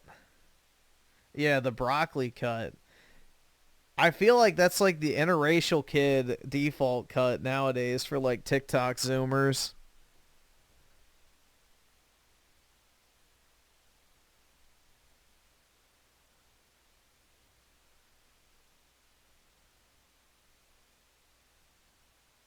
Average grifter gaming fan? Yeah, something like that. We got that fresh cut, man. Hell yeah. It matches our skin color. Brown. Is that... No, fuck that, bro.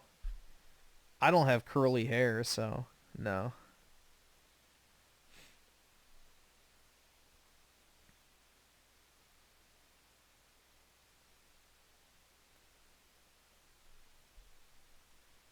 Luckily, that is not my haircut. Let's see.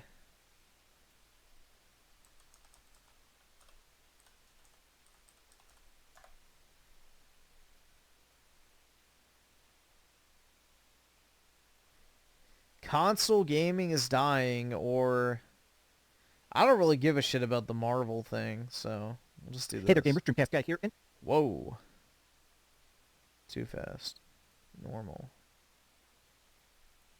Hey there, gamers. Dreamcast guy here. And today I want to talk about those scary articles that came out this weekend, because I noticed that a lot of the top gaming journalists, a lot of the biggest gaming websites, just all kind of started to talk about the fact that console games are dying. And specifically, I've seen it. I really do love that narrative where it's like, oh yeah, dude, console gaming is dead. It's like, yeah, PlayStation selling on pace with the PS4.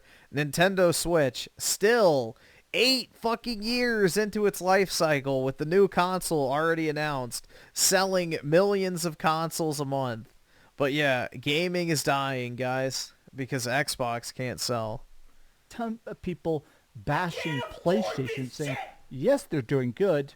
Yes, this recent quarter was their best ever. They just sold 9 million PS5s in 3 months, which still boggles the mind. People are saying PlayStation isn't doing good enough, and this is a bad sign for the future of video games. And Stop shadow banning people? No. Don't tell me how to live my life. kind of want to push back on that. I kind of want to say, as a primarily console player, a person that spends way too many hours collecting platinum trophies, playing stuff on Game Pass, using my Nintendo Switch and stuff like that, I think... Although I don't know if muting counts as shadow ban. I don't even know what people mean by shadow banning. I don't think you can shadow ban anybody. Like, you can either hide them from your channel or you can, like, time them out. Shadow banning is done by YouTube, not me. Hiding the account is just straight up banning you. That's not a shadow ban. A shadow ban is when an algorithm, like, suppresses you. Console games are still in a very good spot, and even if PC gaming is blowing up, I feel like it's a bit soon to say that PlayStation is dead. Let me explain. Hi, hope you're having a great day, and if you could please give this video a like and subscribe if you haven't already. So, I do know what shadow banning means. It means when an algorithm purposely takes you out of search results, you know, doesn't show your videos to people, doesn't give them notifications, you don't appear in sub feeds and that type of stuff. That's shadow banning, is when your content gets suppressed in the YouTube algorithm. That's a shadow ban. Not appearing in the chat is YouTube moderation, and that's not me. That's YouTube fucking suppressing whatever it is you're typing. Sort of originally instigated this is that recently we got the sales numbers. Technically on Friday night, they published a bunch of raw data for how everybody's doing. Sony, Microsoft, Nintendo, and they're all kind of in a very strange spot. Like, PlayStation is still way out in the lead. People are buying tons of PlayStation 5s, PlayStation 5 Pros. But what's bizarre is that in certain regions like Japan, certain regions like Europe, where they actually publish specific digits, the numbers are down a whopping 21% for console sales. Now, when you see that, it sounds bad. Overall gaming That's normal, though, because Nintendo has an 8-year-old console. The PlayStation's going into its 5th year now. So the PlayStation sales should start slowing down. And once the Nintendo Switch comes out with their new console, you know, that shit's going to spike like crazy overall. Console sales are going to skyrocket. Console sales down 21%, but a lot of this really is kind of riding on the shoulders of Xbox. Xbox just had the lowest console sales of the last 20 years. In all of 2024, they sold about 2.7 million consoles. This is, like, when people say Xbox is in a bad spot, we mean that the bad spot is hell. Now, part of this, I feel like part of the conversation about PlayStation not doing better, they're still doing good. Obviously, they're freaking killing it. But I've seen a lot of people saying, I feel like there's not as much hype as there has been for PlayStation in previous generations. Stuff like the PlayStation 4, PlayStation 3, PlayStation 2. Every other generation, there's been big exclusives, there's been quick releases, there's been fervor, there's been hype. Whereas now, a lot of what Sony's doing, even if it is generating a massive amount of profit, has been these remasters. Like, hey, we're doing a remaster of The Last of Us, even though that just came out. Days Gone remastered. Can we be real? This is terrible. Even if you're like a big fan of Days Gone. I mean, you can kind of see the difference, but not really. Like, there's warmer skin tones on the remaster. That's about it. What are we even doing here? I honestly can't even tell if this is a prank. I mean, these screenshots could be a joke. I don't think they are. I think this is the actual... Yeah, you can see, like, there's a little more shadow and, like, color variation, but it's so minuscule of a difference that you'd never actually fucking notice it. Actual remaster. I wanted to specifically dig, though, into these tweets by Destin Legary because a lot of people seem to be actually kind of mad at him. Now, I want to make it clear, even though I'm going to disagree with him here, I feel like Destin Legary even when I think his conclusions are wrong, I like to see his thought process. He has in the past been a very big Xbox podcast. I don't understand why people think just because you worked at IGN, you're some sort of insightful person. Like, bro, this is literally some guy who couldn't get a normal job, so he lived off of a slave wage writing video game articles at IGN. Like, why do people put any fucking weight behind any of these fucking dipshits, man? Like, they're literal failures in life by definition. They didn't fucking do anything. They literally worked for like $30,000 a year writing fucking video game reviews. That's it. These are not insightful business leaders. They're not, you know, expert analysts who are great at crunching data and analyzing industry trends. No, they're just literal fucking dipshits that basically built an online following by working at IGN. That's it. It'd be like working at fucking Waffle House and people are supposed to take you seriously. Like, bro, no. I don't get it, man. I really don't. It's fucking funny. It's very fucking funny. Let's see. Daryl's on with the 2. Check out Pelvic Gaming video. Which one? Which Pelvic Gaming video? Esther, an Xbox YouTuber. He's definitely been kind of branching out, talking about all sorts of different stuff in the market, but he said this: I don't understand how PlayStation fans can see that the PlayStation 5 is at 75 million when the PlayStation 4 in the same time frame was at 76 million and still jump in my replies that the console market is growing. Dude, this is so retarded. So because they've sold, what, 1.4% less? Like, what percentage is that? Maybe 2%? They've sold 2% less than the fucking PS4 at a $100 more expensive price. Actually, $200 more expensive price point, because the PS3 was probably down to $300 at this point in the generation.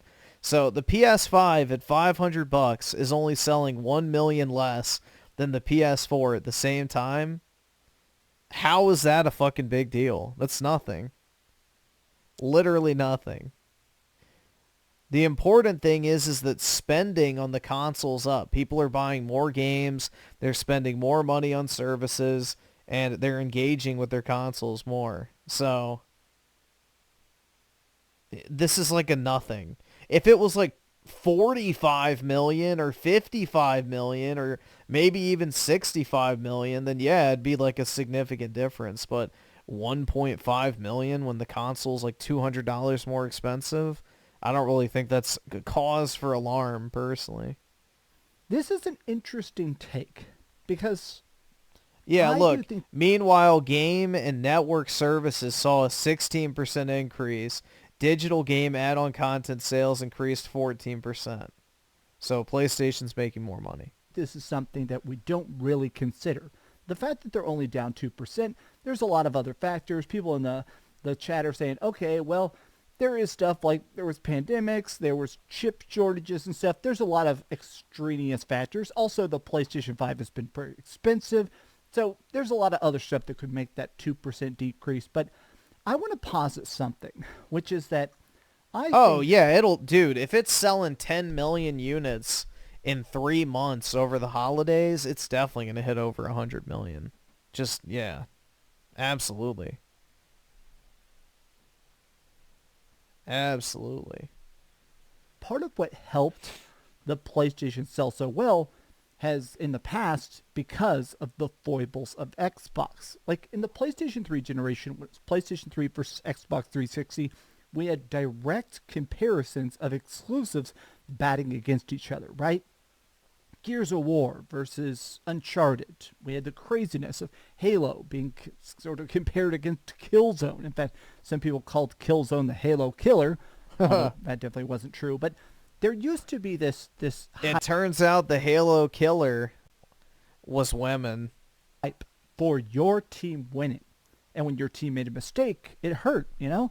I knew a lot of people, when they revealed the Xbox One, they were actually pissed. People that had hundreds and hundreds and hundreds of Xbox 360 games. People that had put in thousands of hours playing and loving their Xbox 360 said, I don't want an always online system with a camera aimed at my balls. I'm going to jump over to PlayStation with PlayStation 4. And then as Xbox One continued to not really release games and stuff, almost everybody converted over to PlayStation 4. But I think a lot of people have been waiting for competition, for pushback, for something to actually say, hey, we're going to fight you directly. Now, the Nintendo Switch has been a massive, massive success. In fact, the Nintendo Switch has sold, I think it's now technically the highest selling game console of all time. And additionally, the Nintendo Switch, we have the raw numbers of it, has one of the highest attach rates, if not the highest attach rate of any game ever. Meaning that what that technically means, it's the technical term of every Nintendo Switch owner is buying like 25 games. And those games don't decrease in value. You know, they don't put stuff on sale. So the raw profitability of Nintendo, it truly is unmatched. But I've been thinking, it's been interesting that Nintendo's over here. Well, yeah, Nintendo makes money on the console, the accessories, the games, the online, like every aspect of the Switch is profitable. Games that maybe don't have the best graphics, maybe they don't have the best online functionality and stuff, but they're massive. And then PlayStation's been over here saying, okay, we're the hardcore gamer experience. Here's where you can come to play Spider-Man 2 and Helldivers and all the stuff that's going to blow your mind and get you engaged. Here's where you're going to be partying up with the boys. And I do feel like in the past, what's helped push PlayStation to not just be better, not just to work harder, but to generate more hype, to generate more excitement, has been the pushback from Xbox. And at this point, Xbox has just given up. Now, there is a lot of talks. People are basically saying, okay, no, don't give up, even if Xbox. console sales are down. It. We have the raw numbers. Everything about PlayStation has actually been way, way up. Game sales are up. Digital game sales are up. Add-on content is up, meaning people who are buying DLC or microtransactions.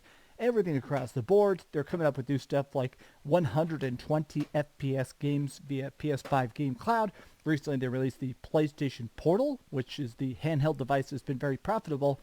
I feel like part of the reason that people are poo-pooing PlayStation or trying to discuss Xbox, it's that we're in a weird spot now where I do feel like PlayStation, even if they are still making good games, even if I still like their hardware, it does feel like there hasn't been that conversational playground combativeness that did sell systems in the past. When PlayStation's out here releasing... How often do I hover over Kingdom Hearts? Oh, well, I only do that when I'm here. So, I don't have it installed on my other console. All right, awesome. Disc. Thanks, nigga. All right. And I sold my other disc drive, which I kind of regret because I can't get another one right now. But yeah. Only on this one. It's really nice background music, though.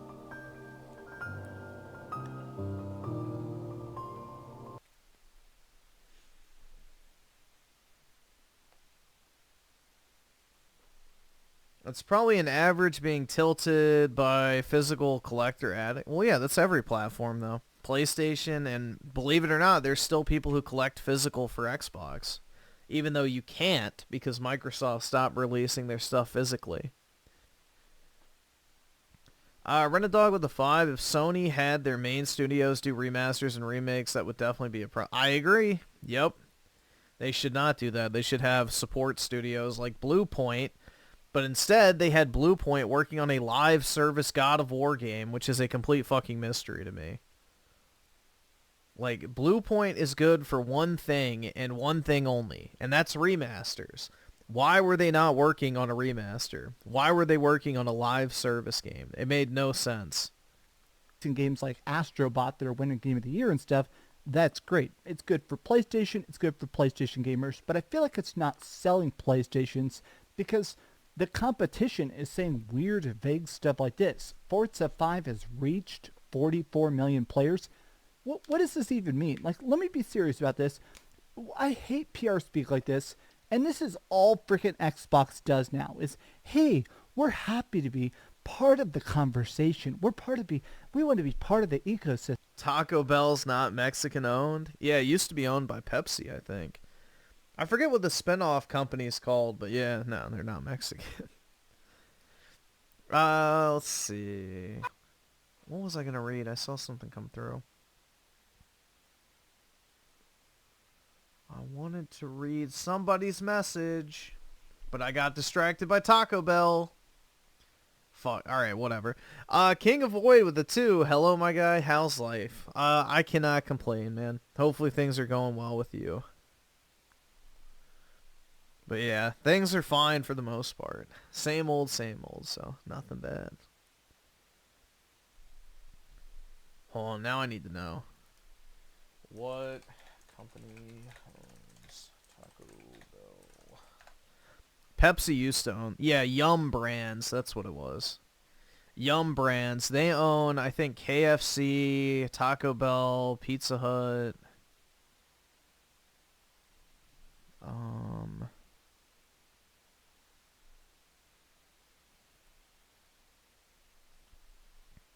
What else do they own? Yum Brands owns KFC, Taco Bell, Pizza Hut, Habit, Burger and Grill. TikTok. The fuck? They own Wing Street.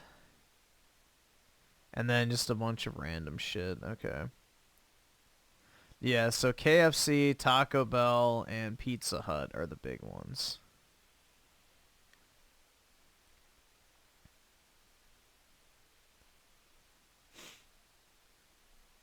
But yeah, Pepsi used to own Taco Bell, but then they divested that portion of their company and spun it off. Like how McDonald's used to own Chipotle and Panera.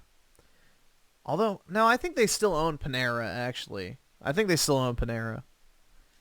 But they spun off Chipotle. So, McDonald's used to own Chipotle, but then, you know, they basically made it its own company, gave their shareholders proportional stake in the company, and it's doing very well now, so...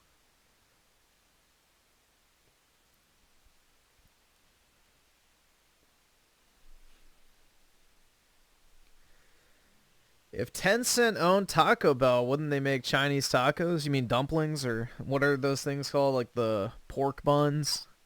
There you go. Those are actually really good. I love pork buns. I mean, that sounds kind of, you know, bestiality to say, but don't take it the wrong way. But, yeah, those, like, really soft, like, airy buns that they have. I don't know what the actual term's called, but they're really fucking good, man. This one restaurant I order from in my area does, like, the buns as, like, a breakfast sandwich. And it's really good, dude. They put, like, it's a Vietnamese place. And they have, like, those really soft buns as, like, the bread. And they put, like, you know, bacon, egg, cheese, and then, like, some, I don't know, I guess... just pork. I don't know how it's cooked or whatever, but it's really, really good. And then like a spicy sauce on it. But yeah, those buns are absolutely fire. Bon Bao? Yeah, I have no clue. Here, let's look it up. Bon Bao. Let's see if that's what they are. Yeah, that's what they are. Similar to that. They're really white, and they're super soft and, like, fluffy. Those things are fire.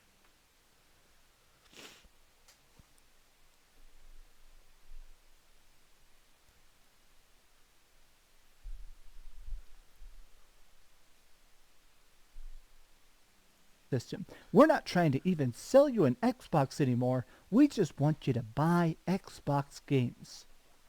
And I do feel like I want to end the video with this. She says, this guy here is Boundary Break, very good YouTube channel. He puts out a great point here, which is that Xbox in a spot now, they could have almost made a comeback. Maybe. It's hard to say, right? The console sales are so bad, hard to recover at this point. But he says the irony here is they're positioning sales as the strong publishing company because they're going to be leaving the console very soon. But if they had focused on their many valuable game series for the purpose of having exclusives for the Xbox console, then they wouldn't be trying to salvage this as an alternative. And I do agree with this. I actually think this is a Yes and no. They spent too much money is the problem.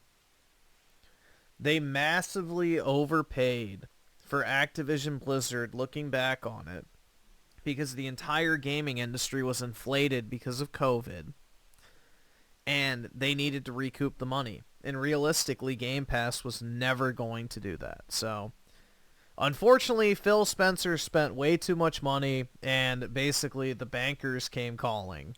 You know, time to pay back your debt. Brilliant take in that back in the day, Xbox doing good made people buy Xboxes. PlayStation doing good made people buy PlayStation. But I'm also a big believer in the classic... I don't really know if Halo 5 and Sunset Overdrive are huge priorities, but maybe they could. Economic theory of the rising tide lifts all boats. I do think that when Xbox would release a really banger exclusive, people would buy PlayStations. People would realize, hey, I'm excited to play a game. I feel like the conversation when, you know, something like Infamous comes out on the PS5 and it's big and cool, people would buy an Xbox 360 in prototype because that's the ecosystem they wanted to be in and they find the closest facsimile. Maybe that sounds weird, but I'm just saying that typically when it comes to the entire video game industry, it does feel like as games get more successful across the board, any game, any system, everybody wins. Everybody wins. But now that Xbox is just bowing out, I don't think people even know what they're up to. Run a dog with D2. Bungie was a horrible acquisition as well. Yikes. Yep. I mean, at the time, I thought it was actually pretty good because, you know, Bungie should have been a good acquisition, but internally, man, they were a fucking shit show. So we didn't get a glimpse inside of that. On paper, Bungie would have been a great acquisition by PlayStation, but when reality came around, not so much. Because, boy, did they have a lot of fucking problems going on.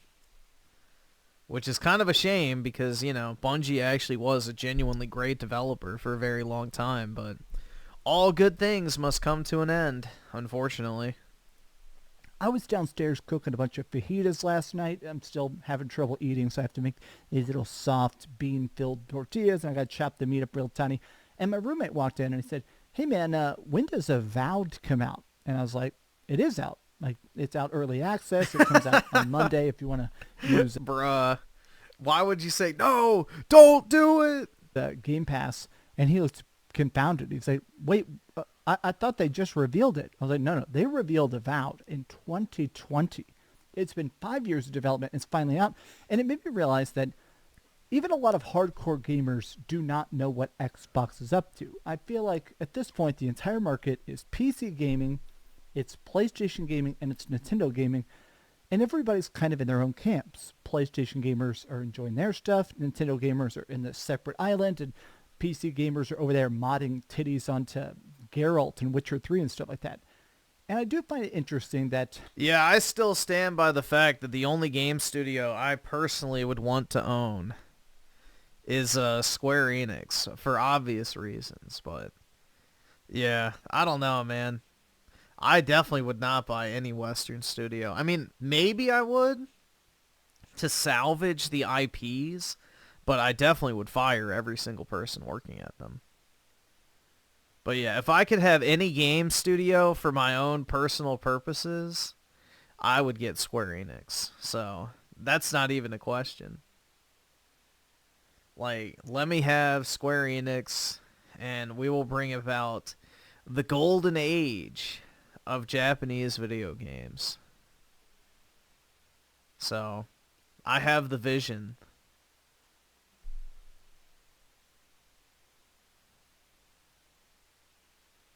They are horribly mismanaged, bro. The fact that they don't have collabs in Final Fantasy XIV for mainline Final Fantasy games at launch is fucking crazy. How the fuck do you not have a pre-order bonus for Final Fantasy XIV when you pre-order like Final Fantasy VII Rebirth or Final Fantasy XVI? Why the fuck are you not integrating your massive fucking audience on the MMO and using that to sell your mainline single player? Like, dude, just that aspect alone, I could crank their fucking sales up like crazy. All right, just doing awesome. something Thanks, that nigga. All right. basic. Not to mention, you know, there's a lot of other stuff you could do too. But that's like the number one thing that would be the easiest thing that would cost them nothing. Instant free advertising to tens of millions of people. I mean, that's literally what Epic Games does with games on Fortnite, and people will buy games like Alan Walk 2 just to get the exclusive Fortnite skin, whether they play the game or not.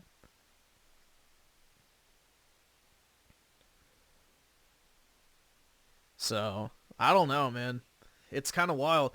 And then the other thing that blows my mind, too, is, you know, whenever I talk about the Final Fantasy cards, there's always, like, somebody that goes, oh, I didn't know they made Final Fantasy cards. Put one in the fucking games. Like, put a card inside of every single copy of, like, the first release of a game.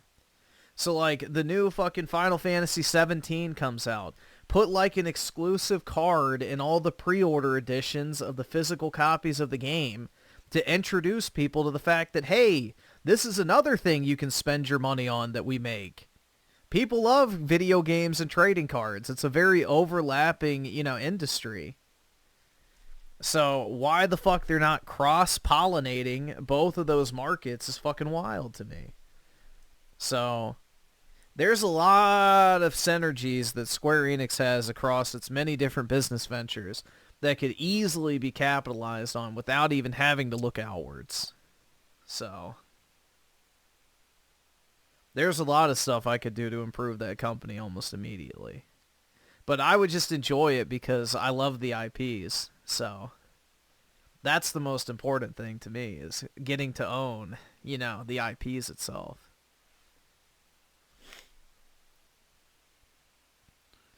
King of Void with the 5, did you know Elon Musk made an announcement about making a game studio and using AI? Yeah, AI is going to basically make a lot of game developers completely obsolete. So most of the stuff, like your average environmental artist or, you know, asset designer and all that type of stuff, could very easily be automated. So the majority of the legwork in developing a game is mostly just mundane, super repetitive tasks that an AI model could easily do. So you just put in the prompt and it generates all that shit for you. So theoretically, yeah, AI will be a great benefit to the video game industry in terms of cutting down on dev time and, you know, manpower necessity. So it's entirely possible. The biggest thing will be is the writing, voice acting, and all that type of stuff. I mean, could be done with AI, but ideally you'd still want a human touch on that type of stuff. The lack of bleed over, the lack of direct competition, the lack of butting heads, I do think it's kind of making it so there's less excitement to buy a system. That's just my off-the-cuff thought. So what do you guys think about the PlayStation 5, the Xbox Series X, and the Nintendo Switch 2 at this point? Tell me your thoughts in the comments down below. And if you enjoyed this video, be sure to give it a like, subscribe if you haven't already. What games are you excited for this year? Monster Hunter, I will be getting. I'm going to get that Pirate Yakuza game, and then the Bleach fighting game I'm kind of excited for. Because as a old Bleach fan myself, there was only ever one Bleach game that released called Soul Resurrection, which was fucking absolute dog shit on PS3. So I'm hoping the Bleach fighting game is in the style of Ninja Storm and it turns out to be good, because I am very interested in that. No, it's not Soul Resurrection. It's Resurrection. It's with a C at the end. Fake fan.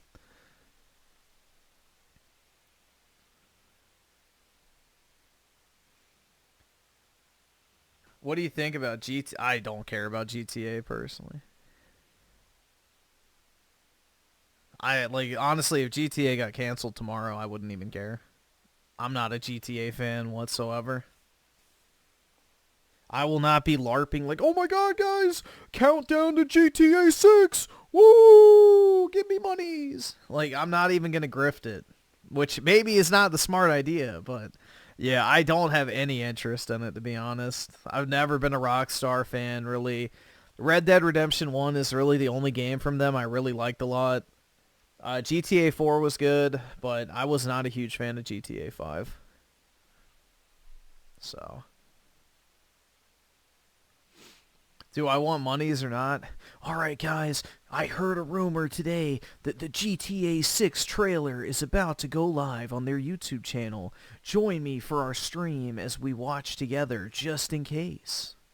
That's another grift people are doing, is waiting rooms for GTA 6 trailers. Like, they'll make up some bullshit theory about how it could come out today, and then they'll go live and just sit there for hours pretending like the trailer's about to be uploaded and just get like hundreds of thousands of views, bro. Like, it's actually crazy how effective that is because of the normies just mass searching it constantly. All right, awesome. Thanks, nigga. All right. I got GTA 6 early, and it's just me walking up and shooting a homeless guy. There we go.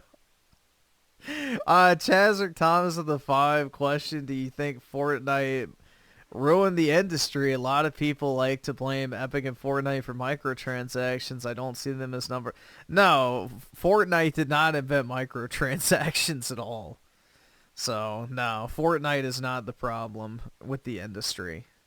The industry was already balls deep in the microtransactions before Fortnite was ever a twinkle in its daddy's eye.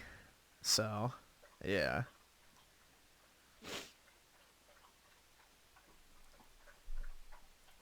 And police keep dreaming. Keep dreaming. Thanks so much for watching that video. If you want to see something else, you can always click this link to see what I put up last, or, you know, subscribe and see what's coming up next. Also, I promise that whatever I do, it'll...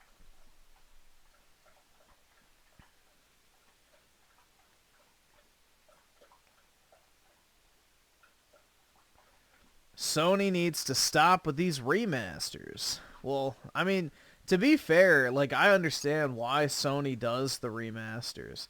Because it's like zero effort. It costs them $0 fucking dollars, basically, to do those remasters. So it's like basically free money. I understand why they do it.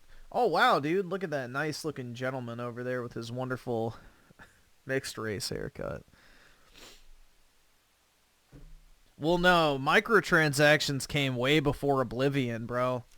MMOs and Korean web-based games and Japanese-based browser games and all that type of stuff had microtransactions well before Oblivion even came out. Microtransactions have been a thing in MMOs since their inception, and PC gaming really is the arbiter of microtransactions if you really trace it back, so... Oblivion was the one that brought it to console. But it was already a thing well before that. I mean, you could even argue that, you know, Xbox Live was the original, you know, console-based microtransaction, paying to play online. So...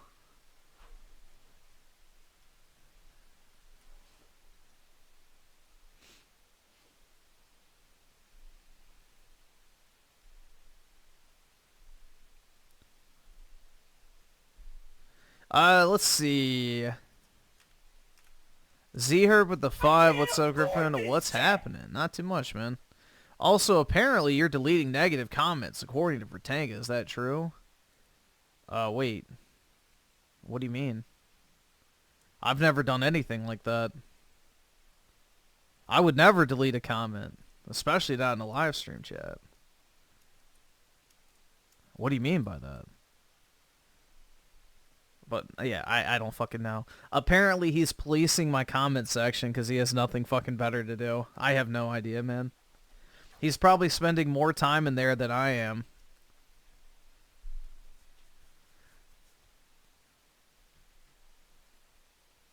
But, yeah, I don't know why I would delete.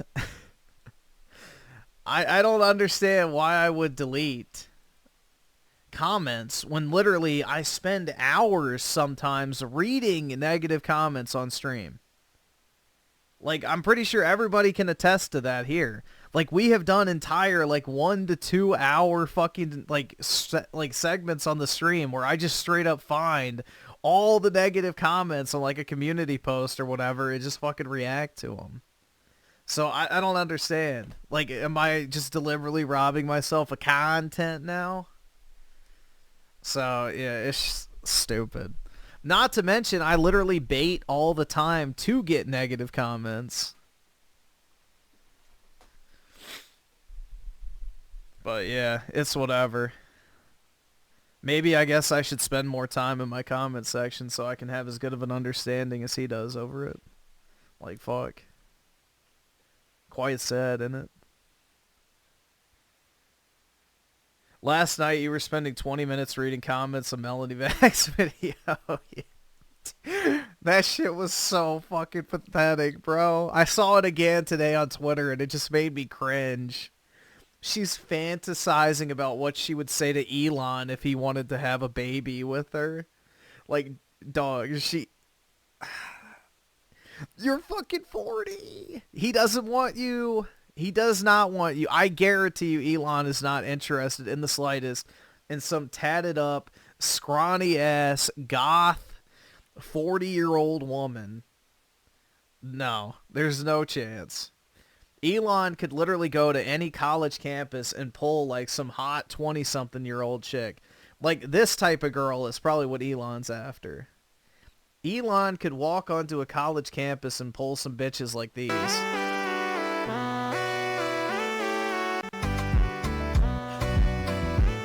So, he doesn't need Melanie. He doesn't need Melanie. But she's sitting there making YouTube videos fantasizing about, well, what if he did pick me and he wanted to have a baby with me? But I would have to say no because of my Christian faith. It's like, oh my god, bruh. Yeah, but we're the gooners for playing First Descendant, guys. Not the woman fantasizing about a completely made-up scenario about a man asking to impregnate her. But we're the fucking gooners. Wild. Like, dude, it's fucking crazy. This would be like if I uploaded a video going like, alright guys, this is exactly what would happen if, I don't know, what's an Sydney Sweeney walked up to me and took her shirt off and said, milk these udders, boy. And then I made like a fucking YouTube short saying what I would say in response. Like, bro, it's just retarded. It's fucking retarded. That's like literal Coomer mentality. You're fucking sharing your sex fantasies.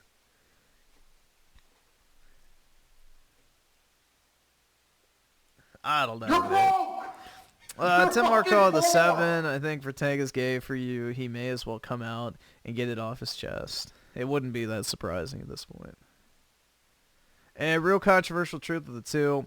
Wait, who's accusing Griffin of deleting comments? The stick missing from the bundle.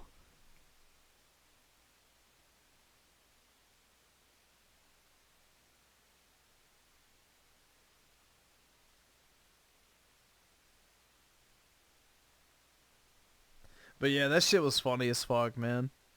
Literal gooner shit. She let her intrusive thoughts win. Like, oh yeah, dude. What if Elon wanted to have a baby with me? I'd have to say no, obviously, but I might entertain it a little while. Oh my god, yeah, a 40-year-old woman, guys. A childless 40-year-old woman who dresses like an edgy middle schooler. Who's totally not like the other girls, guys. Oh, wow. She's so quirky and unique.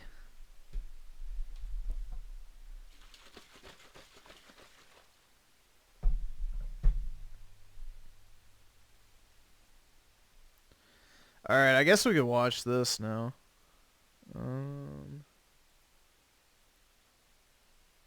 Ladies and gentlemen, In this video, I wanted to talk about some strange and unusual things that happened in and around the Twin Towers and the complex in the weeks leading up to September 11th. This video is simply exploring some of the oddities surrounding the World Trade Center in the days leading up to the tragic event. And the first one being the security system failures along with the power shutdowns. One of the most bizarre things that happened... Yo, just like at Epstein's cell. Before 9/11 was a reported security shutdown and power down event that happened inside the Twin Towers on the weekend before the attacks. Now, understand... Just like in Epstein's jail cell, guys. In the timeline, the attacks happened on Tuesday morning. This would be in the same city, too. Saturday and Sunday, right before the attacks. Normally, a place like the World Trade Center had an advanced security system with 24/7 surveillance, yet in the days leading up to the attack, something strange happened. There was reported missing security camera footage. After September 11th, investigators found a significant amount of security footage from inside and around the World Trade Center was missing or unavailable. This is highly unusual because the World Trade Center had an extensive surveillance system that should have recorded jet fuel can't melt steel beams, but your smile can melt my heart. Everything. Some footage that did exist has never been publicly released. An IT worker that worked in the South Tower talked about the strange power down event that happened on September 8th and September 9th. All right, awesome. Thanks, Nigga. All right. Underwent a full power down, something that had never happened before, at least since this worker had began working there. During the power down event, it was reported the security cameras were, of course, offline. Electronic access systems were not working. Unidentified work crews were going in and out of the building. The worker described it as the only time he has ever seen such a huge shutdown at the World Trade Center. Some have suggested it's related to maintenance or system upgrades, but no official records confirming this have ever been released. To be honest, the details surrounding the shutdown are very hazy and murky in regards to it, although it is very interesting if it is true. The next thing I wanted to bring up was actually an individual by the name of John O'Neill, who was a counterterrorist expert and a former FBI agent. O'Neill joined the FBI in 1976. There he would quickly develop a reputation as a tough, driven, and outspoken agent. By the 1990s, he became one of the agency's top counterterrorism experts. His deep focus on Osama bin Laden and Islamic extremism came after several key attacks, including the 1993 World Trade Center bombing. There were several other attacks involving Islamic extremists, which prompted O'Neill to push for more aggressive investigations into al-Qaeda, warning that bin Laden was planning something much larger. As head of FBI's counterterrorism unit in the late 1990s, O'Neill was one of the few American officials who saw bin Laden as a significant threat. His warnings, however, were dismissed or obstructed. He believed that al-Qaeda was planning a major attack on U.S. soil, likely targeting major landmarks. He was very frustrated by the intelligence... Dude, he sounds like a glowy, I'm not gonna lie. Sounds like a plant, if you ask me. Geneset King Revive with the 5, Melanie Mac crashing out about First Descendant reminded me of when Fox News had a bit about Mass Effect 1 saying it was Luke Skywalker beats Debbie Does Dallas. What the fuck is Debbie Does Dallas? I remember something surrounding Mass Effect when it came out, but I don't know what Debbie Does Dallas is. But yeah, I remember Mass Effect was pretty controversial when it released. Looks kind of like Nixon. I guess, I don't know. You don't want to know?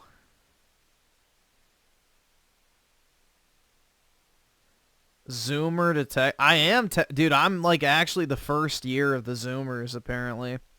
Apparently 1997 is like the start of the Zoomer generation. Depending on where you look, so I guess technically, yeah. Agencies withholding information, such as the presence of al-Qaeda operatives in the United States before September 11th. He pushed for more aggressive resources in response, but his warnings were largely ignored. Despite his expertise, his career with the FBI ended under controversial circumstances in 2001. Wasn't Debbie Does Dallas some adult movie? Here, I'll look it up. Not on my main screen, obviously. If it's a porn movie, I'll look it up on my phone. Let's see. Debbie Does Dallas. Comedy / hardcore pornography. I can't afford this shit! Is she at least hot?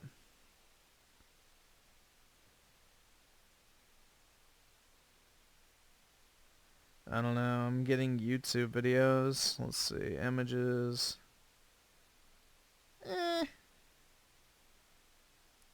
She's alright, I guess.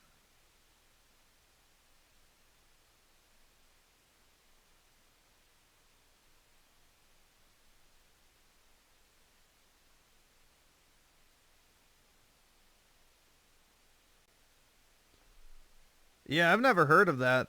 The only porn movie I remember being super popular when I was a kid was Girls Gone Wild. Because my My friend's like older brother, he had it, and my friend would always bring it. I was like, yeah, my brother's got the fucking Girls Gone Wild collection or whatever, and I watched it. I'm like, all right, cool, bro. So yeah, I just remember my friend used to flex it all the fucking time that he had watched Girls Gone Wild. I think it was like when I was like 7 or 8, bro. I was young at the time. So I remember that. Like I was thinking like, all right, I don't know why you'd want to watch that was my first thought. Like it was, yeah, they got naked girls. I'm like, why do you want to watch that? That was my first reaction. I was still innocent, man. I had not been Coomer brain rotted at the time. I was like, why would you want to watch that? You know, in my innocent ways. But yeah, he thought it was very impressive, which I guess it was if you had seen it. You know, you're like, oh shit. Your mind opens up at that point. Yeah, it was in all the commercials too. The volleyball, yeah. At late night television.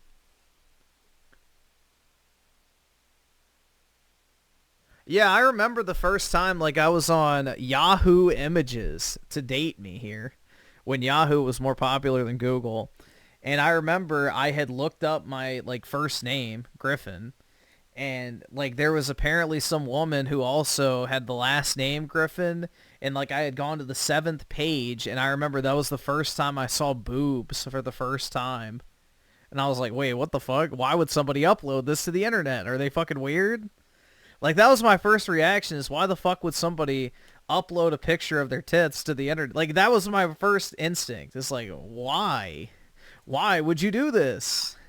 You're not supposed to show that. So, yeah. Back in the day when I was innocent, bro. No, they were fake titties, so I didn't like them. Even back then, I didn't like it. They were fake. Not interested. Nah, the first porn I remember I watched that I did the deed to was like a doctor's office scene or something with like this skinny blonde chick on the fucking operation table. And then, yeah, obviously the doctor. But yeah, I remember that was the first scene I watched like in a serious manner. No, it wasn't Johnny Sins. That was way before Johnny Sins, probably. This was back in, like, probably 2007, 2008. So, yeah. I don't know when Johnny Sins started his career, but... But yeah, I remember it was, like, basically a blonde, like, you know, probably early 20s chick who was super skinny. I remember that. But, yeah. Because I spent time looking to see if I liked the way the girl looked before I clicked on it. I was more concerned about that. Yeah, like 11-ish.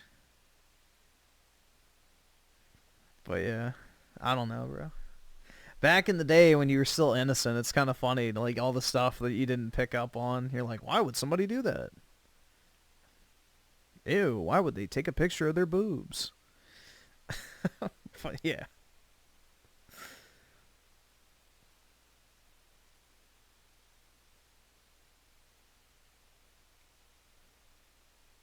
I do not watch troon porn. I mean, you can project your own tastes onto me if you'd like, but I do not. He was accused of mishandling a classified document, though many believe it was politically motivated. He had conflicts with the FBI leadership, including the lead director. He had an abrasive personality and insisted on prioritizing bin Laden. O'Neill left the FBI in August of 2001. Shortly after leaving, he took a job as the head of security for the World Trade Center, a position which he started on August 23rd. Which would be just weeks, of course, before September 11th. It's been reported that he told friends that he believed the World Trade Center would be attacked again. And on the morning of September 11th, he was in his office in the North Tower when American Airlines Flight 11 struck. He was seen alive helping evacuate people before re-entering the building. His body was found in the rubble days later. In what amounts to one of the crazier stories regarding ironic fate when it comes to September 11th, the man that warned everyone about Osama bin Laden and Al-Qaeda ended up being reassigned to a position within a building that would be the victim of those same people. A friend of O'Neill's reported a late August of 2001 conversation they had after O'Neill was reassigned at the World Trade Center, The friend jokingly told O'Neill, quote, "At least they're not going to bomb it again," in referencing the 1993 bombing. O'Neill replied, "They'll probably try to finish the job." After the September 11th attacks, people realized there was some serious abnormal trading activity in the days before 9/11, and the biggest example of this would be the significant an increase that was completely out of the blue on put options based around airliner stocks. Now, the put options allow people to bet on stock price falling, so people were basically betting that two specific airliner stocks... Yeah, I don't ever understand this type of shit, man. Like, did people really think that planes would just stop existing after 9/11? Like, that's so retarded. Like, people who actually sell, like, panicking like that are really dumb. Like, did they think that every single plane would never fly again? So I better sell my airline stock for a massive loss? Like, it's pretty idiotic. Based around American Airlines and United Airlines would fall, and there were abnormal significant investments made around the idea that airliner stocks would fall in the days leading up to September 11th. The S&P 500 index options also had peculiar behavior, including potentially evidence of unusual activity in put options for the S&P 500. Once again, it's the idea of betting against the stock market with the knowledge of a potential major attack upcoming in the United States. Now, if you had that knowledge, you would... Yeah, I wish I was Griffin McSheckelstein back in those days and I had access to a trading account. I would have made a fucking fortune through 9/11 and the financial crisis. But, oh well. Be led to believe the stock market... I was too busy cracking Pokemon packs and playing video games, man. ...would perform very badly in the day of and days following the attack. There was also a curious move in the weeks leading up to September 11th by Zim Shipping. Now, Zim was an Israeli shipping company. Oy vey. And had offices within the World Trade Center, specifically on the 16th and 17th floor of the North Tower. The company was... And they all had a company retreat that day. ...partially owned by the Israeli government. They announced in April of 2001 that they would be relocating and moving their headquarters from the North Tower to Norfolk, Virginia. The move ended up happening on September 4th, 2001. Yo, Virginia! Hell yeah, that's where I live. About a week and a half before the Not September 11th Norfolk, attacks. but in Virginia. There were also claims that Zim broke their lease, forfeiting around $50,000 in a security deposit to vacate the premises, basically meaning vacate the World Trade Center complex. Well, 50 grand's not that much. Early, which is very curious considering the event that would happen a week and a half later.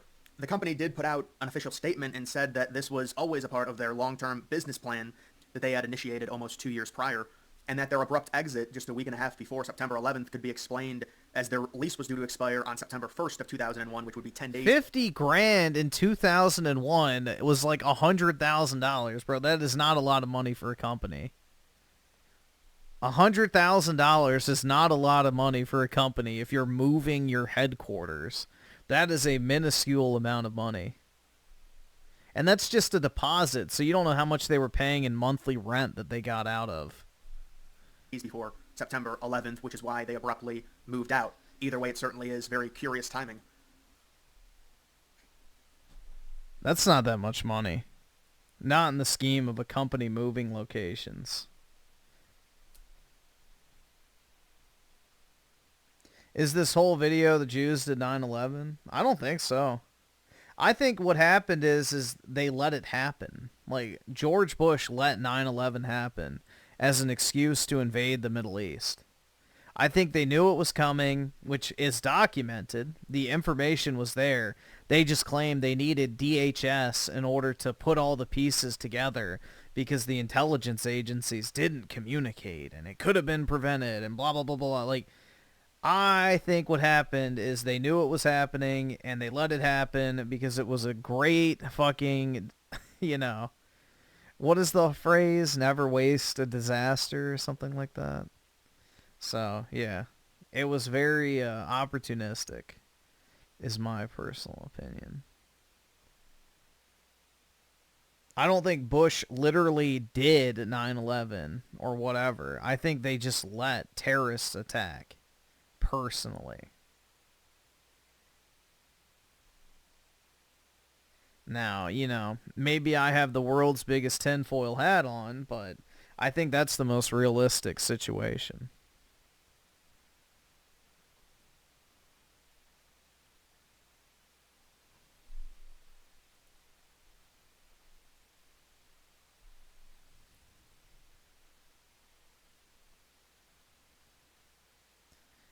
Let's see. So Daryl's on with the 2. Dreamcast guy have another video today. No more money for you. Oh, about the Marvel stuff? I don't know. I don't really care about the Marvel stuff, to be honest. The Marvel stuff is not really of interest to me, personally. I don't really like the game, nor do I care about people getting fired. And Renadog with the 2. Whoever divorced her had a good reason. Yeah, I think he became gay as a result of being with her. Bro. Yeah, I don't know, man. Yikes. That's gotta buck break you. Well, I guess not buck break because, you know, Melanie is a woman, but whatever. The equivalent of a female getting buck broken. Your husband turning gay. I don't know what the phrase for that would be. But, yeah.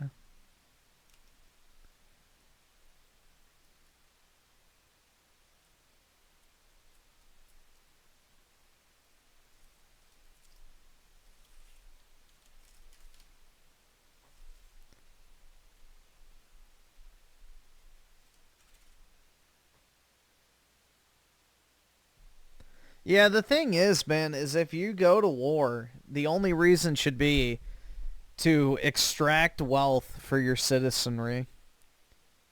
We should have extracted the wealth out of Iraq if we went in. We should have extracted all the fucking oil out of the Middle East in every single country we went to. But instead, we got fucking nothing. Literally nothing. We should have taken every single fucking drop of oil and then left. And then they can have their little sand strip to play around on. And the problems would be over. But nope. That would be way too effective. And we couldn't draw it out for 3 decades and spend trillions of dollars funneling money into the military-industrial complex. So that when, you know, your favorite politicians get out of office, they get a fat-ass paycheck from the advisory board they get named to. Where was I on 9/11? I think I was at my cousin's beach house, actually. I think so, because, like, I remember, like, when I was a kid, my parents had, like, this little TV that they would plug in the back of their fucking Volvo station wagon. And I would watch, like, VHS tapes on it when we would go on road trips.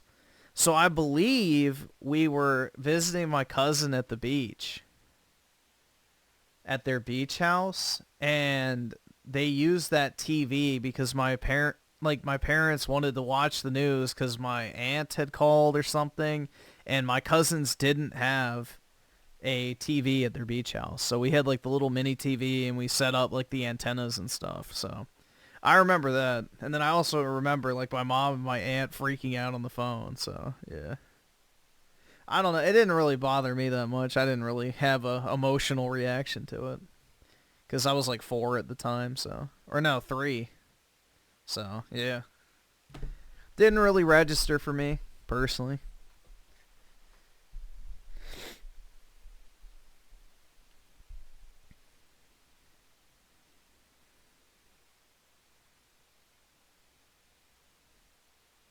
But yeah, I remember where I was. But I also have a very good memory from early in life. I can still remember the layout perfectly of every single room I ever had, even as a child, from like age 2 onwards. So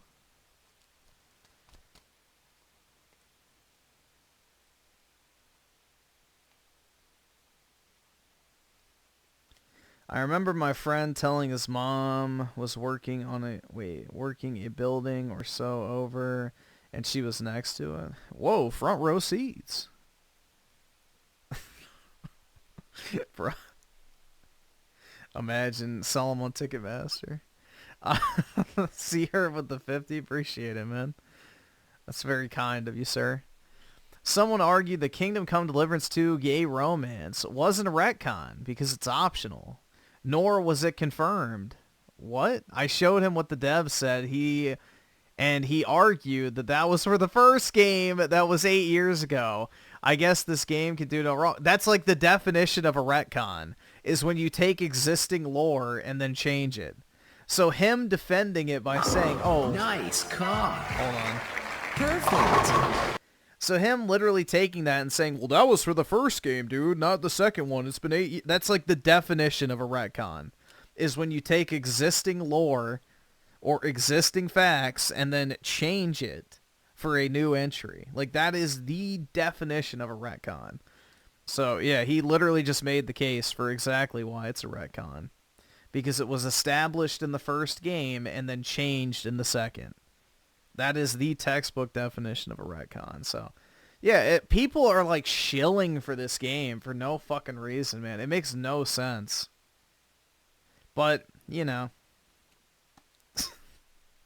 you really can't help some people, because if everything's woke, nothing is by comparison, right? So defend your favorite piece of games media, because it's definitely worth it, man.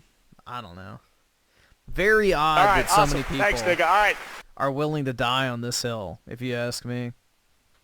Yeah, I'm looking forward to Synthetic Man's review, because I'll never play through that game, so I'm looking forward to seeing his highlights and stuff. Z heard about the 10. I tried saying ignore the whole woke descriptor. Like, it's still a retcon. The devs went against what they previously established, but he couldn't even admit that. Yeah, exactly.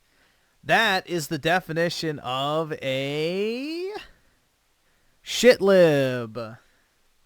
Or just a disingenuous motherfucker. So, yeah, they'll never admit they're wrong. They'll constantly change the goalposts and, you know, shift the argument around, trying to... you know, pivot or bring up something completely unrelated or pretend like that magically doesn't apply or whatever. So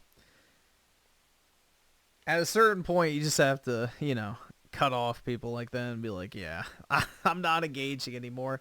You're just a damn, like, disingenuous motherfucker who is never going to give any sort of ground or admit that they were ever possibly wrong. So have a good one, buddy. Yeah, those type of people you just can't engage with. It's a no-win situation. Yeah, apparently Astrobot got like a big-ass update recently. And they added like a bunch of new levels and everything. They added PS5 Pro upgrades, so I might try that. Because I know there was already existing levels they added to Astrobot that I haven't played through yet. But yeah, I really like that game. Astrobot's fun. So, seems they're doing a lot of post-launch support, which is really neat. I'm glad to see that, you know, developers are actually supporting their game. Crazy. Yeah, if the gay romance scene didn't matter, why is it even in the game? That's the question. And why wasn't it in the first game? Well, we have a reason for why it wasn't in the first game. Because Henry is canonically straight.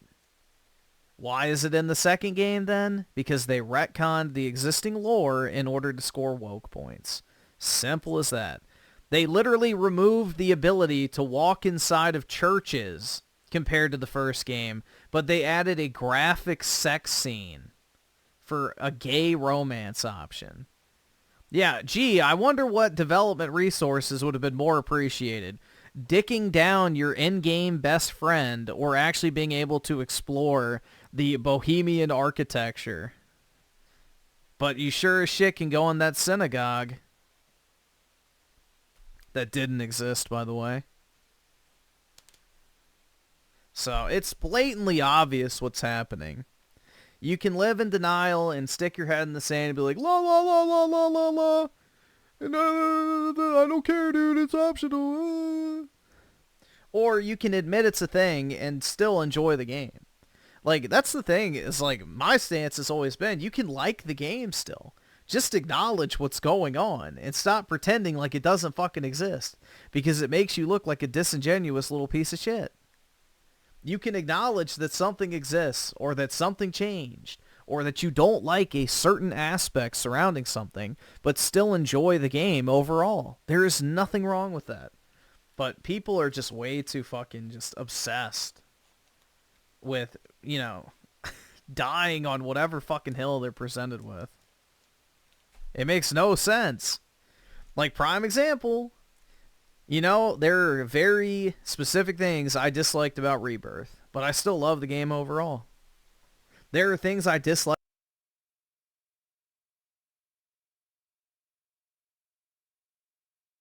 Like, just everything I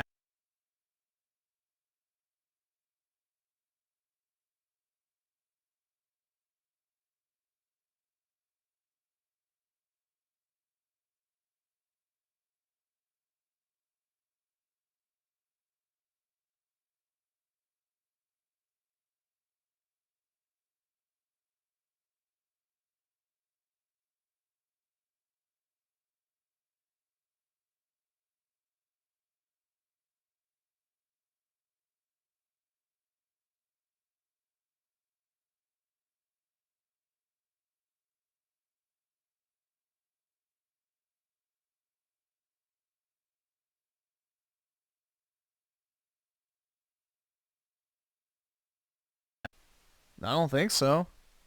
Refresh.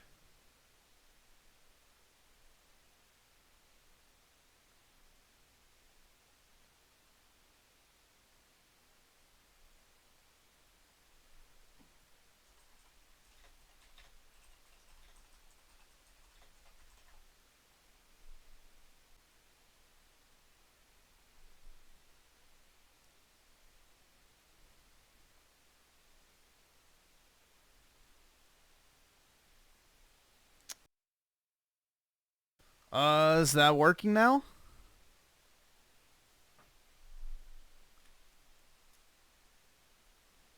Is it good?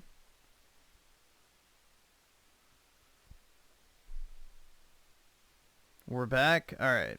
Yeah, I guess OBS just disconnected, or YouTube disconnected from OBS. The handshake got fucked up. I don't know. I don't know, man. Just a wee bit of technical issues. It wouldn't be a live stream without it. At least I didn't have to take a shit break. Knock on wood. I tapped on my dick, by the way. Budget game. Hey, you know, we got to work with what we have here. The shill bucks haven't cleared the bank account yet. According to everybody, I'm a shill or a grifter, so, you know, I just got to wait for the paycheck to hit. Any day now. Any day now, guys. I'll be rewarded for all my shilling and grifting. And then maybe, just maybe, we can get a stable internet connection. All right, awesome. Thanks, nigga. All right. Z here with the 10. I love Far Cry 5 a lot. I know it's flawed and has issues. I never deny that. And yet I can still like it regardless. These people just can't handle criticisms for things they like. Yeah, and like, prime example, like Kingdom Come has woke elements in it.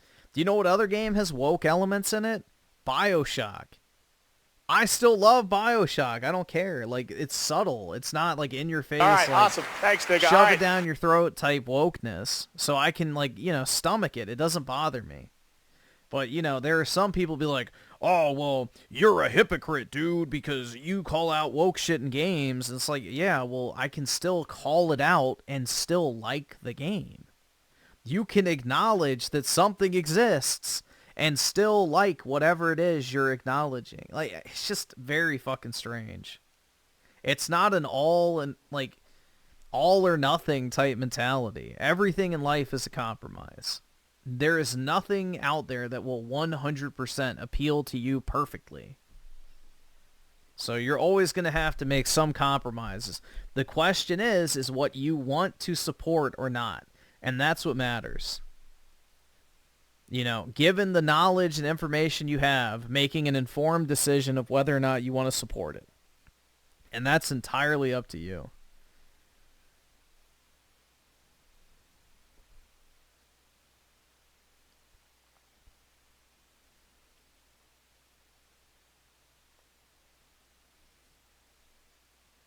How long have I had my PC? I think since 2018, so it's ancient now.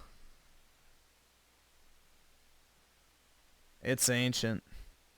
Renadog with the 5. Can I have Senator Armstrong, please? Let's see.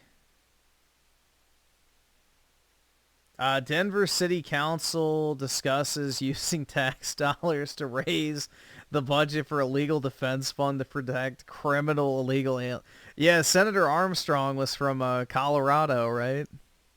So I want to be clear, the description of this item talks about the need for representation of the city in a congressional inquiry before the U.S. Committee on Government and Reform. And what we know is that the mayor is being asked to go and testify in D.C. in defense of the policies of this city, which were adopted by both the executive and legislative branches of Denver. When the city adopted a comprehensive set of immigration policies in 2016 and 2017, which was under the leadership of now Councilmember Torres and others, we also created a Denver Immigrant Legal Services Fund. And we as a city did that because of the just life-altering impact of immigration proceedings on people who live here and who have often come here as asylum seekers from really horrifying conditions under the general protections of international and U.S. law that say that countries have to take people in those circumstances. No, they don't. So as of now... You absolutely do not have to take in refugees. There is no requirement on that. Immigrants are 10 times more likely to succeed in their case in immigration court when they have representation, but 80% of those who are in detention, in proceedings who are detained in the Geo Group facility in Aurora are unrepresented. There are also 70... Rich just got fired from Tech Talk? Really? Do you got a link? Is it on Keem's Twitter or something? 7,000 pending cases in the federal immigration court here in downtown Denver, most of whom, to my understanding, are people who are not in detention, and most of those people also don't have attorneys. We are tied for last place in the nation as a state in the percentage of people who have legal representation in immigration court at 14%. So I'm really proud that we fund the Denver. All right, we'll watch it next. Legal Services Fund at about. We'll watch it now. I saw I saw a stream. We have another round of that funding that will go out to a multitude of local legal nonprofits in September. It's supplemented by private fundraising, but I also want to be clear that we haven't come anywhere close to meeting the need. And that we can expect the need for legal representation to increase if the federal government insists on detaining people who are here to claim asylum. I am looking at whether we need to increase that budgeted number in 2025 beyond what was budgeted, given the nature of this emergency. Yeah, that's right. Pay taxes to keep illegal immigrants in your fucking It's just batshit insanity, bro. Given the likelihood of... We need, like, a Sulla, a Cincinnatus, an Augustus, or some form of person to come in with absolute, unquestionable authority to just fucking clean house. Like, we will never fix this country unless somebody comes in with just pure, unadulterated power and can just basically wipe the slate clean. I mean, it's just fucking batshit crazy, bro. We're paying to keep criminals in the fucking country and give them lawyers. Increases in detentions and efforts to deport people who are asylum seekers, really for reasons that are at their heart similar to why we're approving this legal bill for this DC law firm today, which is that we're going to continue to defend our entirely legal local policies, not to do the dirty work of deportation for the federal government, and not to ignore the overarching international human rights law that says that when people are fleeing really abysmal circumstances, they have a right to claim asylum. No, they do not. Saying, I want money, let me fucking into your country is not a horrible circumstance. A horrible circumstance would be as if people are walking through the fucking streets, like literally just genociding everybody they fucking see. Like if you have death squads walking through your streets, killing every civilian in sight, that is a justifiable claim for asylum. Saying, oh, I want money. Like, that's not fucking justifiable. Sorry. Like, no, you don't get fucking money. Fuck you. You can get the fuck out. That's all you can get. I don't know, bro. That shit's irritating. What's this? Alright. Let me see. Is this it? Yup. So I was just fired. Start at 22:10. Okay.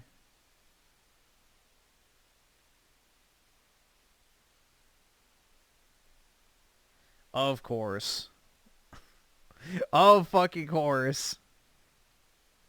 That's racist and xenophobic? You're goddamn right. Oh, on your link? Not that stream? Okay, so it looks like... Oh, I got you. Let me pull that up too then.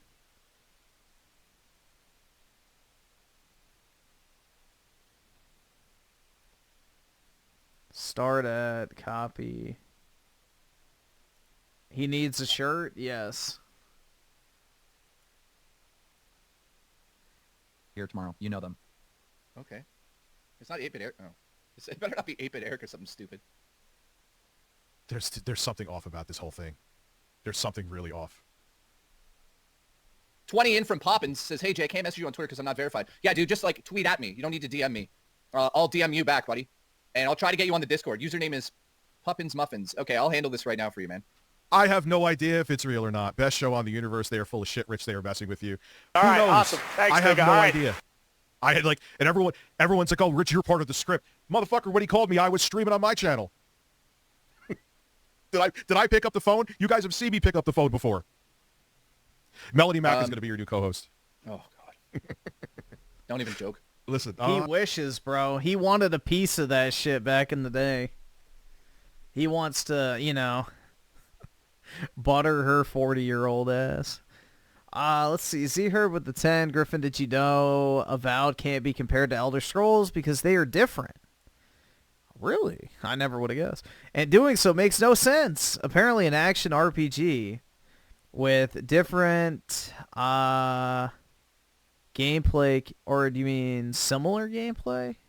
Shouldn't be compared. Yeah, they literally tried to make an Elder Scrolls clone. So that's the thing. It's a first-person action RPG in a fantasy setting that is almost identical to Elder Scrolls, but don't you dare compare it to Elder Scrolls, especially not the one that came out 15 years before it. That wouldn't be optimal. Or, God forbid, the one that came out 20 years before it. Yeah, I can see people saying it's Obsidian's best game gameplay-wise. But for all the reasons that people like Obsidian RPGs, it definitely is not. So, yeah. There's major cope going around for that game. I'm going to make jokes, man. I just roll with the punches. If this is real, it's real. If it's not real and I'm getting fucked in the ass, then maybe I enjoy getting fucked in the ass. Either way. One's 2 cents. If you can take that name and get it to one of the mods on the server, I just put the name into the chat. Well, I mean, I guess this is a stream. I don't even know what we're doing tonight then. You still want to do the news? You know what? Fuck it. We do whatever we want. Yeah, I'm going to do whatever I want. Let's just do whatever we want. So, hold on. I feel like we're missing something here.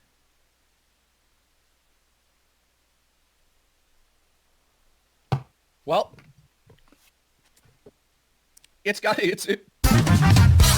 Sorry. You talk shit about my fucking sound from Dark Souls moaning. I'll fire everybody. Keem, I hear you. Keem, he fired me almost to the day a year ago. I didn't. Well, I'm watching it. I just got off the phone with Wings and Boogie, and I'm like watching the background. I heard you say that. And I'm like, oh god, now he's gonna think it's about Boogie. You've caused enough fucking problems. They told me he was wanting in here, and I just had one quick question for Rich. Okay. Mm-hmm. Do you think on DSP stream tomorrow he'll be making fun of you? Shut the fuck up. Get out. No, get out of here. Like dead ass. Get out of here. God. Oh my god. I don't know what's that. I can't tell them a fucking single thing. I bought that budget rig. I think I was talking to Jay about this before. Are you sure this is the timestamp?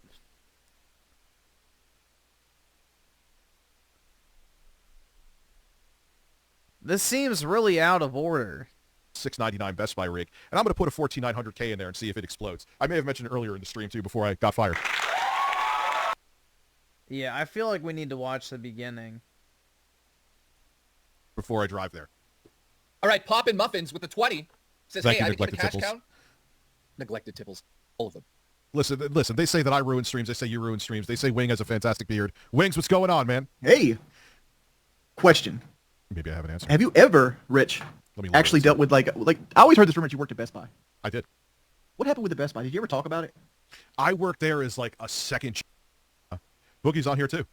Yeah, man, I'm really enjoying your Fellware stream, man. Like, I don't know. I feel like you're going out with a lot of dignity. I wasn't expecting that, you know? Yeah, I'm just gonna drink away my sorrows with seltzer. So you didn't get the email though, for real? Where would I have gotten? Email? Where would I have gotten? There's like an internal email for the employees. You guys are supposed to get like added onto it. Hey, what the actual fucking shit? What are you guys doing? What? What's wrong? Because Rich was fucking on tonight, but like I thought I was supposed to be on here with Jay tonight because like the replacement host isn't coming for tonight. I have not had a chance to speak to Rich yet. You told me you texted him this morning. And you're not blocked. Didn't you write him on Discord? Well, I did. I haven't had I got busy. I know for a fact Keemstar tried to reach out to you like an hour ago, Rich. Yeah, we were just talking about it. Let me So check. what? So why the fuck? What a way to do it, man. I obviously thought he knew. You can't know what you fire him on the fucking spot. What are you talking about? I thought he already. I genuinely thought he already knew, Jay.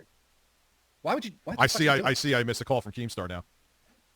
Guys, this is like so ass backwards. What the fuck? Keem, like. I got the email with like you offered him the severance package and like we were going to try to leave this amicably. I haven't even spoken to Rich yet, guys. My bad. Don't get mad at me about it. He's the one who didn't pick up the guy. Is this forced drama or is it legit? Damn phone. I didn't see I got a call. Wings just left. Yeah, I'm leaving too.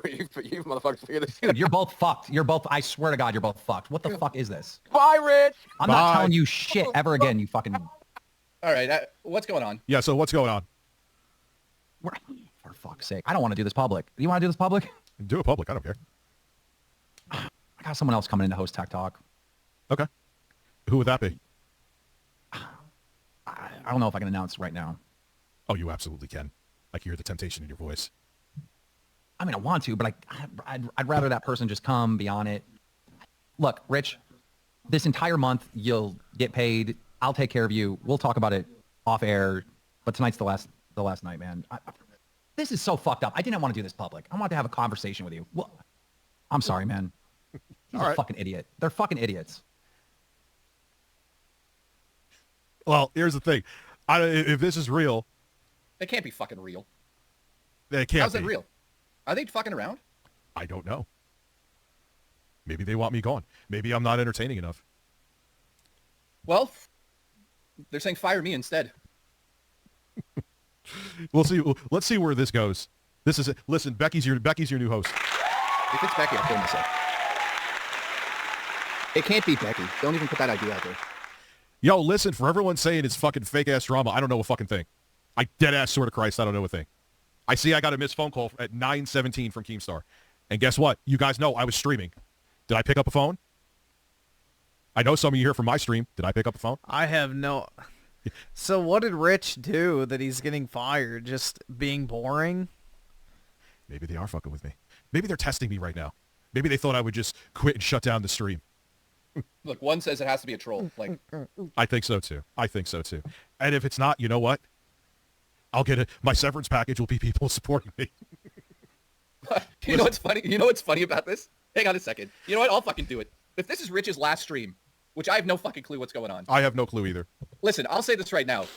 Everybody... Zero with the 5. I'm confused. How did Rich get here? Is that his editor? Yeah, that's his editor, but Keem paid him to do like a lolcow live tech show with his former editor, and apparently he's getting fired from it now. Everybody go sub to Rich's personal channel. I don't give a fuck. Go ahead. Everybody go sub. Dude, drop your... RTUSA. Yeah, you know what? You know what? What are they going to do? Pull us from the air? And the thing is too, like I don't even talk about the same shit. You guys know I'm like a fat hairy titted version of Xylee. No, we're not supposed to talk about our own shows here, but you know what? What are they going to do? My fucking streams don't cannibalize this shit anyway because I don't do the same stuff here. Wait, if there's an off chance this is real, listen, I bought computer parts. I was going to make a mini switch dock. Becky, you going to make the fucking mini switch dock? You going to put a 14900K in a computer? I don't want to stop touching the can. I'm going to keep twirling this can around. I'm going to fucking rub it against my nipples. How about that? Well, yeah, exactly. Oh, my God. I make a suggestion. Stop reading the chat right now. I'm looking to see if I got an email. I haven't checked my email. I don't even know if they know my email. I'll check all of my emails. I could actually do... That's a weird feature. You could do it on your phone. A weird feature? I feel like I'm in a puzzle with the... Let me do locale. How is that a weird feature to be able to check your emails in one place? That's been a thing on the Gmail app for like 10 fucking years. Let's see. Is he here with the 2? When did Rich and his editor settle? I don't, probably like a month or 2 ago, I guess. I'm not sure entirely, but yeah, basically they settled their beef because Keem paid them to do the show, essentially. I don't have an email here. No, I don't have an email here, too. I don't have an email. This is the weirdest fucking stream ever. Well, I mean, like I said, if it's the last stream, let's go out with a bang. Yeah, let's go out with... What bang are you referring to? I don't know. Well, what did he say exactly? I was like in shock. What did he say? Well, it's got to... Redemption arc. I don't know. This is Did something wrong. It's just... Well, Keem, can you do one thing for me if I'm staying on here? Yeah. This is I feel like you should have done that punishment with me. Now it's like you're getting punished. I'm not even saying that to... All right, nobody has donated the 20 and said kick this waste of space, Jay. Done. I'm watching, obviously, and yeah, you can still come to Fat Camp. It's just different host for the show.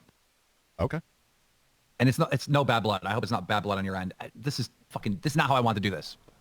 Nah, man, I'm not I'm just kind of rolling with the punches right now. People are probably gonna think I'm stoned because I'm kind of just letting this roll off of me, but I'm not. Nah, you've been more calm lately. I have been. This is what weed used to do to me. I mean, but now... you know what, dude? I'm just gonna be honest and open about this. You know, your streams, RTU streams, by the way, go sub to them. This time cuts into your streams anyways, and that's pissed you off the whole time. I know that. However, I have worked out a formula around it, so it did not fuck with it anymore. Oh, I didn't know that. And my audience is actually liking it because I do like a weird late night show, and it does not affect here either. Well, it would have been nice to know that because it was like a lot of little things. Like you have complaints about the showtime. It was this other person trying to come in. It was like the combination of many little things. And like yesterday I made this call and then I got tied up and I was trying to get a hold of you today. Also got tied up, called you at 9, couldn't get a hold of you. And then fucking you say one thing to these idiots and they fucking tell everyone, I guess. I guess so. And look, man, it is what it is. But here is the thing, is this was the one thing that I know I said I was quitting. I know I bitched, but I was like, you know what, fuck it. If I'm going to go balls deep with it, I'm going to go balls deep with it and see where it goes. And if it there might be also something else. It's not like you're like kicked out of the community, like you did something wrong. It's just... Well, Keem, can you do one thing for me if I'm staying on here? Yeah. Can you give Rich a 3-month pass in the Discord and he's allowed to invade any of the shows if he feels like maybe? No, he can do that forever. Okay, good. He can do that forever. I don't need 3 months. There's no bad blood. It's not like that. But Jay, okay, let me DM you right now and I'm going to tell you. Yeah. Who wants to come on here? So, you know what I mean? I had a big long meeting about it. Like I had to make some moves. I was trying to figure it out, and it was just like a combination of things. And fucking Wings and Boogie suck balls. I hate them, and I'm gonna punish the ever living fucking hell out of them tomorrow. This is what people are saying. It's Airsoft Fatty. I've never met him. I probably feel worse about this than you do, to be honest, right now. Dude, I'm just at a point with the past 48 months that I have had that I just roll with the punches. That's life. I got to say something. I'll do it. I have no idea who it would be. Since you and I have buried everything, you are changed. You know, I'll put that out there. You're definitely changed. You're not, you know what I mean? Like that whole phase that we went through is over. You know what I mean? It was. And I'll say this. I'm proud of you overcoming all that shit because it was a lot of shit all at once. Oh yeah, it's like me, definitely. At 100 miles an hour too. Wow, the surprise has been ruined. Damn it. Jay, did you get the message? Yeah, definitely me. Yep. Now do you understand? Yep. Like yep. I won't just. Yeah. It is. It's stuttering Craig. I'm kidding. It isn't. It's not stuttering Craig. No, but I get it. I'm looking forward to like a private call either later tonight or tomorrow where we can really settle up stuff and talk about maybe something else. Like maybe there's something else, Rich. But I just want you to know it's no bad blood on my end. No, it's all good. All right, thanks, man. Sorry, guys. Yeah, dude, it's definitely me. No. I'm starting to think, how can we get Boogie? Why the all right, there's no reason for me to do a stream on anyone else's channel, so like I would just stream on my own channel if I was going to do like a nightly show. In Wings pack. There's got to be something. Yeah, I feel like there's a piece of this puzzle missing right now. That's what I'm saying. Like those two came in here and it was really it's like what? If this is scripted, I ain't part of the motherfucking script. Well, I don't think it's scripted based on who he told me it is. So it is what it is. I mean, it's Tommy Tallarico back from fucking. It's not Tommy. I hate to say it. If it was Tommy Tallarico, his heart, no, he would be fucking terrible. Jesus Christ, he just wouldn't shut the fuck up for 3 hours. No, I don't get out. This is the nightly shit. Yeah, pretty much, man. No, that's not how I do it. That's not how I do it. It's Quantum TV, yes. Could you imagine? He's going to be reviewing TVs from a Best Buy. Rest in peace to Music Biz Marty, by the way. If anyone knows who I'm talking about, then you know. So obviously we have a docket tonight, but I mean, there's a lot of bangers on that docket tonight. I don't know if you even want to. What do you want to do? It's you take the show over right now. Go ahead. Well, listen. You can hold that docket over for the new host tomorrow. I guess so. Man, you know what? If it's real, I just roll with the punches. Just follow me on RTU streams. You know why I don't care about saying it, even if this is real or not, is that my streams are totally fucking different than this anyway. You know, it's not like my content is competing content with this. Let's see if Keem comes back in. I mean, I guess you could say kind of tonight because this is what we would do if we were streaming on my channel back in the day. Yeah. Yeah, I don't know. I agree with you. 6 cents. Something's a little. Let me do math on that. This is the strangest. Keem, where's Keem? I have no fucking clue where Keem is. Wings, listen, this motherfucker's going to get a DSP tattoo on his ass if he hits 1,500 members. I don't understand why you're so obsessed with that man. But Y'all make listen to him for fucking DSP and Becky all the fucking time. But hang on. Fancy Leo with the 15 Griff. To be honest, if Keem offered you Keem money, you might as well just get on your knees and sloppy top. Nah. I don't think Keem has the type of money to get me to actually suck a dick, bro. I don't know if he has that type of money. The amount of money it would take me to do that, I don't know if Keem has that. And hey, forget all that. Pause. We have to make that happen for him somehow. It's gonna be if you have you ever played Castlevania on the NES, Wings? A box art on there. Yes. But I'm gonna make Jay made the joke of Fat Dracula back in the day that Phil looked like Fat Dracula. Dude, there's no chance I would suck a dick for 500K. That's not even that much money in the grand scheme of things. My pride is worth more than that. I'm gonna make Phil's face Dracula, and I'll explain to you my obsession. I mean, he's pale enough. It's like watching A&E. It's like if you watch Hoarders on A&E. Phil's like that, or people who watch like My 600-Pound Life or whatever the show is. Phil's like watching one of those reality shows. It's like the fucking Truman Show. That's what it is. How do you feel about his new setup? Have you made a comment on this yet? The 2-camera setup? It's weird. It doesn't make like he needed to do upgrades, but it's weird. Like he did it like he has like just cameras in random places. Like a side angle for no fucking reason that he has no reason to use. He's doing an AI green screen where it like he's just floating in space. All right, so Keem doesn't come back. All right, let's see what Rich has to say.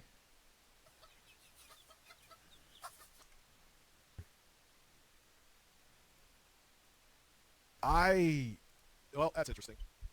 I'm muted. Check. No, I'm not muted. Well, I have no idea. Time to file for unemployment, okay. Well, it seems like it is real. Yeah, I check with people behind the scenes. If I wake up tomorrow and it's a bit, then it's a bit.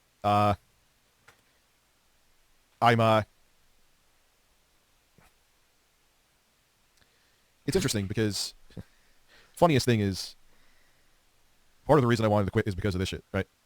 The back and forth stuff. And you know who kind of talked me into it? I'm not throwing shade at her. I'm just saying is that Lauren's like, stick to it because in the end, it'll be worth it. Yeah, just what I'm going to do. If this is real, which from some of the messages I got, it seems like it is. And what I'm thinking that they're seeing is that Jay would be the more stable one because I wanted to quit, because I thought I was being disrespected, blah, blah, blah, blah, and I thought it was a shit show. And the other person that they got, I do know who it is. It would be a better fit and there would be no drama with it. Well, King Spencer donated $4.99 through Super Chat. Yeah, I just wonder who the fuck it is. Like, this is kind of a cock tease, man. Z here with the 5. My hopes were high for Fable, but after Avowed, it's in the negatives, lol. I have no faith in it at all. I have no faith in anything Microsoft touches because they have yet to release a game, in my opinion, that is worthy of $100 billion in acquisitions. personally. But we will have to wait and see. You know, as the old Xbox moniker goes. Wait until. But yeah. I mean, Fable already looked bad to me, but yeah, after Avowed, yeah, zero faith. And same with Elder Scrolls 6. Let's see. Fancy Leo with the 15. Totally unrelated, but First Descendant runs better on my PC than Monster Hunter Wilds, which is kind of sad. I was looking forward to playing it, but 40 FPS is bad. Yeah, Capcom PC ports are usually very unoptimized. Like Dragon's Dogma 2, I know, was awful on PC. Same with console, though, so. Yeah, they don't optimize their stuff very well, especially open world games on RE Engine. It seems like it's kind of a disaster, generally speaking. I'm sorry, Rich. They treated you like shit. Fuck 'em. The whole pull of the show is seeing the dynamic between you and Jay. It won't be the same. Yeah, well, if it's true, it's true. I will say I'm going to, I apologize if I'm not on until 3 tonight. I'll probably stay on for half an hour. I mean, I got nothing else to do tomorrow, so the marathon stream will go longer. Becky, here, let me tell you how life works. Tower Dragon donated $5 through Super Chat. Love you will support wherever you go. I'll be on the streams watching when I can. Thank you, man. I appreciate that. I don't want you guys to think I'm reneging on a promise. I swear to Christ, I didn't. I could show that there's a missed phone call from Keemstar. I'll screenshot it so nothing else is shown because I don't want to make it like I'm leaking DMs. Here is the. It just it's not saying anything, so Keemstar relax too. It's not the photos. Rich is so lonely he used a female TTS. Yeah. I should use that too. Here. Can you see it? Ring, hit me back. Do you see it? Tell me if it's too much glare. If it's more forced drama, I don't know about it. I didn't quit. I got fired, so. No, it's not. Comic Book Chat donated $5 through Super Chat. The replacement is not 8-bit Eric, is it, or Becky, is it? No, it's not either of them. It's definitely not either of them. It is what it is, man. I'm going to roll with the punches. If I'm actually done, it's kind of bizarre. I mean, but everyone's like, Becky's still there and you're not. Julie, thank you for being a member for 14 months. Hi, Rich, that was a pretty shitty way to get fired. The whole thing is real. Are you able to say who is potentially going to be a replacement? No. Honestly, if it is real, I'm hands off. I'm good. I'm A-okay. It's Linus Tech Tips. Lee YS donated $50 Canadian through Super Chat. Feels like they are profiting more and more off by making you miserable lately. Positive vibes, man. Been a fan of you since the start. Vulture's highest viewed video are always the ones talking about you. Positive energy and hope for a better tomorrow. Yeah, I'm going to be all right. I'm definitely going to be all right. If this is real, if anything, it's more of a motivator. I can't really deal with it, like this kind of shit anyway, so if it's like, it's a joke. Geeks and Gamers, Jeremy here. You know. Maybe this was a ploy, too. Maybe this I'm trying to think of, like, who would be a good lolcow for, like, gaming stuff. And I can't really think of anybody. I mean, the only logical choice is DSP, but I don't think that's ever going to happen. Like a fuck you letter from people. Not Jay, I don't think so. I don't think it was Jay. Apparently he found someone he thinks is a better fit for the show. So. I don't know, man. I got a lot of thinking to do. And I had no idea that was happening. Like, I wouldn't have even went on the stream. Doom _ Master 1120. I'm trying to, bro, I honestly don't know who it would be. He donated $10. Low tier god. I don't know if he would do it, to be honest. Dollars through Super Chat. I bounced from that community now. Unsub from all. Unless you're there, I am done with it. The grab of the show was you and Jay. I could care less about anyone else in there. Kyle Denson. Here's a saying I haven't said in a while, and I'm saying it now, and I wouldn't say this because I love my children. I swear, my kids, I had nothing to do with what was going on there tonight. If it is staged, I was not involved in the staging. I don't know what else I could say to you. So. Yeah, I mean, it's a weird, like, I look at the bullshit that Becky brought there, and she's still there, but you know what? Unfortunately, it's the money that's us. Cast Jam donated $10 through Super Chat. I'm definitely canceling my membership. Keem is shady. You know what bothers me, too? Is the effort that I put into that show kept me away from here. Like, I missed making a lot of money. You know what made me think it was real, too? They would. Wait, what do you mean you missed? The stream was like an hour and 30 minutes. What do you mean you were missing a lot of money? Like, what do you do? That's what I really want to know, is what does Rich, like, do in a day? Like, does he just, like, lay in bed for 14 hours a day and then streams for, like, 3 hours at night? Like, I don't know what, like, he's so busy with. He could literally just stream in the middle of the day during, like, normal work hours and then do his lolcal live shit at night. Like, live streaming does not require much, like, preparation or anything. Like, half the time when I go live, I'm, like, fresh from outside, like, literally taking off my coat, sitting down, and then just streaming, bro. Dump my dog's food in the bowl, and I'm good to go. Like, I don't prep. I just go live. You can do all that shit while you're live. So it's just kind of weird. Like, he doesn't really do anything intensive. It's not like a Linus Tech Tips, like, live stream or some shit like that, where he has, like, a film crew filming him do, like, PC builds and that type of shit. I don't know, man. It would have never allowed me to keep on putting my live stream channel in there. I'm like, that's when I was like, ah, this is a joke. This is a ruse. This is a play on shit. Nah, it wasn't. When I saw they were like, let me put my link in there, I'm like, ooh, maybe there's validity to this. But getting back to what I was saying, to the effort that I put into that show, I did miss a lot of streams here. I did miss a lot of time here. So I missed out on a lot of money. Fancy Leo with the 15, some dude filled my buy order for a CS2 knife at $46 when it's worth 460. Shit. 'Tis time to feast well. Nice, bro. That's a good fuck up for you. So, congratulations. He's always switching stuff in between his office and stream. Oh my god. I missed out on my audience who expected me to be here. Luke donated $4.99 through Super Chat. You guys were getting subs faster than anyone else. Clearly you were scammed. Yeah. Who knows, man? Maybe this was a plot to get back at me. I don't know. I don't know what to think. I don't know what to think if they, Rich, we're just fucking with you as an elaborate thing. It's like, but what? You know? I mean, you remember in December, I was sticking to a schedule. I was here, and I'm like, man, I had this momentum. And between COVID and starting that show, it got me off kilter. Daniel donated $4.99 through Super Chat. Why can't you tell us who is the replacement? Did you sign an NDA? Hang in there, big guy. You'll be fine. Honestly, I don't even know. Thank you very much. I appreciate it. I don't even know if that's the reason. And that might be part of it, too. I don't know if that's part of the NDA. Yeah, the timing of Jay being fired a year ago. I thought of that, too. I don't know. So, maybe it was a long-term play. Sir Joseph Pesci donated $5 through Super Chat. Can we go back to shitting on DSP and talking about birds?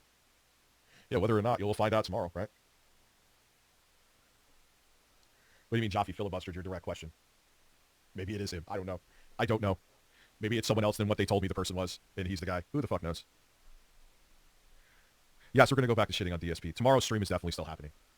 I hope you guys understand. It's not that I'm not coming through with the promise. If this was all staged, I wasn't part of it. You know? So.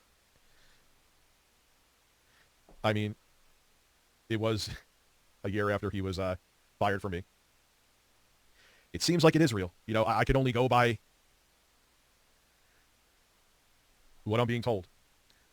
Does like the timing make me raise an eyebrow? Yes. You know, but we'll see. All I'll say is tomorrow is I'm doing the marathon stream, and if they're like, hey, surprise, we were just fucking with you. Bro, what the fuck? $350 goal for a 12:30 to 2 a.m. stream? Bro, I need to start raising my prices. A fucking 2-hour stream for $350? God damn. Shit. Which it does not seem like it. Daniel donated $4.99 through. I'm live from fucking 10:45 p.m.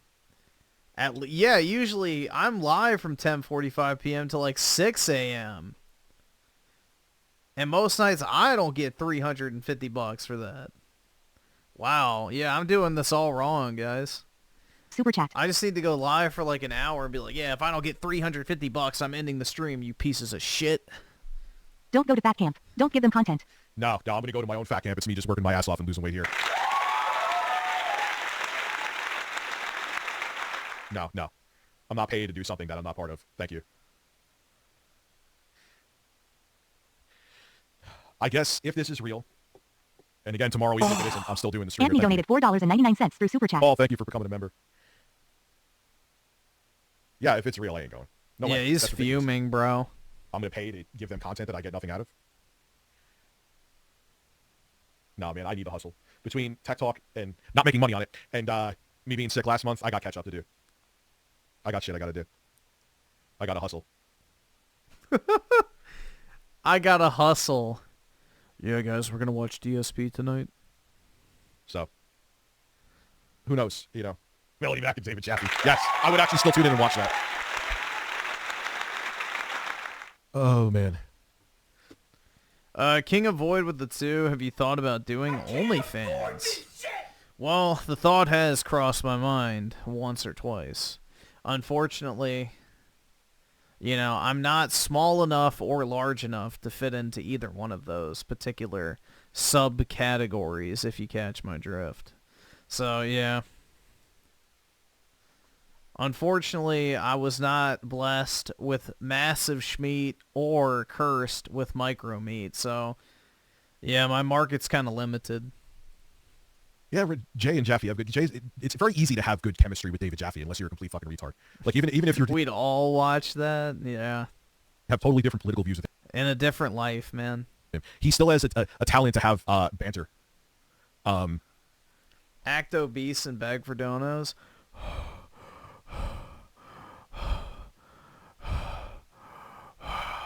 Guys, I need $50 to place an order on Uber Eats. If I don't get some more McDonald's, I might pass out. I just walked up my front steps.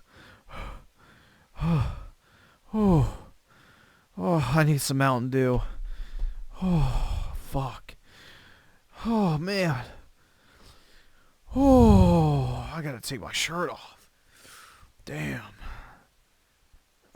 There you go. There's my my acting fat, bro. I don't know. I've never, dude, that's the thing, is I've never been like 400 fucking pounds, so I don't know exactly how they act, but I would imagine that's how a flight of stairs would have them feeling. With anybody, so they could very well be testing my skin thickness. Fruity Baboon, thank you. Let me go piss real quick and I'll be back for a bit. They could definitely be testing my banter. Yeah, he's a cool dude. Like, he's like me. Kyle, you and I disagree on shit. If I ever banned you, you know what I mean? Like, Keemstar didn't like the fact that I have a very small dick. Bruh.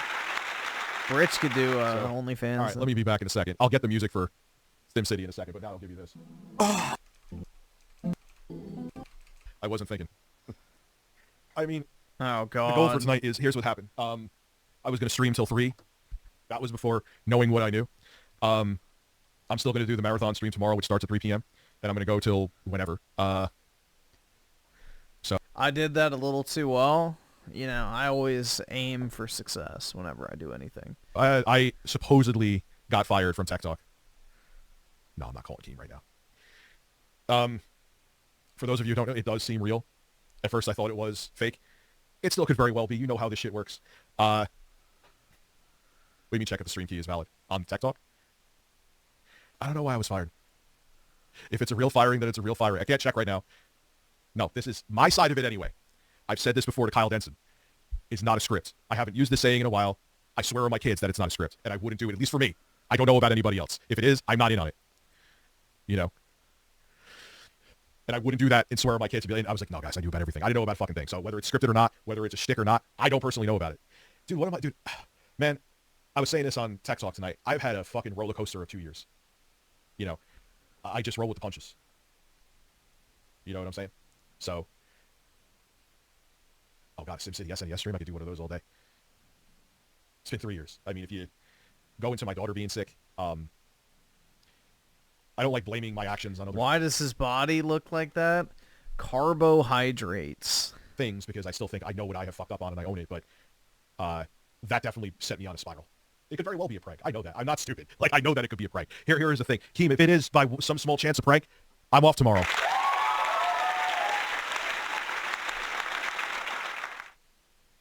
Thank you very much, Frog. I know it's going to read yours in a second. So, yeah, I know, like, tomorrow, no matter what, I'm streaming here, and I'm going to start it at 3 p.m. That's kind of like, I'm like, and I need to, like, regroup mentally, real or not. You know what I mean? And if anything, it'll be good because then I'll have more energy for that. And I can wake up earlier. I can get the other capture cards set up here, so I'll be able to stream Dark Souls from another computer so that disaster doesn't happen again. And if I'm actually gone from there, Oski Woski with the 5. I come back from a nap and I see a naked man on my screen. I may take another nap. Yeah, I don't blame you. You go from dreaming to a nightmare. That's right! That's all right, awesome. Thanks, nigga. All right. I do not blame you. Like I said, I'll show me putting the 14900K, Core i9, 14900K in the budget rig that I got, which probably has no business being there. It'll probably fry the VRM, but...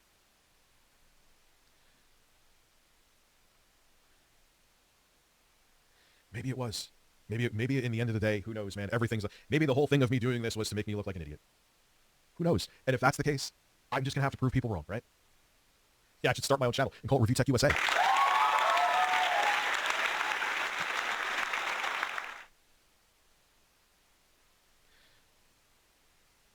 Thank you very much, 6'Dig. I appreciate that, dude. If he was smart, he would just start a new channel called Review Tech USA and just make like new types of content on it. Keep the name recognition, and then also, you know, you get a fresh start to make whatever type of content you want. I'm just not reading it out right now because I know it's going to read it out. I don't, dude, if this is all real, first and foremost, my number one audience while I was doing Tech Talk was here. It wasn't even a money thing. That was a concern of mine because it kept me away from here. I had a schedule going. I was finally back. My head was in the right place in December. If you remember, I was streaming almost all the time. You know, that was the one thing that did concern me. I will go back if it was all a ruse, but I will not. I'm like I said before, I am off tomorrow in live streaming here. Yeah, a Griffin Tech channel. The guy who's never cleaned his computer out once. You put me through those theatrics. I'm doing that tomorrow. Well, you know what? If that was in the end was some elaborate ruse to get back at me, kind of worked it away if you think about it. Rich, you are still a man, and thank you for that. Hopefully I am. Do you think the host will vibe with Jay? Probably, I'm sure, if this is all to be taken at surface level. Persipacity, apparently, allegedly, I was fired from Tech Talk. No way can you even fire me? Well, I thank you, Hawk. Thank you. Yeah, I would never review budget tech. Like MacBook Pros, iPhone Pro Maxes, PS5 Pros, 5090s, 4K, 144 hertz monitors only. Yeah, nah, I don't like budget tech.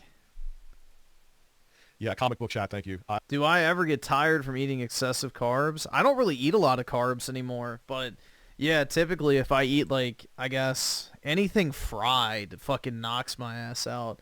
But yeah, anything with like a lot of rice or anything, yeah, I guess so. It makes me tired. Honestly, thank you for your member for 7 months, too. I honestly thought it was strange that Keem offered you a show after all the history you and him have, but I think your own show is honestly better. Well, I appreciate that, too, man. So, you know, if it all holds the way it is, I will show myself putting the processor in here. Life is weird. Life is definitely strange.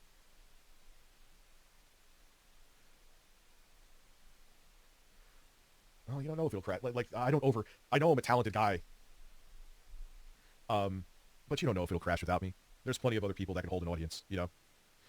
What was this said? I was only watching. I was happy you and Jay were together. I think Jaffe would come on here still. I'm sure he would. Yeah, I'm sure he definitely would still come on here. You want another Baja Blast, but it's 2 a.m. already? Or are they closed? Well, you generation, that's because you sleep during the day, bro. You know?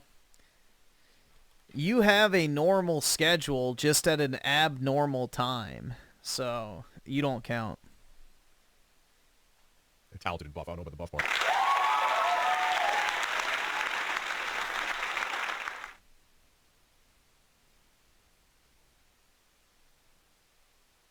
Dude, who gives a fuck about Kino Casino? In the Discord, his girlfriend or ex-girlfriend was like, she found out I was like based, and I was like, how's your meth addiction doing? Are you still struggling with that? Oh man, listen, Billy Mitchell is the new host.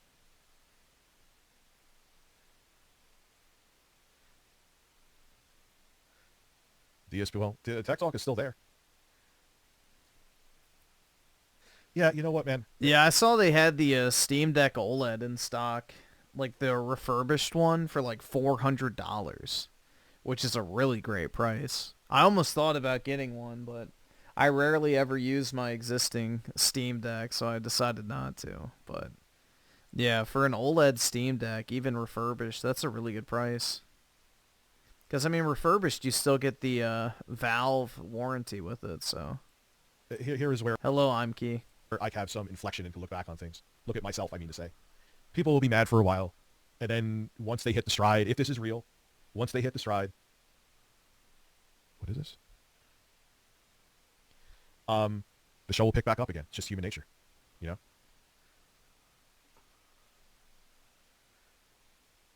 So...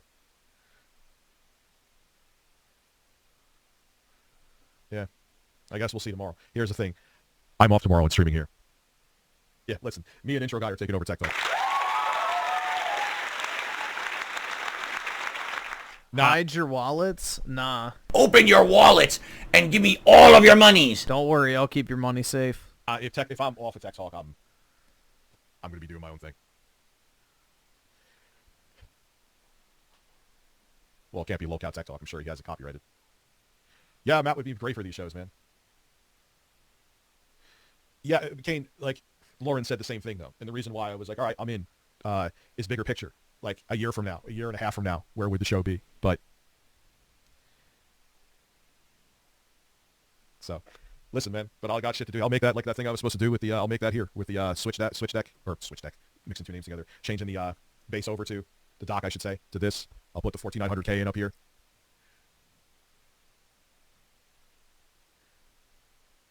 Or who knows? Or the show could fucking blow up, dude. Who knows? Like, I don't overestimate my self-importance. I know I can hold an audience. I've done it now for well over a decade. God, I sound like Phil, but you get what I mean. But there's plenty of other people on the planet that could be entertaining and hold down a tech show. You know? So, we'll see. We'll see. All right, guys, I'm going to go to bed. I will be here tomorrow. I'm actually going to schedule the stream now. And, of course, it fucking crashes right when I'm about to end the stream. To have it scheduled. You generation with the 2. All right, I got you. Give me money. Give me money. Open your wallet. Give me money. All of your money. Griffin Gaming. Give me money. Open your wallet and give me all of your money. I wonder if Rich is starting to regret his decision. Yeah, oh yeah, definitely. 100%. And I'll see you guys. Maybe it's a punishment for mentioning DSP. Yeah, that's it. I got fired for Philip. Because if this is taken at service level, how'd you get fired and not Becky? Someone asked. Who asked that? I can't see. You have to understand something. Money talks. Becky's making money there. I wasn't making money there. So if this is not a ruse and all taken at surface level and there's no theatrics behind it, that's how life works. Especially in the entertainment business. I'll see you guys tomorrow at 3 p.m. Eastern Daylight Time. Apologize I'm not staying later tonight. I think most of you understand. And I'll make it a banger of a stream. Have a good one. And the timing of when it happened to. We'll see how it fucking plays out. I'm going to bed. See you tomorrow. Thank you, guys.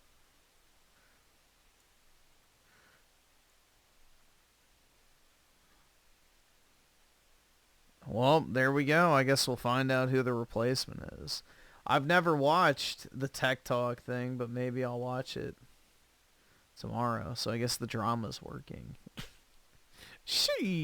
Oh, wait. Fuck, not subscriptions. Home. Bro, there it is again. Nice. Hopefully they do actually push this video in the algorithm. It's actually doing pretty well. It's almost at 14,000 views right now, which is good. So, I don't really expect it to do crazy because I basically went 2 months without uploading. So, I've repeatedly fucked myself in the algorithm. So, I've accepted the fact that I'm probably not going to get a ton of views on stuff. But, you know, it's actually trending pretty well. Because my Kingdom Come video is at like almost 28,000. And this one's trending way above that. So, at the same point after upload. Video shorts, my dude. I need to make more shorts. I do. I know, like, the shorts here are all like thirst traps. But I unironically do need to make more shorts. That's how you grow now on YouTube. I get like 100 fucking emails from them saying, make shorts, make shorts, make shorts, make shorts. You know, shorts are how you grow your channel. Shorts are reaching new audiences. Shorts, shorts, shorts, shorts. Shorts translate to views on video. Like, They're desperately trying to get you to fucking make TikTok videos, basically.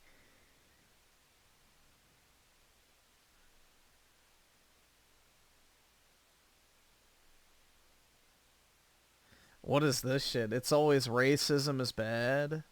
I love out of like the 75,000 death threats you guys are sending me, like that literally affects me at all. Every single one is literally about being white and the color of my skin, and inherently very like racist things. Yeah, the white people. And I'm like, oh, it's so funny. You guys are like love and tolerance, anti-racism, but then it's all you guys Yeah, fuck white people. do. It's like the silliest thing ever. Me and my friends were talking. It's just so funny. This is literally. Let me guess what the average profile pic looks like. Fat, black, and female. I guarantee you I'm right. 90% of the messages that are being racist towards white people, FBF, fat, black, female. 100%. They are the most openly racist people on the entire internet, and it's not even close. Why no one likes you guys or wants to support you. You're like nuts. This is not how mentally stable people act. You know how many successful people have sent me a mean message? Zero. That is pretty true. Dude, Red Note's not the real internet. That's like fucking China. The Chinese are extremely racist. I'm talking about like the US sphere of the internet. I'm talking about our internet. Like if you open up X, the most racist motherfuckers on that app are fat black women. Like, and it's not even close. Like, show them a picture of a black athlete with a white girlfriend, and you will literally start World War III on that fucking app. Those fucking beluga whales will come out to breach. Like, if you want to go whale watching, just post a picture of a famous black man with a white woman as a girlfriend or wife, and the beluga whales will start breaching. Don't you worry.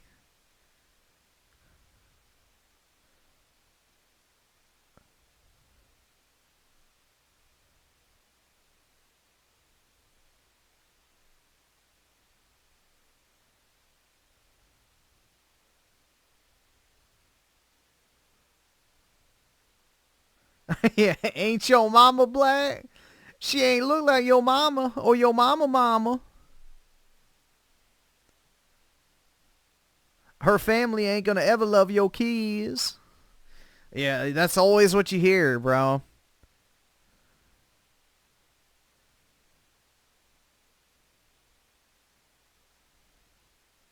Meanwhile, they're wearing a fucking weave styled after a white woman's hair, talking about how much they hate whites.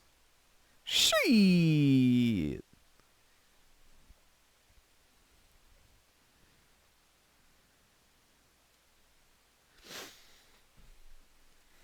Quite sad, isn't it?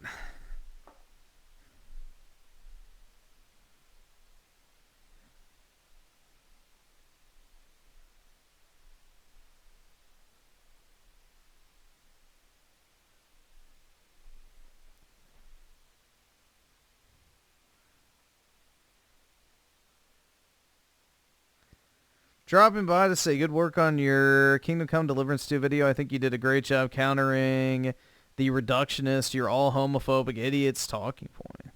Well, thanks, man. I appreciate that.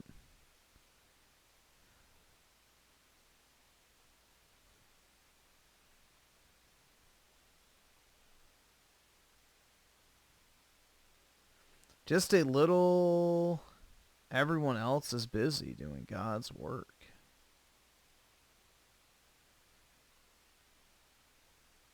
But yeah, it's very interesting. I don't know, like, usually the first people to cry racism are the racists. So, that's like a time-old saying.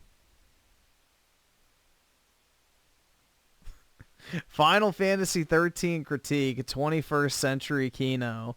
An hour and 57 minutes. Holy shit, man. Wow. Yeah, we should do a race war stream where I make fun of different races for an hour each. So like a 10-hour stream where every hour is split up by making fun of a different race, and then we pivot to the next one when the next hour strikes. Yeah, that would be a great way to keep my channel up, guys. Hell yeah. Oh my god.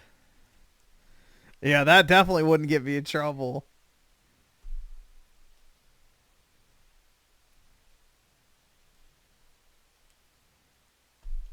That definitely wouldn't get me in trouble with YouTube. Yeah, I know like people have made the race tier lists and everything like that, but... Well, Keemstar never actually said it on YouTube. He was on Blog TV with his fucking hands up, and he wasn't starting his fucking self. So he was on Blog TV, bro. That was when he was already banned from YouTube.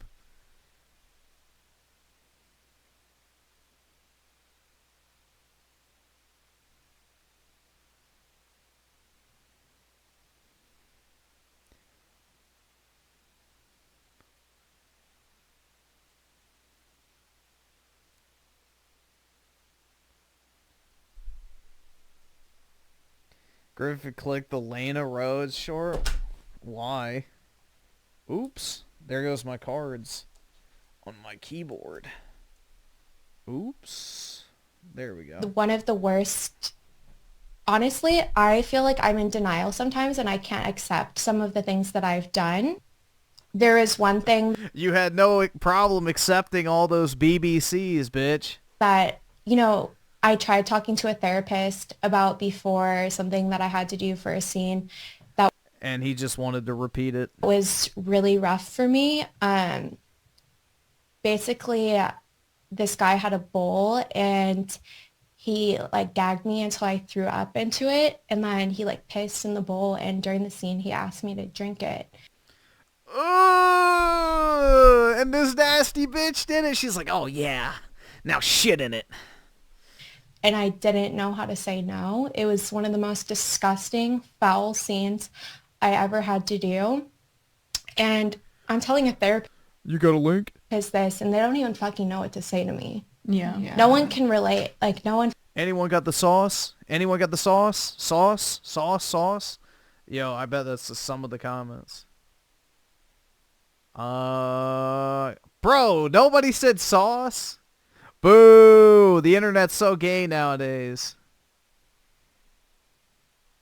Back, like, in fucking 2010, the #1 comment would have been sauce.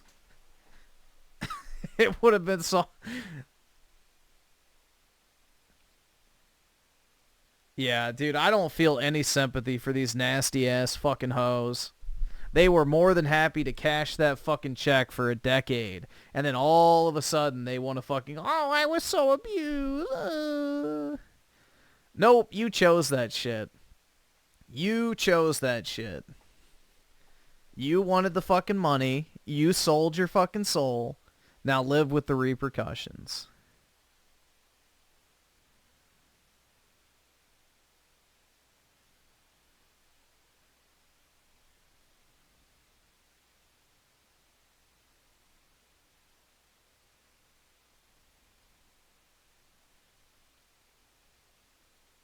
Ascended with the 2. Here you go. Sauce? Yeah, exactly.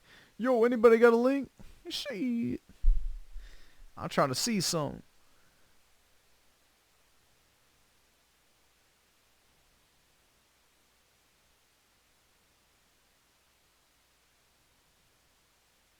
I can't afford this shit!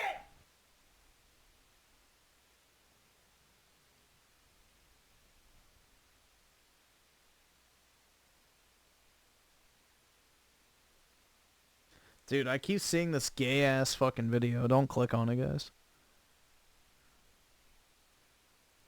I don't know why they keep recommending that shit to me.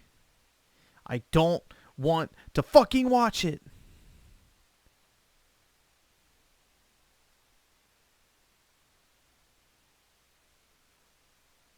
They don't make games like this anymore. Ah. I agree. Oh, so cool. God. Yep. This game holds up so well. Visually, it's incredible. You know, Griffin wants to marry her? Yeah, her. This one.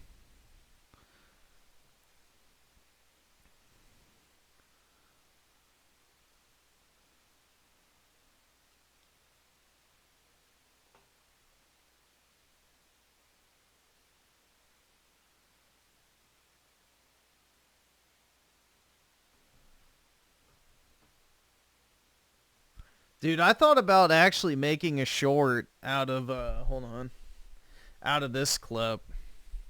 I thought it'd be, pretty good.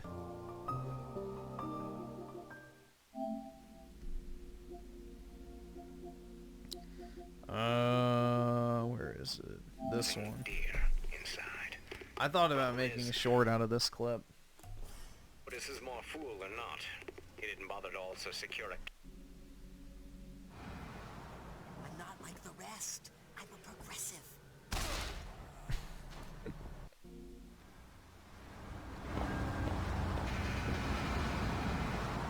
I'm not like the rest. I'm a progressive. I don't know what to caption it, though. I don't know what to caption it.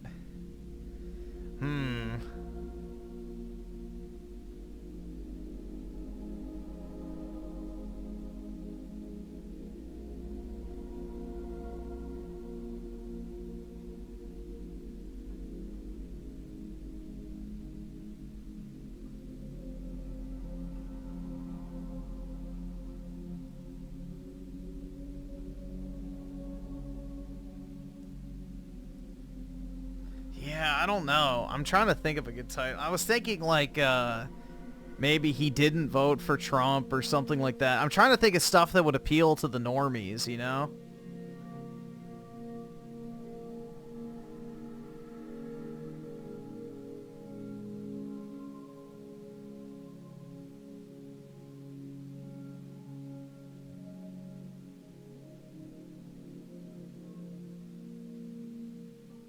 Or maybe he's not like the other guys. Or something gay, like, I'm trying to think of something that would be, like, super fucking, you know, just normie coded. He's not like the other guys. Yeah, Project 2025. Alright, that actually might not be a bad one. Project 2025, that one might work.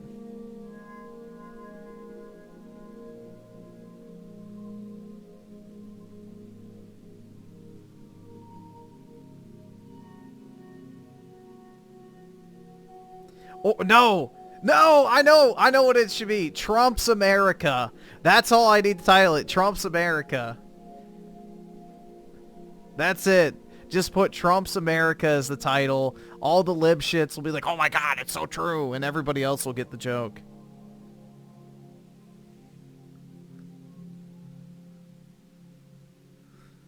Trump's America, I feel like would probably be a good one for that. I'm not like the rest. I'm a progressive. And then I'll put at the end, I'm Donald Trump and I approve this message.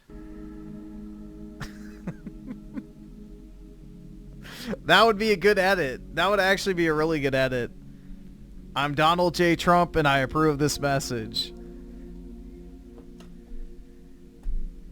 That would actually be good.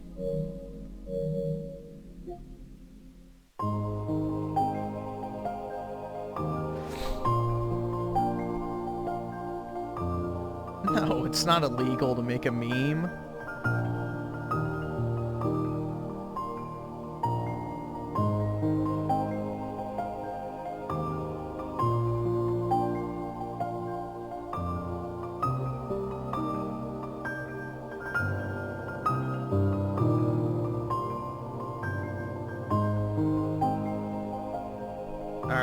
Let's see. I need to get a USB-C, or not USB-C, thumb drive, so I can transfer stuff off my Pro, because they got rid of the USB-A port on the PS5 Pro. So, although maybe it's coming back. Oh yeah, there is one. I think there is one on the back, so I might be alright.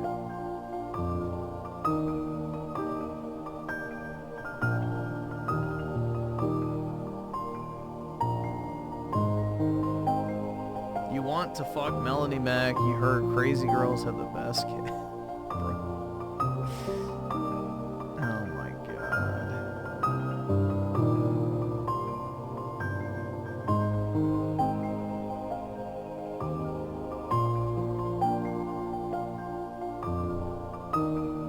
Only Disney shit Griffin like. Well, I haven't determined if I like it yet. I haven't decided if I fully like it yet or not.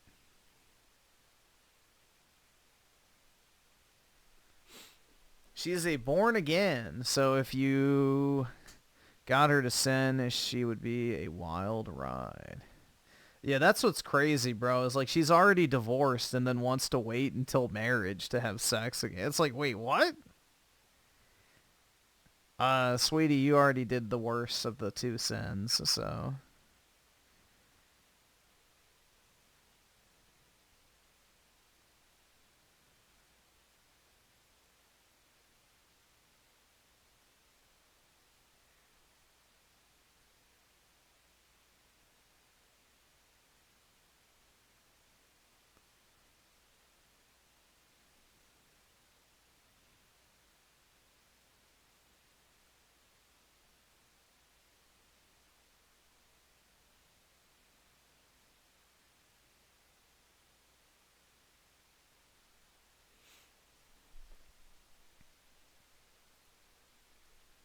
See if anything else pops up.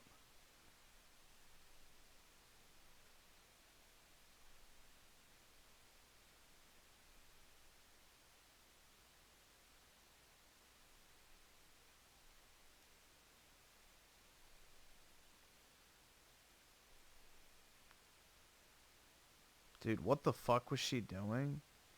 Alright, I thought she was like stroking a fucking dick. Oh my god. I was like, bro, what the fuck is this bitch doing?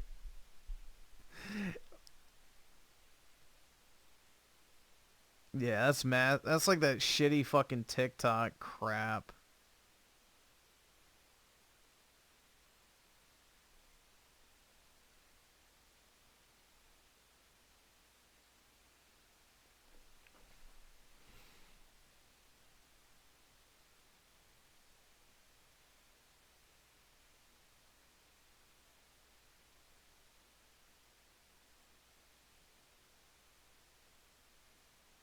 Do I have a fan going? Yeah, I do.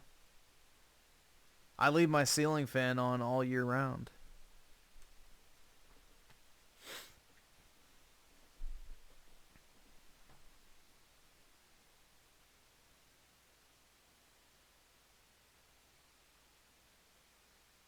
You hear static. Well, that's too damn bad. I don't care enough to turn it off.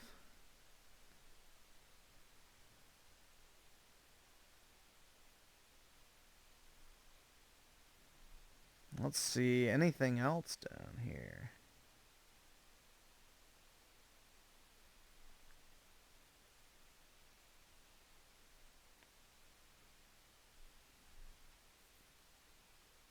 Oh, I fucking hate this guy.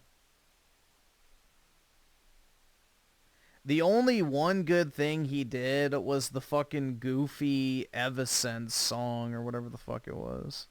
The Wake Me Up Inside song. That's like the only funny thing he's ever done. Other than that, he's fucking annoying.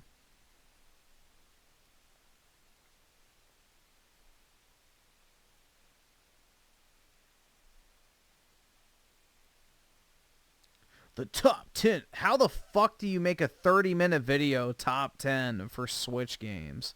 Be like maybe 5 minutes. Oh, I guess if you gave a very brief synopsis, maybe 10. But 30, bro? Come on.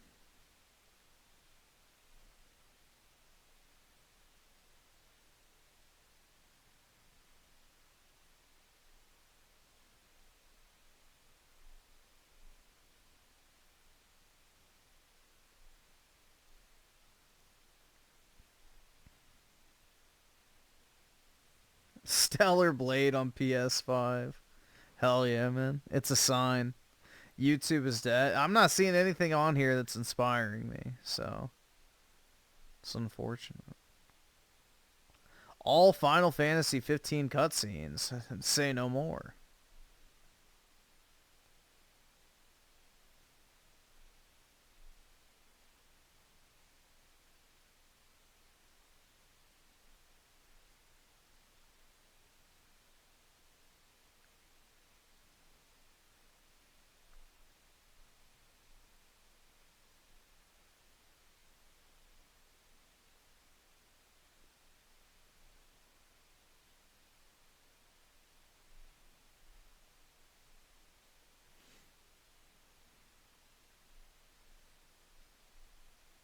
Yeah, there's like nothing, bro. Usually I can find something that like piques my interest slightly.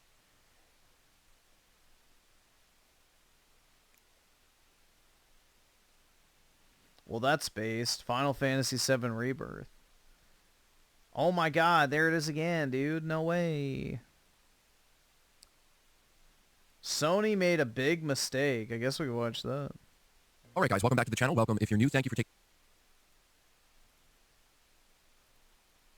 time out of your day to check the video out. We have more PlayStation news, rumors, and leaks to go over and cover today. And we're starting talking once again about Astrobot. This time, how it took... Well, I'm not signed in on this tab. This is purely an incognito tab, so it refreshes every time I close it out. So it's based on what we've watched. Took the Game of the Year award at the DICE Awards 2025. Being reported by WCCF Tech, Team Asobi's Astrobot has dominated DICE Awards 2025 with 5 award wins. Outstanding Achievement in Animation, Outstanding Technical Achievement, Family Game of the Year, Outstanding Achievement in Game Design, as well as the most coveted award, Game of the Year. It's another big victory for the platform game, which had already received the Game of the Year prize at Jeff Keighley's Game Awards ceremony in December and at the New York Game Awards last month. So far, when taking in most outlets and organizations, Astrobot has put itself far ahead of any other game released in 2024 when it comes to Game of the Year awards. So this is something I just wanted to take a moment to let you guys know about, because we did just get the announcement that there's going to be more free DLC that's released on a weekly basis, once again, some new levels to play through. And on top of that, Team Asobi did confirm that part of this update is a PS5 Pro upgrade for Astrobot, which is very welcome. Of course, the game already looks great, but the fact that it's going to look even better if you're playing it on Pro is nice to see. And so, yeah. I do think it is nice that they keep upgrading, or not upgrading, updating this game and like adding to the existing content for free, you know. Most games could take a lesson from that. Just more awards being scooped up by Astrobot. I'm sure both Team Asobi and Sony are very happy about this. But moving on to the next topic, we have an update on Lost Soul Aside. This was a game that was featured at the most recent State of Play, and it did get a release date of May 30th. And so we are looking at insider Bill over on X, who says, good news, Lost Soul Aside in physical disc for PS5 will also be available in the North America region. So it was confirmed not that long ago by him that there was going to be a physical version in Europe. But now we're getting an update that in the US there will be a physical version for $60. In Canada it will be $80. And, you know, he's showing a look of the box art, but it's, you know... Yeah, I'll be playing this. Hopefully it turns out to not be shit.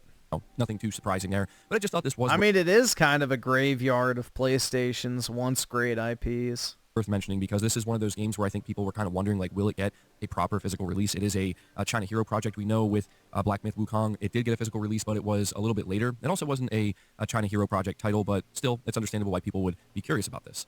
Moving on to the next topic here, we have an update on last week's State of Play being reported by VGC. They say last week's State of Play presentation from Sony had more concurrent viewers than any State of Play before it, a new report claims. According to Streams Charts, the February 12th presentation had an average of 1.8 million viewers when all streams and co-streams were taken into account. The report says that at its peak, the viewer count hit 2.18 million concurrent viewers, which it claims is the first time a State of Play has ever broken the 2 million mark. While the main feed on the PlayStation channel saw a peak of 656,000 concurrent viewers, Streams Charts says it's the number of co-streamers also shown. Bro, why is he saying concurrent? The way he's saying that is really annoying. Concurrent. Just say concordant, right? That's better for PlayStation. Presentation that led to the record-breaking viewership. So, just wanted to take a moment to highlight this because, it's interesting to see the different reactions to Sony's State of Play, but it does seem pretty clear that these State of Plays are beginning to garner more and more viewership, even though sometimes after some of these State of Plays, people walk away feeling like it was disappointing or not what they were expecting or just overall not feeling too good. I think that there are a lot of people who actually did appreciate what they saw as well, and so it's just something that maybe is worth kind of pointing out here, that every time there's a new State of Play, it does seem like there are more and more people tuning in. We'll have to see if this trend continues or not going forward. But moving on to the next topic, we're talking about Days Gone Remastered, and I have a report here from Push Square, and it says the announcement of Days Gone Remastered may have received a brutal reaction from disgruntled PlayStation enthusiasts, but the release has rocketed up on the PlayStation Store pre-order charts.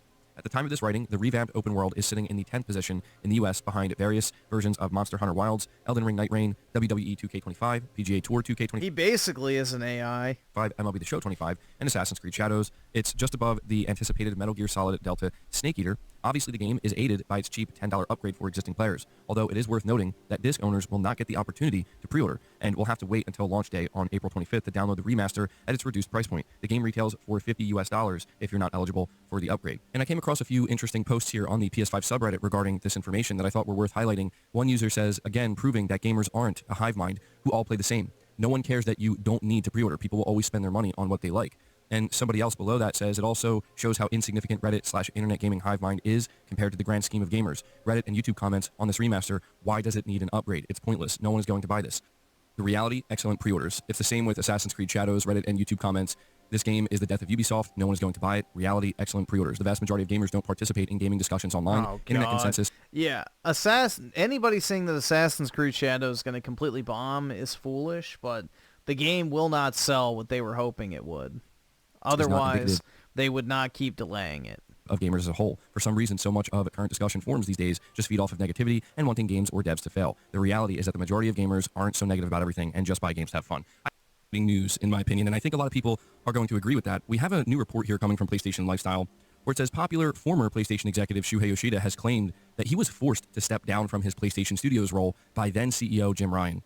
Yoshida, who recently resigned from Sony Interactive Entertainment after more than 3 decades of service, was president of Worldwide Studios until 2019. The division was rebranded as PlayStation Studios in 2020. When Yoshida announced that he was stepping down as president of Worldwide Studios after 11 years and taking on the role of PlayStation Indies boss, many suspected that he had been demoted. In a new interview with VentureBeat, Yoshida confirmed that this was indeed the case. Moving from first party to indies, well, I had no choice, Yoshida admitted. When Jim asked me to do the indie job, the choice was to do that or leave the company. He was subsequently replaced by Herman Holst. So what's interesting about this is we never really knew for sure whether or not Shuhei Yoshida was officially demoted, right? Like whether he was officially asked we knew he was on the demoted. indie role as if, this is the only thing left for you to do. He was demoted because he blew a shitload of money on Death Stranding, which flopped, FYI. So, he spent way too much money on Death Stranding. I remember that. It maybe at the time did kind of seem like it was something he wanted to do after running PlayStation first party for so long, maybe wanting to just kind of chill out a little bit and start working with indies. And he did a very good job with that, of course, and he seemed to honestly really like it. But this is sad news because one of the biggest things that people really loved about Shuhei Yoshida being the head of first party is just simply how good of a job he did. He was the head of first party for the PS4 generation, and look at the way people view that generation. It's not to say he didn't make his own mistakes, and we've talked about that in the past, but it's just the fact that Jim Ryan basically came in and was like, yeah, no, I don't want you to run this anymore. We want this guy, Herman Holst, to do it. And it's no offense to Herman Holst, but it's like, look at the difference. You know what I mean? A lot of people kind of look at Herman Holst and they're like, how is this guy still the head of PlayStation Studios? It's not to say everything he's done has been bad, but... Yeah, pretty much everything he's done has been bad. Horizon, dog shit. The new direction of PlayStation, dog shit. He needs to go. He was the mastermind behind Concord, so... There's just no denying that people are going to be frustrated and annoyed, understandably so, as they should be, when you kind of realize that this entire time, if Jim Ryan didn't force Yoshida out of the first, the head of the first party role, he would still be running PlayStation Studios. And let's just face it, man. If you're stacking up Shuhei Yoshida to Herman Holst, I can tell you right now who everybody's going to choose to run PlayStation Studios. Spoiler, it's not Herman Holst, right? So hearing Shuhei Yoshida come out and talk about this, and especially when you look at how it seems that Jim Ryan really messed something. That's like the most stereotypical Chinese name ever. Jing Li. Oh my god. Talk about this, and especially when you look at how it seems that Jim Ryan really messed some things up. It he is did some kinda things funny, well man. and good, but generally speaking, Jing it really Li. seemed like he messed up a lot of things internally at PlayStation. Almost as good and as we were Bing always kind of wondering, Chilling. like, was he asked to step down? Did he actually retire? Seeing something like this, Oh I think my just kind of God. reaffirms that, yeah, I don't really think Jim knew exactly what he was doing, because the idea of going to replace Shuhei Yoshida with Herman Holst because you think that's the better thing to do and not because Shuhei Yoshida wanted to step down from first-party studios is kind of wild. But maybe it does explain a lot. She's hot? Oh, I wasn't actually paying attention to what she looked like. Yeah, she's How pretty it attractive. seems that Holst, right? So hearing Shuhei Yoshida come out and talk about this, and especially when you look at how Definitely better than that one Asian chick last night, that's for sure. The fucking sub-5 Toad on stage with Greg Miller. So, she's way more attractive than that fucking sub-5 Toad.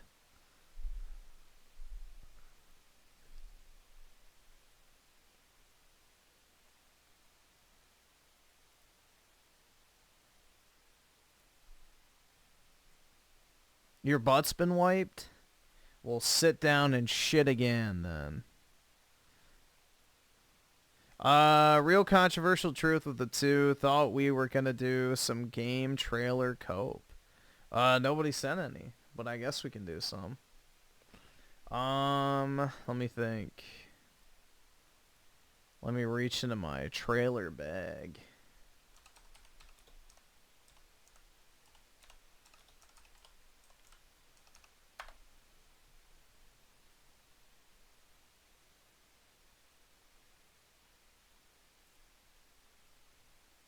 Peggy 18. 14 years ago, bro. God damn. I'm old.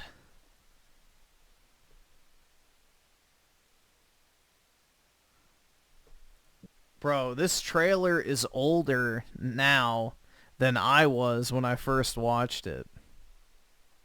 Bruh. Yikes.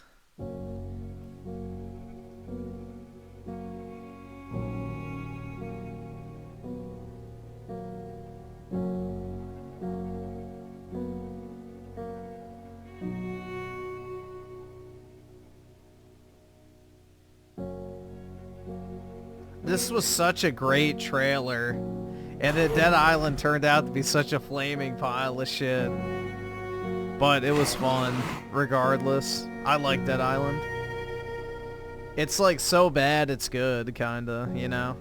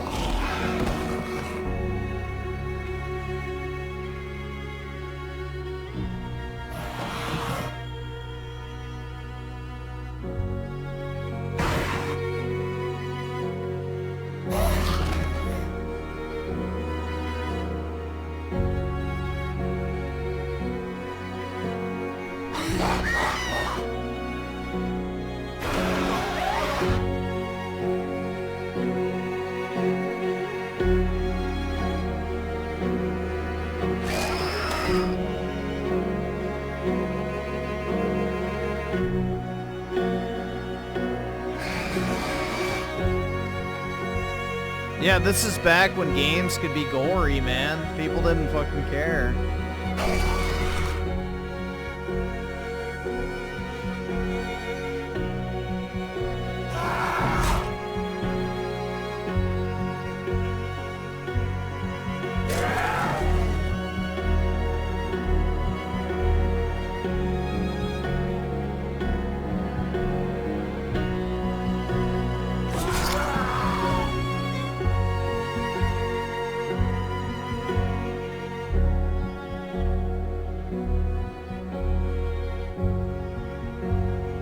Yeah, I like the music in the background a lot.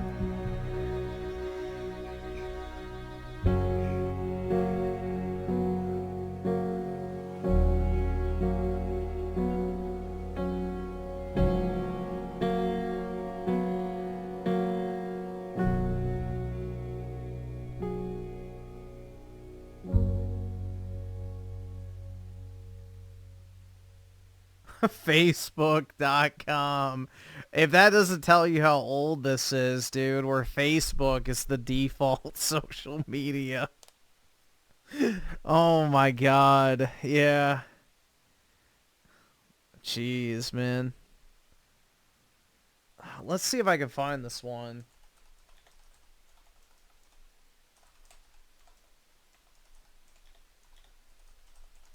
I don't remember which one it was. Hold on. Maybe it was this one.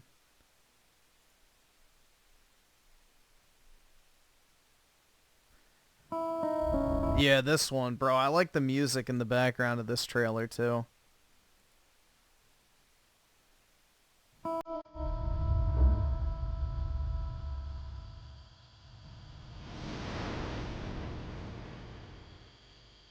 Before time was born, a bright kingdom was created for the angels, a dark realm for the demons, and a world for mankind. But war, rider of the apocalypse, destroyed the earth before its appointed hour. Or so it was claimed. To spare his brother from oblivion, the second horseman rode forth. And his name was Death. Edgy! Hell yeah, dude.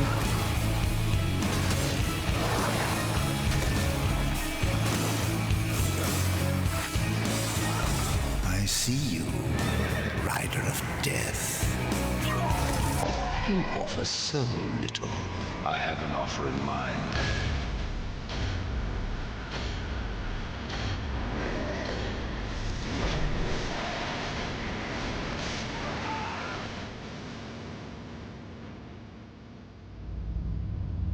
Is he the end of man, or the beginning?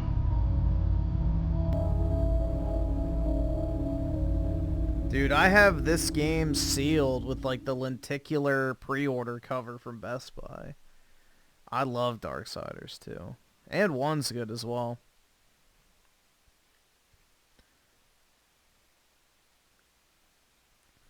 We just like, dude, where is this tone in gaming anymore? It's gone. Absolutely gone. Let's see, what other trailer?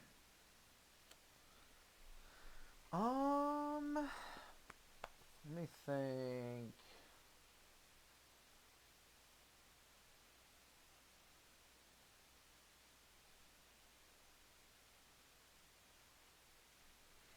I guess we could do...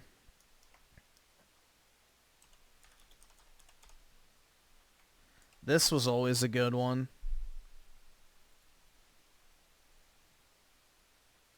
Peggy 18. I always wish they made like an Assassin's Creed movie in this style. Like when they announced the Assassin's Creed movie, I really wish they would have just done it like this with the CGI. It would have been so much better. Like this shit's actually really good.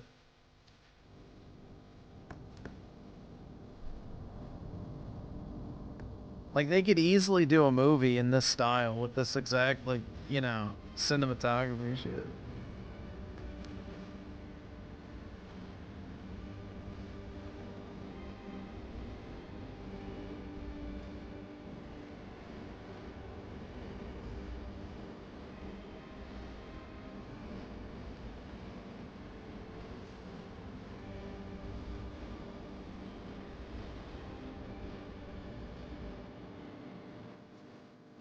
I love the way they handled the end of Ezio's story in this game. They did a really good job with it.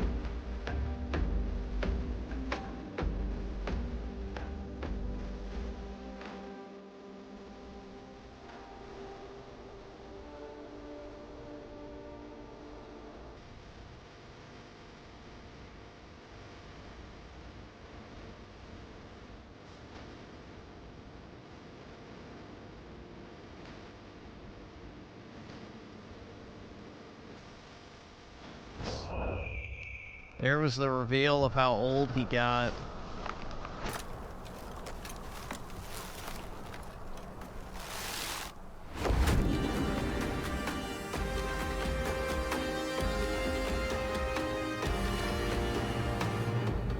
But yeah, that's how they should have made the Assassin's Creed movie, with that exact type of, like, you know, CGI. It would have been perfect. That would have captured the essence of the game and the series perfectly. But I don't know why they didn't. You know, gotta have my Hollywood actors, dude. So, what a shame.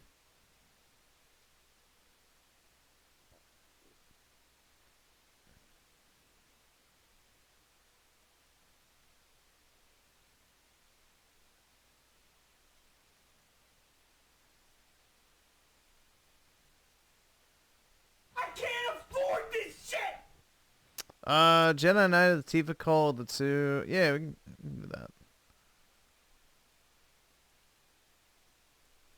It's fine.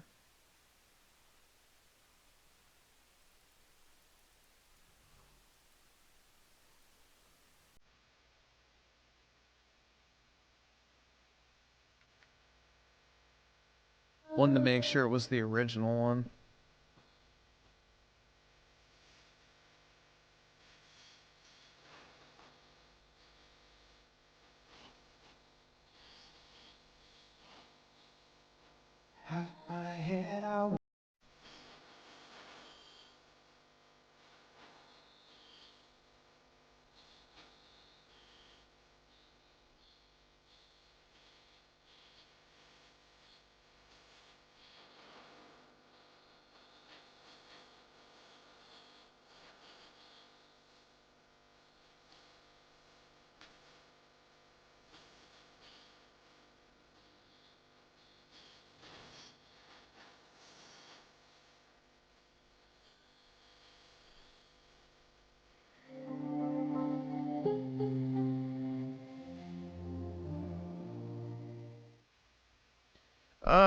Oscu the two. Alright.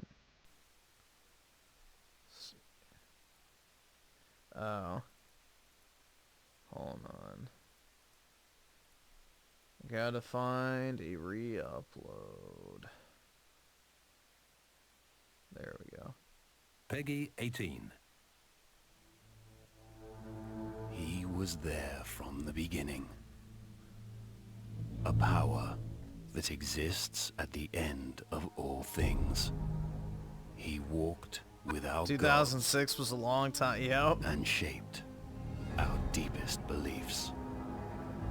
An executioner at the gallows. A lone hunter on a pale horse. A soldier on the battlefield. A criminal in the shadows. Fields become burial grounds in his wake. Lightsiders win. I don't know, man. Feeble passing, he stands witness. In our strife, in our revolutions, and in our wars, he has left his mark. And in the end, his will be the last face you see.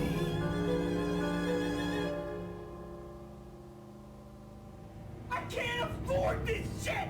Yeah, I remember I had to buy this for my friend because his mom wouldn't let him get M-rated games. So I remember I bought this shit for him and left it in his mailbox.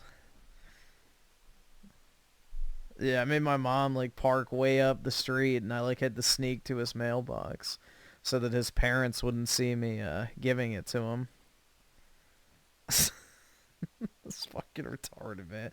His parents are fucking weird, so... Yeah. But I made sure he got it. He had the lenticular cover art like I do, but yeah. Ew, Halo Reach? Gross. I don't like Halo Reach. Halo Reach is lame. All right, awesome. Thanks, nigga. All right.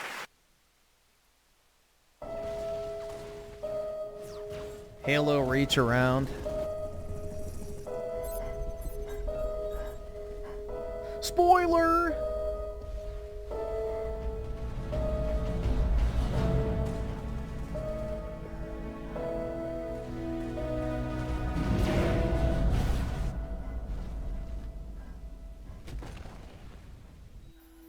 And Shadow of Oldigger's next.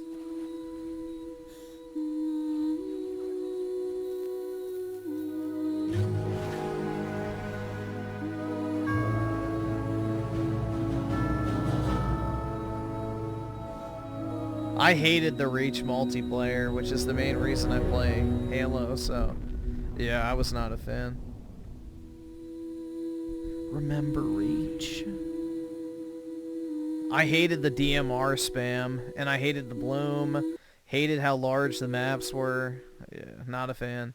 Halo Reach was not for me. I'm not a Halo campaign person.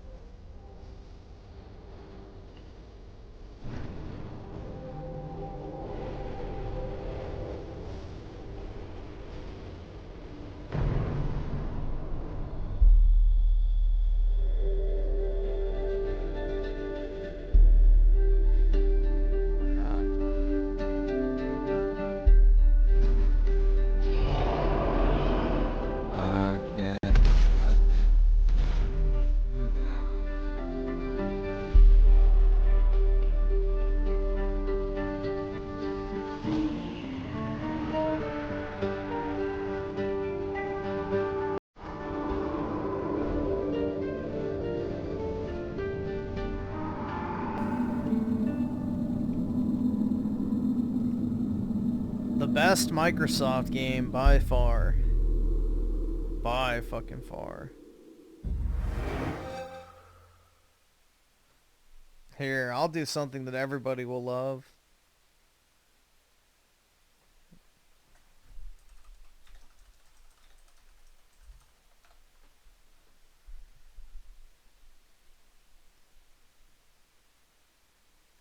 Which one? We want the reveal.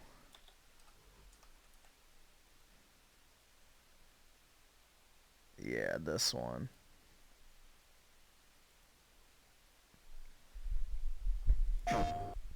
This was so hype back in the day.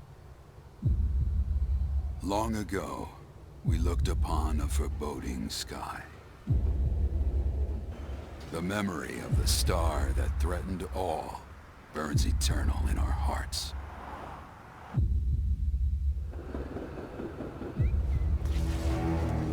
In its wake came an age of silence. Yet with each fond remembrance, we knew those encountered were not forgotten. That someday we would see them again. Perhaps it was no more than wishful thinking.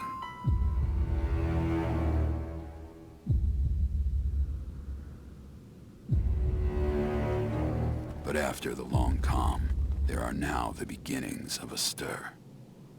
Yeah, this shit was so hype when it got announced. May bring joy. It may bring fear. But let us embrace whatever it brings. For they are coming back.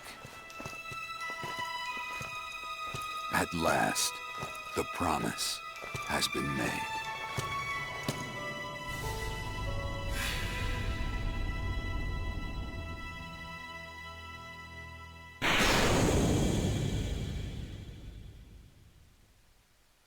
Yeah, people went fucking nuts when this shit got announced, bro. That was like one of the biggest fucking things like in gaming news for like a while, bro. Jiraiya being the narrator, yeah, that is pretty cool. Pervy Sage, bro. Yeah, the E3 reaction videos are pretty funny.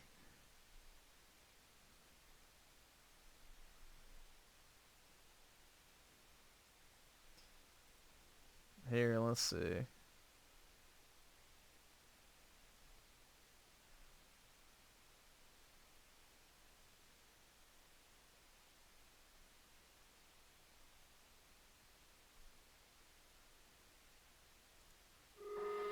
Is this it? PC Final Fantasy 7. Oh my god. Oh my god. 7 remake. Bro, is this? Long ago, we looked upon the foreboding sky. Oh shit. This better be a remake. The star that threatens all burns eternal in our hearts. No! No! Wait. No! No fucking way. In an age of silence. Oh my god. Holy shit! Holy shit! With each fond remembrance, we know those encountered were not forgotten. It's true! That someday we will see them again. Holy crap, come on! Yeah, the consumer energy's off the charts. Oh my god. Oh my god. Xeno Mars director. Oh my god. Show me the logo. Now the beginnings of the stir. The reunion at hand may bring joy. Oh my god. May bring fear. Wait, is this where I think it is? Is this? That's it. It's true! There it.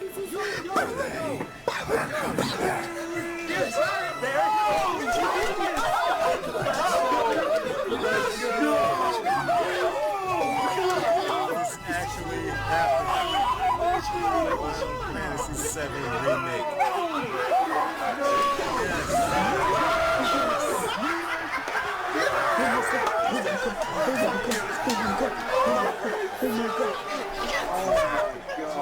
They're on fire right now. They're on absolute fire right now. Proud to announce that Final Fantasy 7 remake was getting first to PlayStation 4. The fucking soy jacking. Oh my god. Center left? Nah. Dude, that shit was so fucking hype though when they announced it. Like, here. I'm going to announce that by popular demand, we have a very special treat for everyone.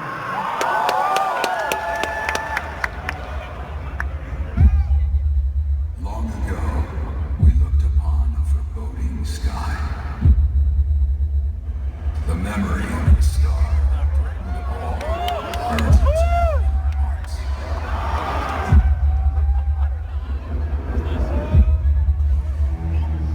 In its wake,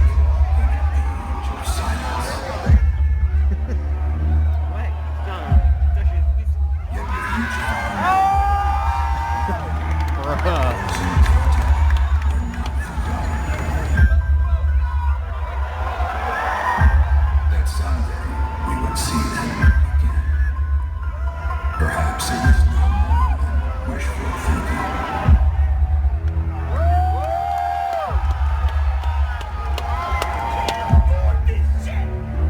But after the long calm, For a mediocre remake, yeah, you wish. the reunion at hand may bring joy. It may bring fear. But let us embrace whatever it brings.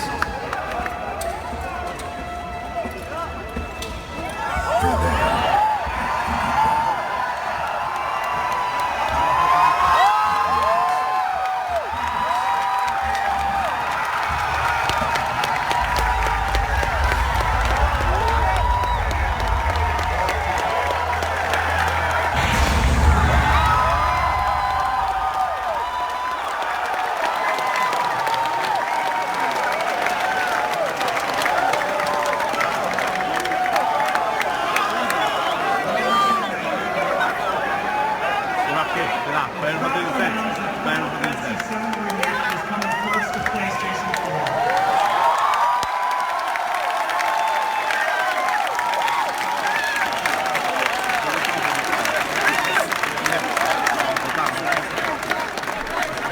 took a while to come out, so...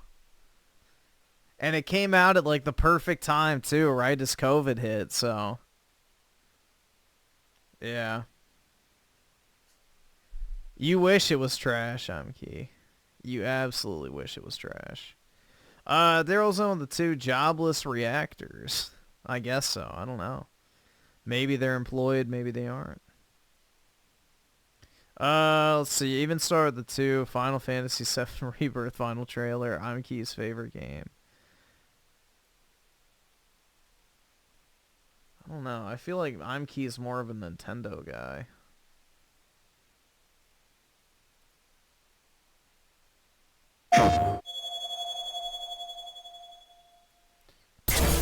And then Lonky with the 2 Destined for Rebirth trailer. What do you mean? Is that the name of a trailer or? Okay, I'll look it up. Cloud, bring me the black materia.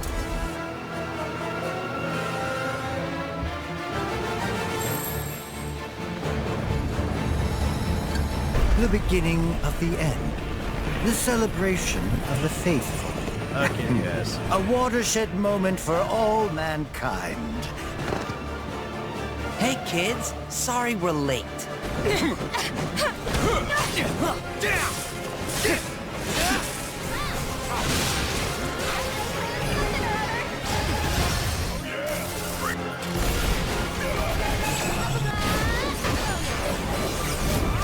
You're going to pay! Now, who wants to be the first lucky lady? Hey, boss! Your guests are here!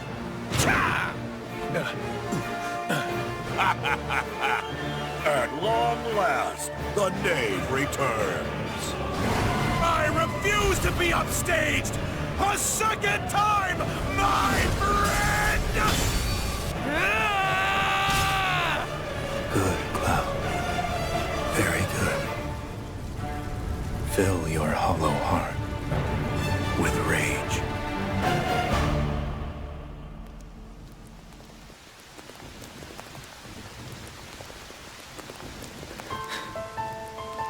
I'm back now, Aerith. I'm back. The main man... Dude, I hope he's in part 3 a lot. We ask that you retrieve it. The black materia. Key to our oblivion. I mean, technically, Please. Zack is the main character It of 7. alone can liberate us from this endless dream. Passing through. You. Tifa!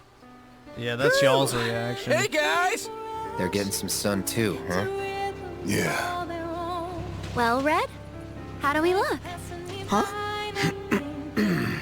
You should get yourself a reading! It's gotta be hiding some ginormous materia! Gross, Yuffie.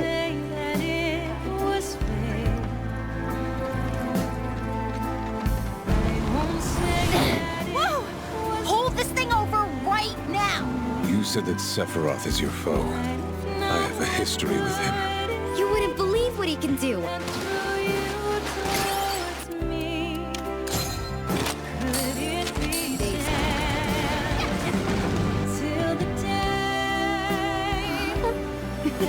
Wait, don't misunderstand. You'll need a way home. So when you're ready, I'll be here. An emissary from Wutai is here, sent by Viceroy Sarut. With all this goddamn blood on my hands. Yeah, How could Cosmo I ever Canyon hold was my good. daughter again? Those we hate, those we love, those we fear. Jenova would become anyone to fool her prey. Don't do this! But I'm no fool. Sephiroth! Hey! So close to greatness, man. No, not you. Here. Take it. This isn't about me, though. It's about saving the world. And you. The reunion. When spite and sorrow are Dude, harvested. literally anything's to feed better than planet. fucking Yuffie.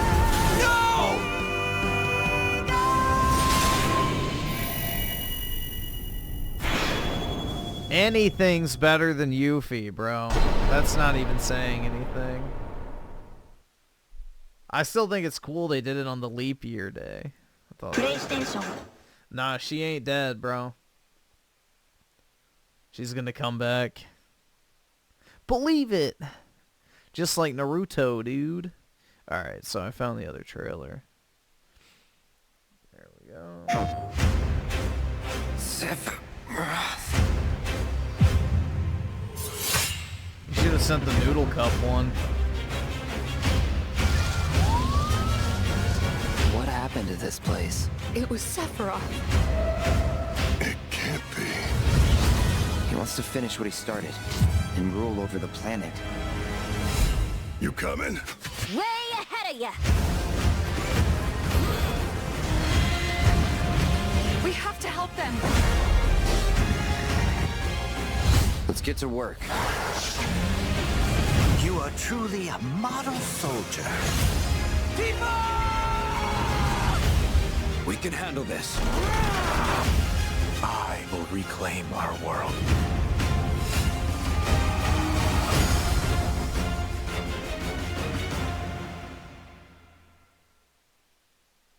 PlayStation.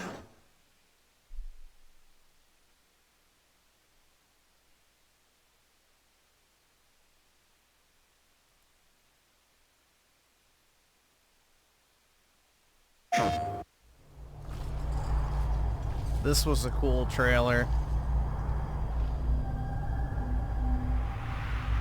You know we can get Oh, this was the wrong one. Damn it. Never mind. This is the wrong trailer.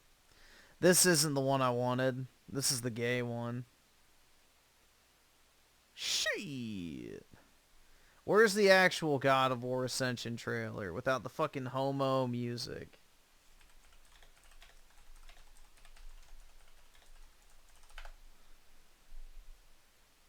Yeah, you don't want that one. I think it was this one, maybe. I was thinking of. Oh, fuck. Yeah, you can't click on any... They need to bring back that. That looks nice. Zeus trailer. Here, we'll just do the launch trailer.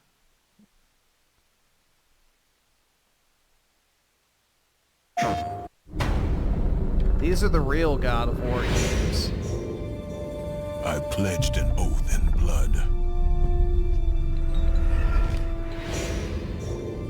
And now my home. All that I loved is gone.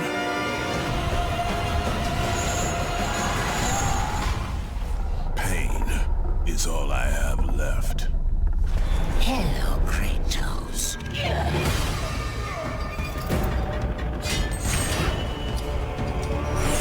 Yeah, the multiplayer was actually kind of fun. It wasn't anything special, but...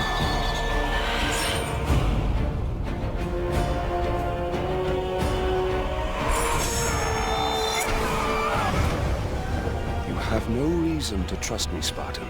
I only ask that you try.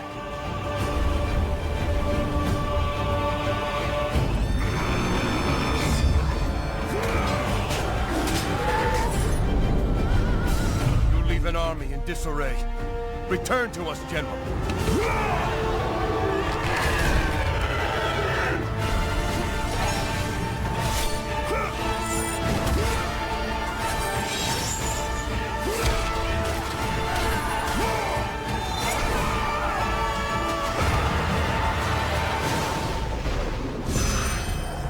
You will need this skill for the path ahead.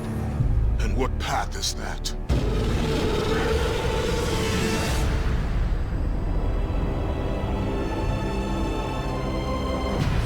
Will return. Only on PlayStation. PlayStation. Hell yeah, dude. Oscar the 5 here. Let's show I'm Key's absolutely favorite game of all time. And mute him. That's right! That's right.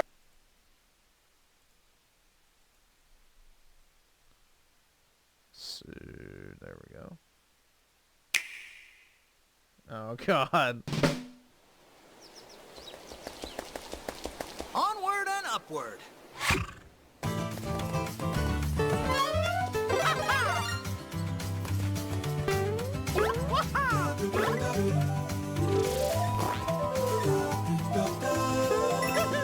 Yep, wowie zowie.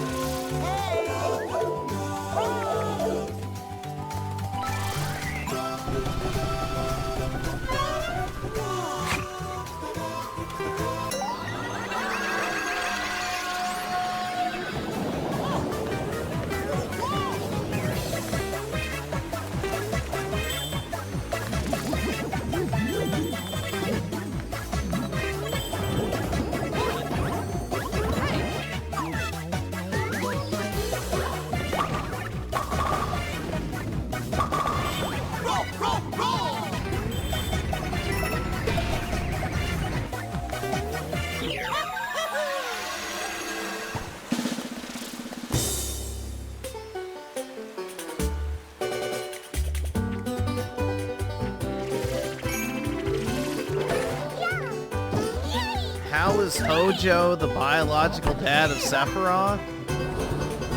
Because he fucked Sephiroth's mom.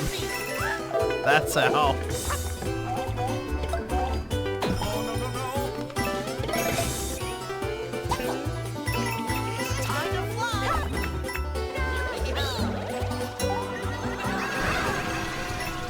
She dumped Vincent for Hojo's scientific comment.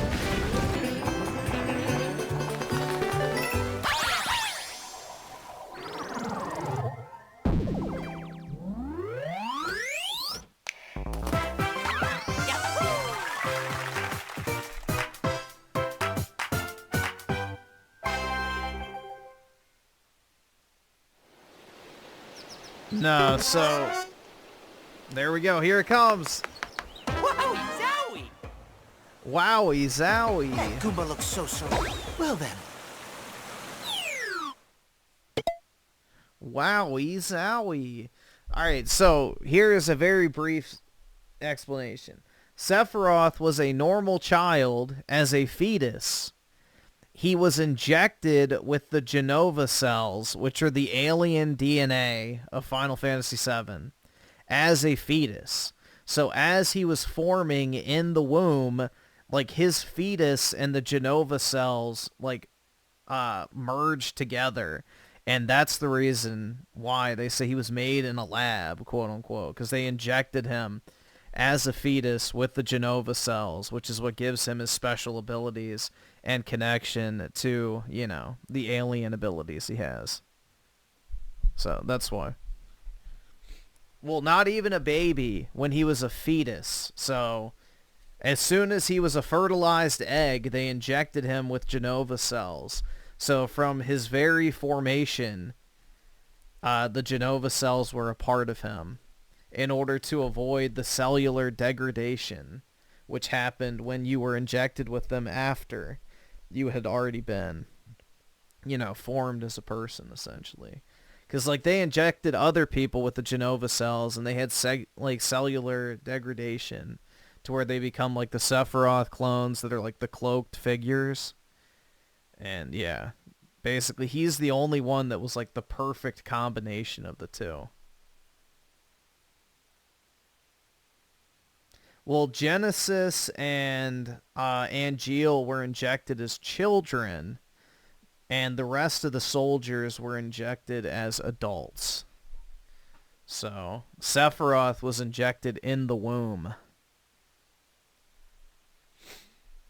So that's why Sephiroth refers to Genova as his mother, because technically he thinks that Genova is a woman because that's the form she took on inside of the tube in the reactor at the beginning. So, yeah. I don't know. There's a whole... You can watch, like, a lore video on it if you're interested, but that's just a very brief explanation.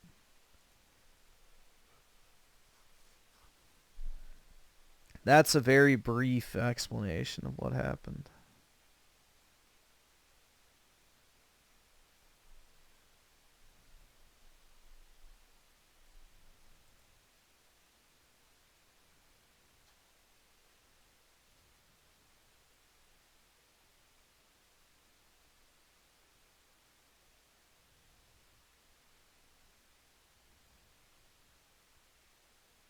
Let's see, what else should we watch?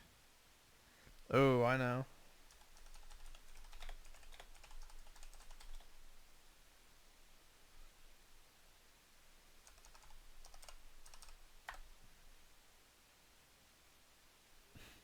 Chaos, dude.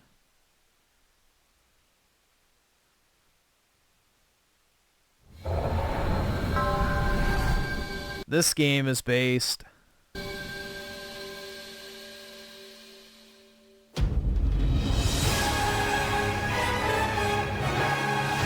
I'm here to kill Chaos. That's my mission.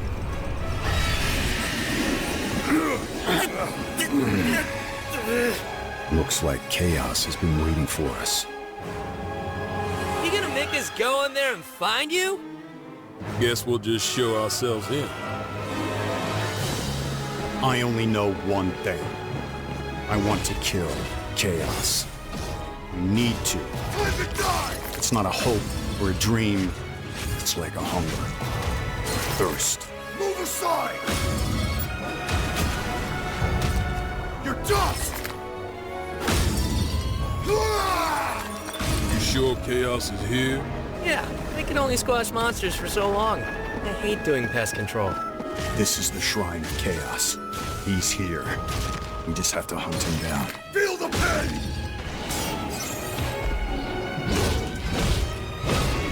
The darkness is so thick I can taste it. This is it. No doubt. Die already! There was a knight who left on the same journey as you, but never returned. His name was Garland. If you could, I would be grateful if you looked for him. Chaos.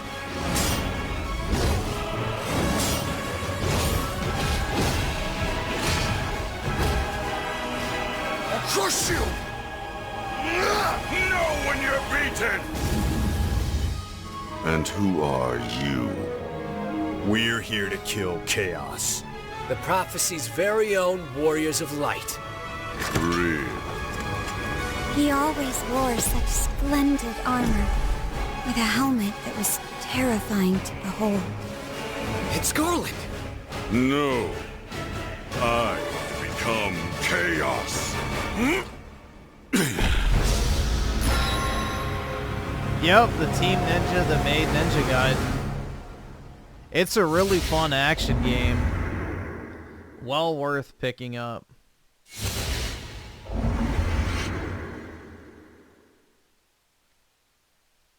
Well worth picking up.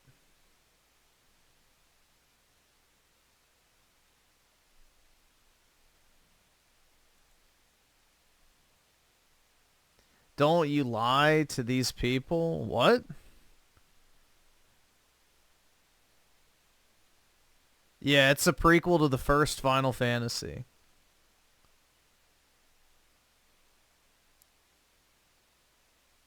But, yeah, it's really fire, man.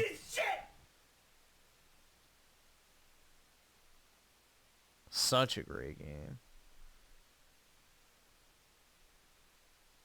Assassin's Creed Unity. I need some inspiration here.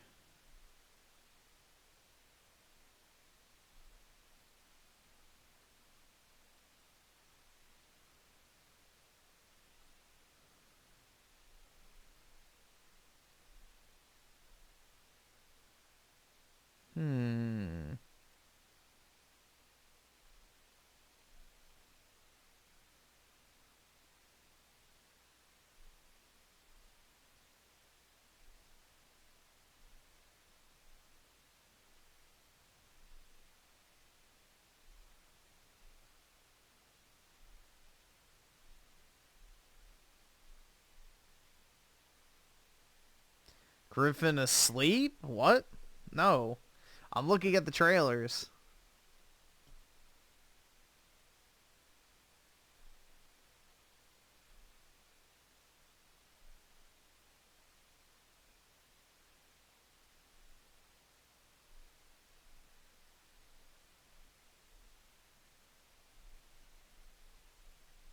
I do want to watch something real quick.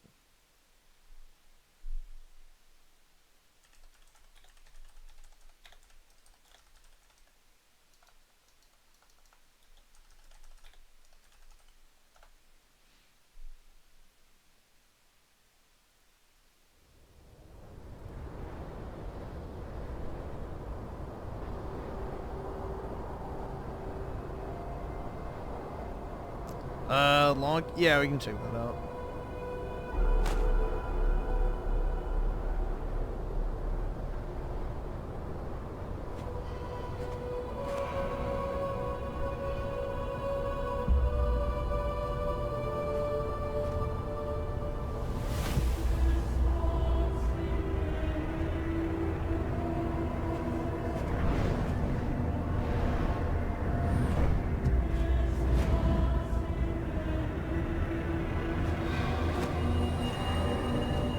Griffin's just grifting, he won't debate. That's right, man.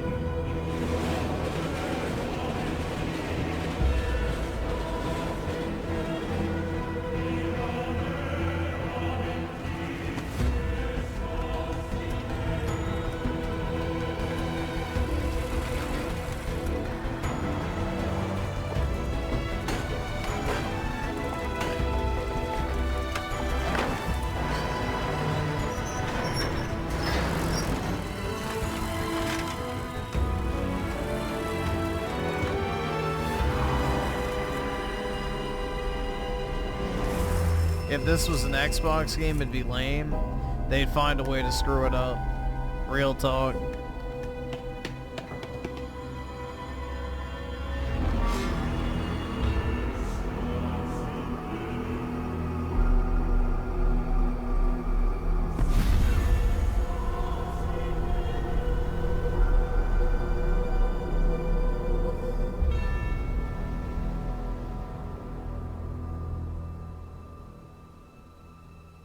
Here we go.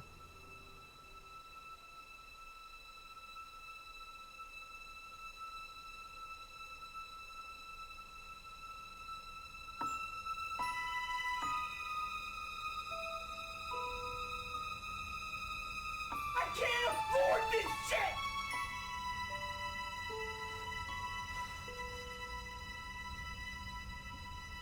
Jethro's 3-day weekend, Airbnb, camp, and showers, the two. You've been doing a good job lately. Thanks, man.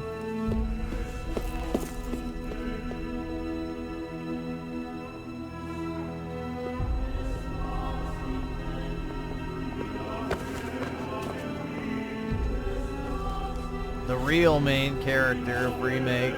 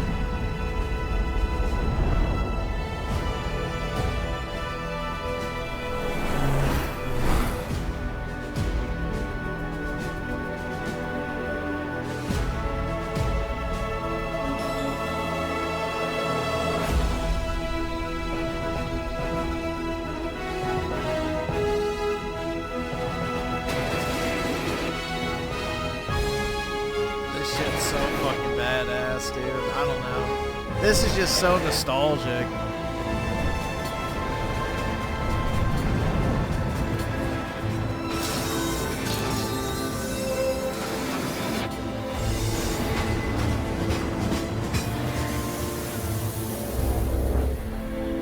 Alright, that's all I wanted to watch too. I just like that part. With the pan out, this part. This is like the best part.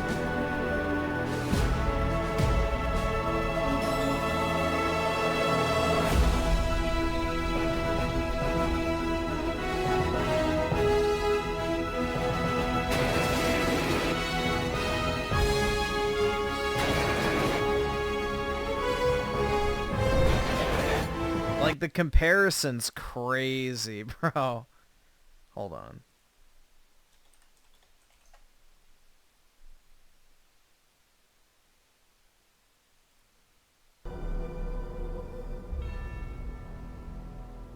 Like, it's wild how different it is. You talk about a graphical leap.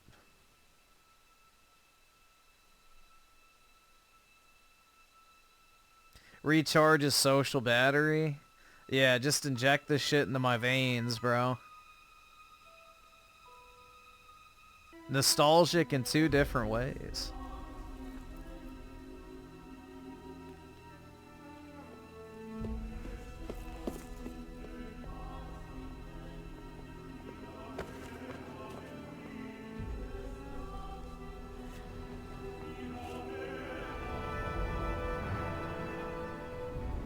Sony didn't make this. This is Square Enix, bro. Look how different that is, bro. It's like crazy.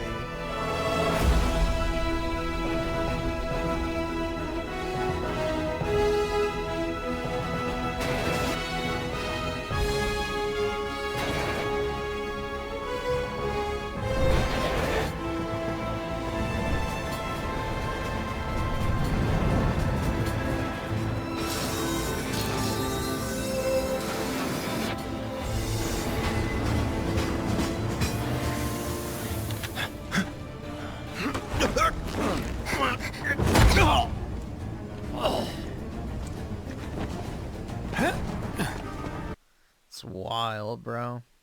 I don't know. That's an actual leap in gaming, bro. Like, we don't get that type of shit anymore, and probably never will.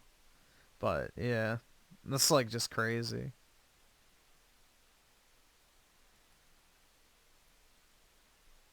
They tricked you to thinking this wasn't a... I'm glad it's a 3-part game. I wish it was 4. Not for the fact that I'd have to wait, but I don't want it to end.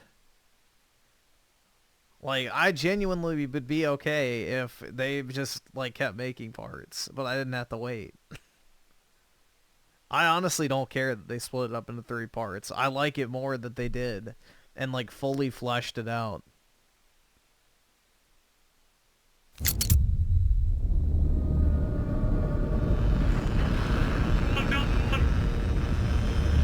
Give me more.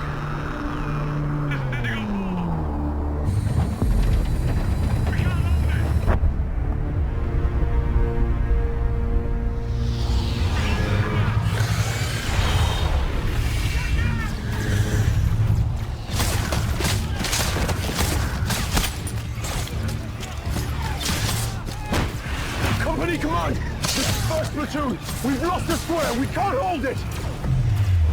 Peak Marines, yep.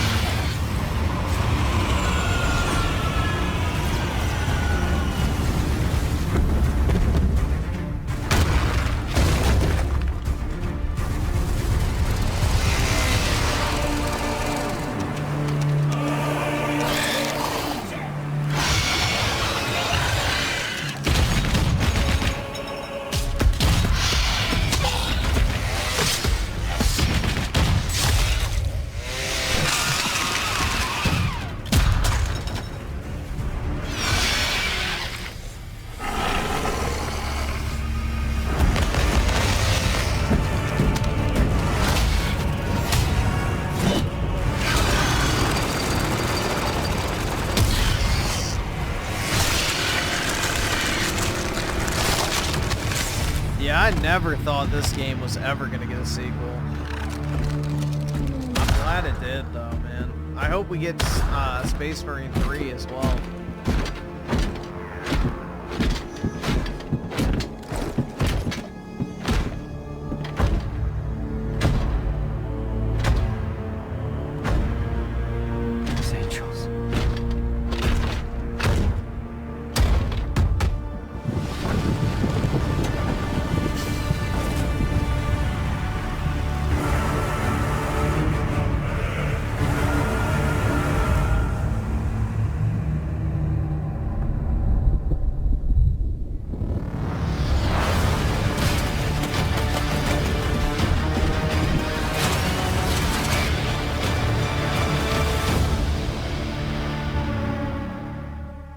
Hell yeah, dude.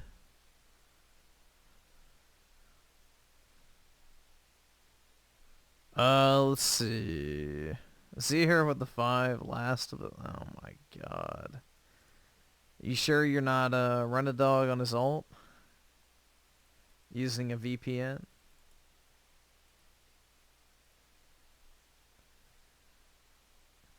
Official trailer. There we go. Rated M for mature. I feel so extraordinary. You're not. Something's got... I love how none of the trailers or marketing material had Abby anywhere in the game, bro. They were trying to hide Abby as much as possible.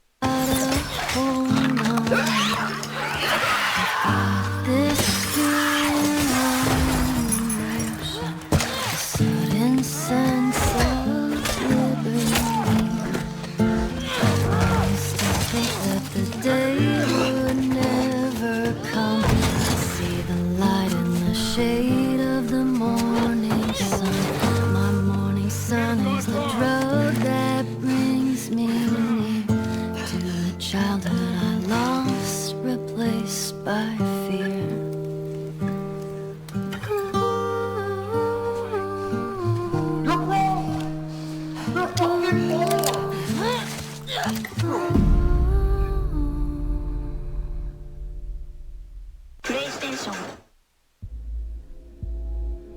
Gay station. Z here with the 2. I'm feeling the feminism flowing through me. I don't know, bro. I feel something flowing and it's not feminism.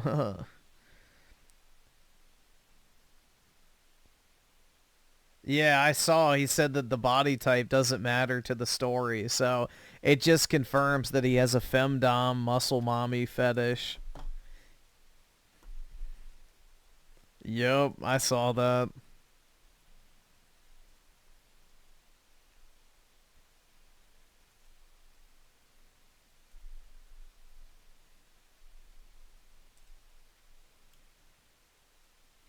Hold on, what was there's this one trailer I used to see at like a fucking, hold on, let me see if I remember what it's called.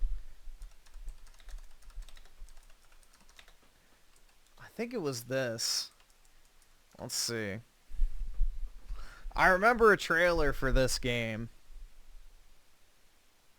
I don't remember which one it is. I never actually played it, I just remember the trailer.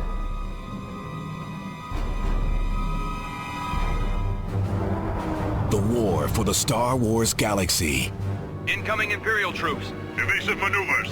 is under your command. Engaging Imperial forces. Star Wars, Empire at War. Lord Vader, the rebels have escaped with the X-Wing prototypes. Prepare the fleet for hyperspace, Captain. We will eliminate the rebel forces with one swift strike. Imperial troops sighted. Be prepared to defend our position and repel the Imperials. Choose your side. They're in range. Plan your mission. Protect mission confirmed. Squadron moving out. Prepare your forces. Enemy forces ahead. Mayday, we need immediate assistance. Accelerate to attack speed. I'm hit! And then ask yourself, are you ready for total control?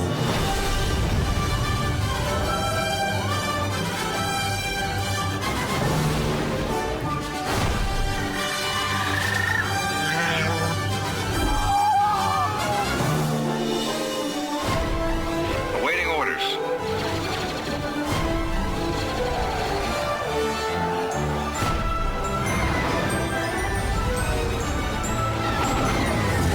Fire at will.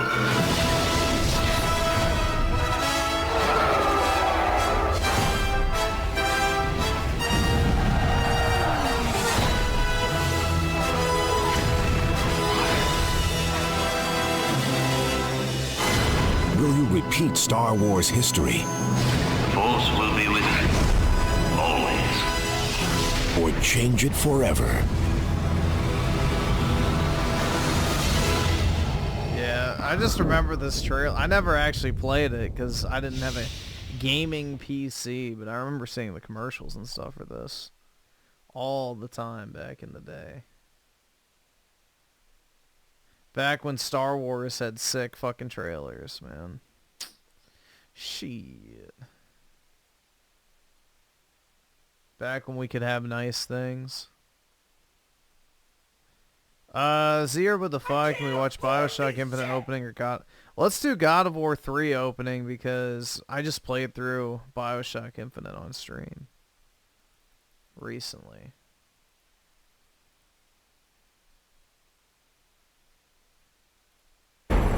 My brothers, we were forged in victory. Yeah, we watched the Revelations A victory that ended the Great War and brought forth the reign of Mount Olympus. Born from the depths of the underworld, rooted in the river of souls, our mountain emerged out of the chaos. As it grew, so too did the might Modern of God the of War Olympians. could never, bro. He This shit's so created a fucking world sick. of peace, a world of prosperity, a world that lives in the shadow and safety of my mountain. A mountain that has come to be the absolute measure of strength and power.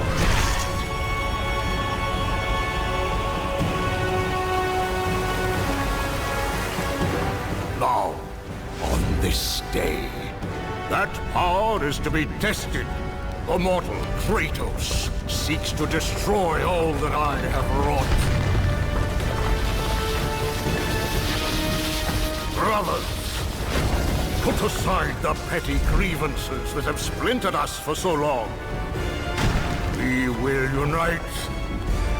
We will stand together. And I will wipe out this plague. Olympus will prevail.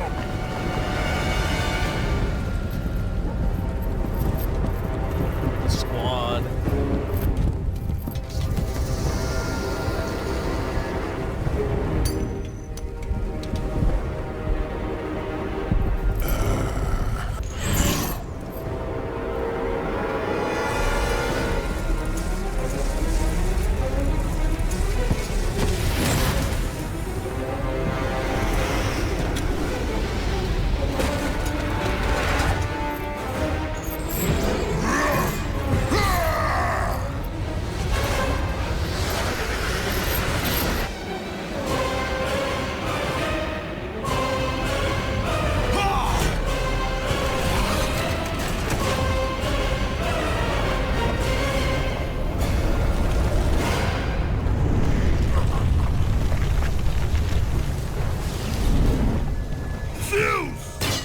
Your son has returned. I bring the destruction of Olympus!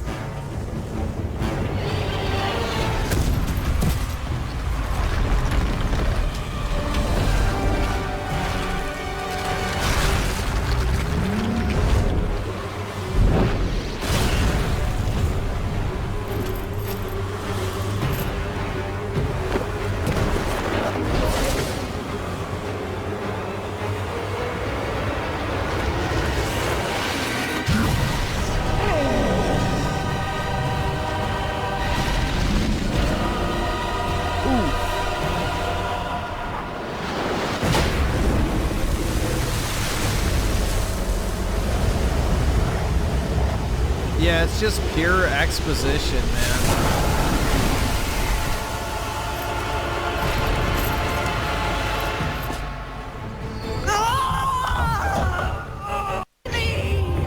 Alright, we need to find the clip. Yeah, this one.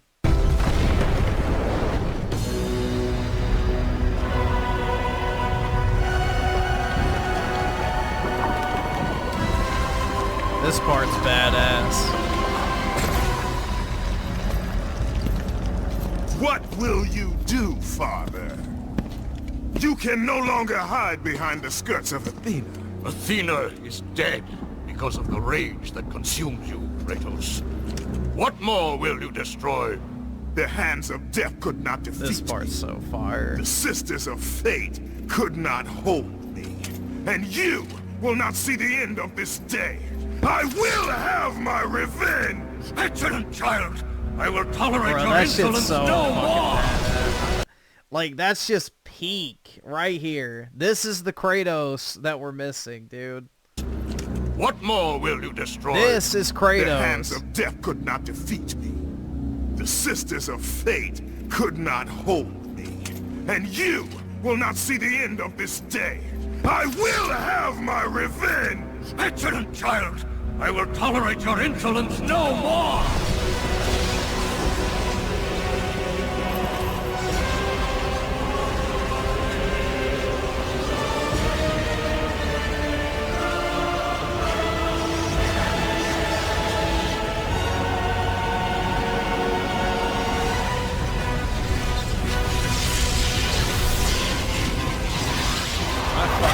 This game, man.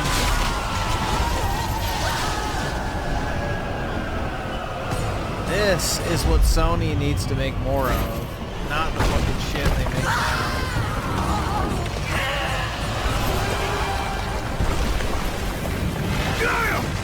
I can hold on no longer! If I help you, we will both rule. Even now, Zeus gains. The destruction of Zeus is why you saved me from death! I saved you to serve the Titans! Do not deny me my revenge! Listen carefully, Kratos. You were a simple pawn, nothing more. Zeus is no longer your concern. This is our war, not yours! Gaia!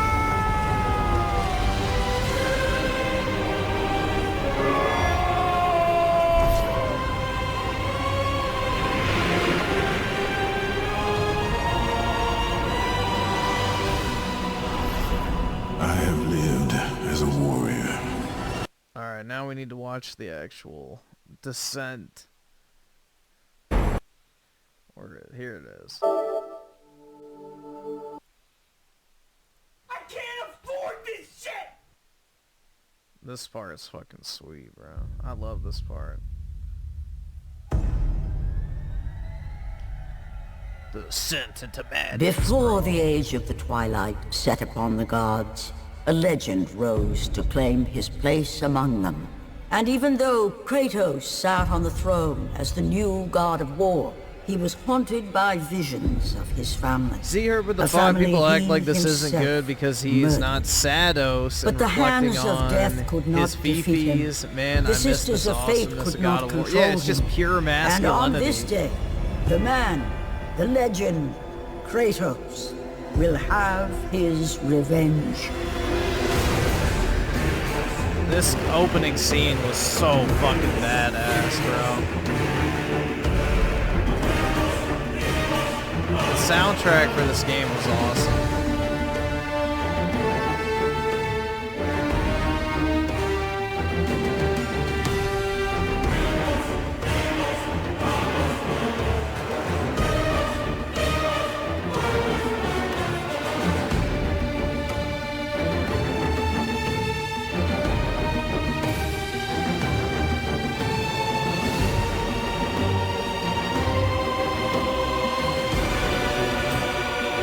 Yeah, it's on PS5. They did a PS4 remaster, so yeah, you can play on PS5.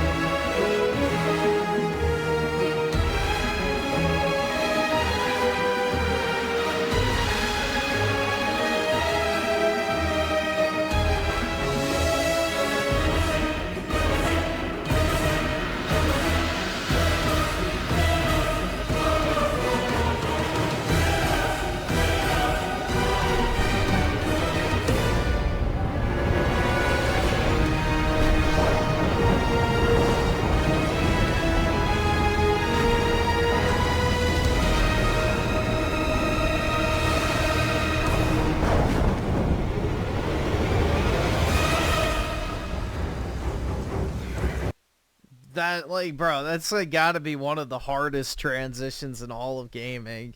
Like, you booted the game up for the first time, you're greeted with that, and then you have, like, the close-up face zoom of fucking Kratos with the theme playing in the back. That shit, dude, just pure fucking peak. Absolute peak. Sony peaked with that game, and it's been downhill ever since. Like, fuck, man. They didn't need to make the opening credits go this way. Exactly, man. Better than movies? Yup. Shit was so... Dude, I don't know. One of the hardest frames and all. Yeah, I was about to say. That's what I thought it was going to be.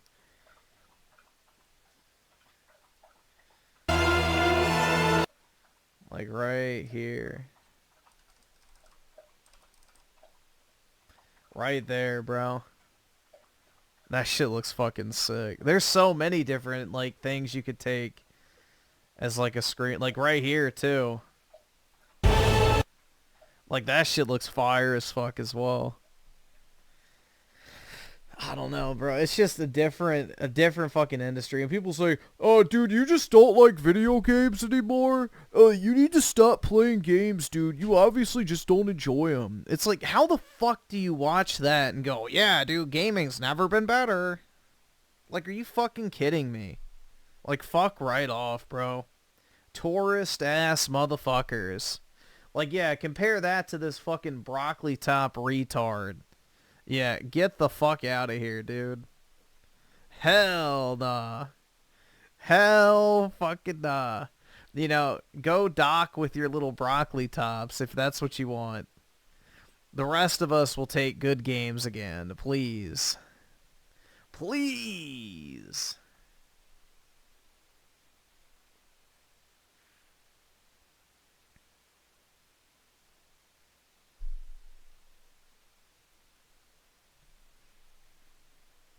Peak blonde, this chick. Yeah, too much makeup, though.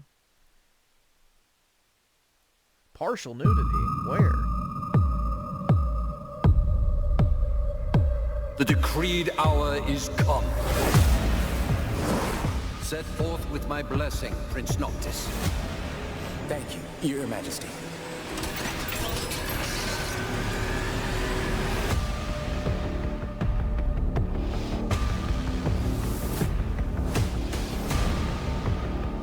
There we go. There's Shiva. False.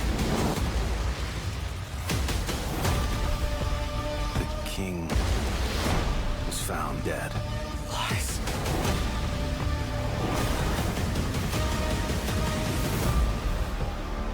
If you're looking for the whole truth, you know where to find me. Get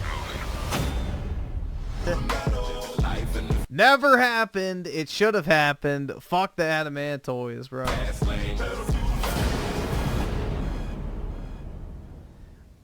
You should be able to do that in the game. Summon and fucking punch the shit out of that damn turtle. The fucking adamantoids took forever, bro. Yeah, Fast and Furious started to suffer.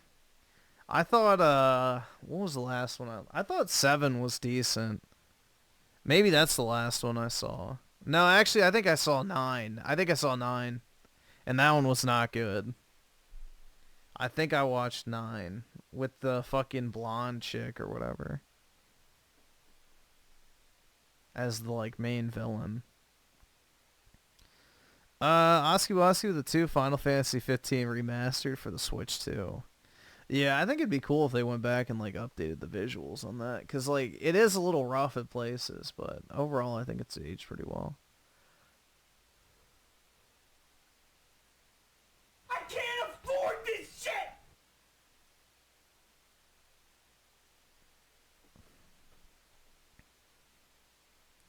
Well, the team that did the Dragon Age 3 2D remake is allegedly wanting to do Final Fantasy VI next, which would actually be really fucking cool because, you know, that would actually be a really good way to remaster it.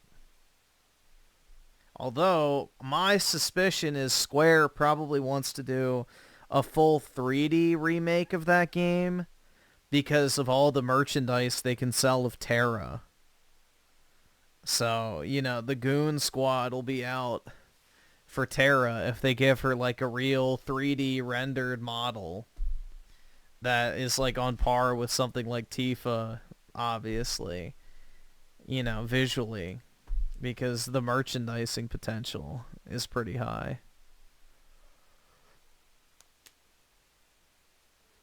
But I don't know.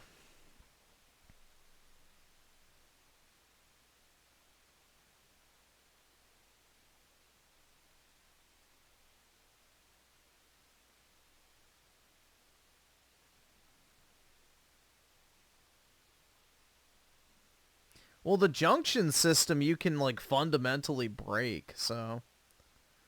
You can literally just spend, like, an hour at the beginning of the game to completely break the game and literally never die.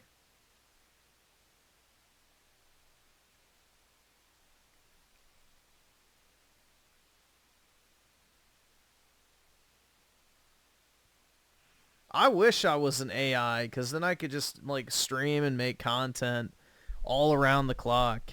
And then also use the AI to do my work for me. And then me and my dog could just chill, bro. And I could actually get some sleep. Like, wow. That would be nice. But let's not get crazy.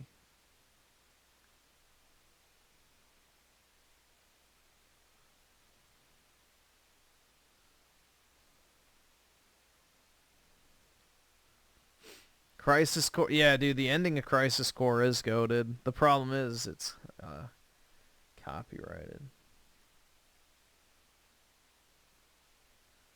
I guess we could watch it. Let's see. Crisis Core ending.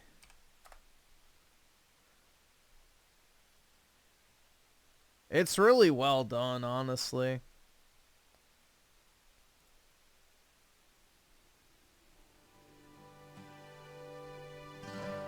Oh, y'all get to see Thick Aerith. Here we go. Yeah, Thick Aerith.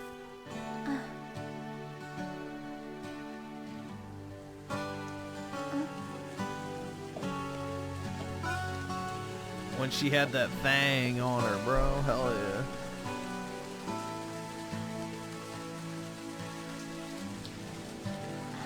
They had to nerf her because of the clipping with the dress.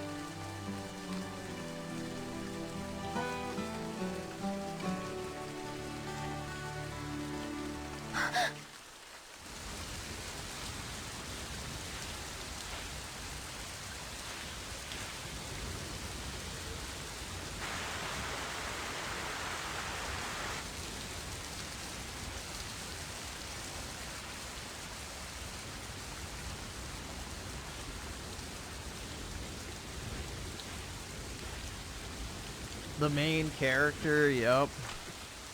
And there's Veggie Cloud. Now, I guess I could have put this on the actual remastered version. You just don't get the original voice. But, oh well, it doesn't really matter. It's high res enough.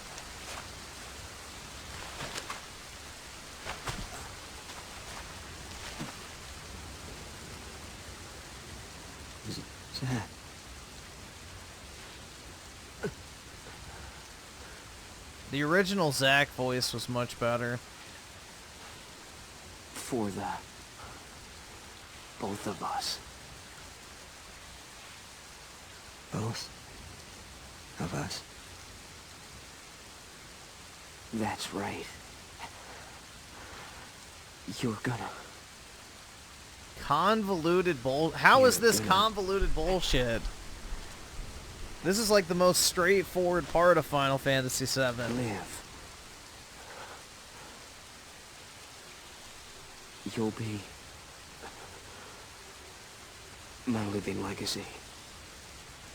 How does Cloud's hair stay like that? The power of God and anime.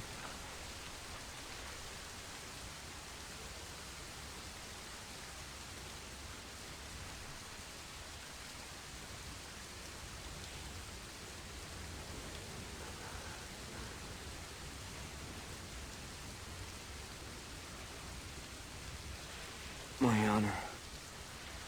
My dreams.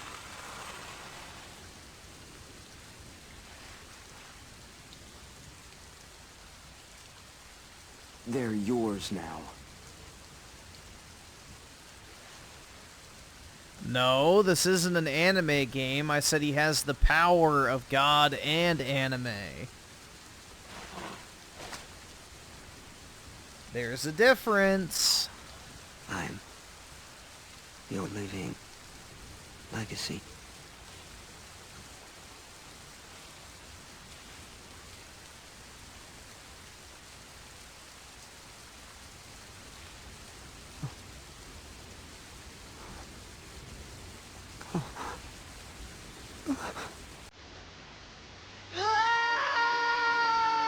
Screech! Alright, I gotta... I'm gonna just lower the volume, because this song is, like, super copyrighted. I got the claim when I played this on stream, so... Yeah, the song is, like, super copyrighted for whatever reason. I don't know why. It's a game soundtrack.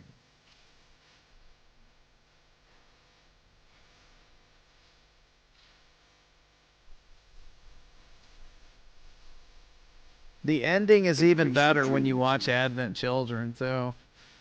If you want to be a hero, you need to have dreams.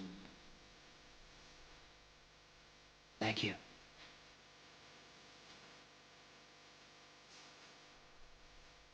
I won't forget.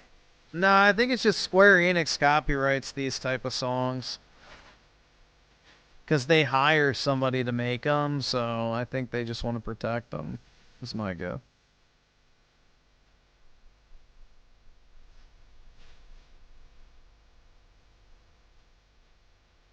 Good night. I think they changed that to goodbye in the remaster. Zach.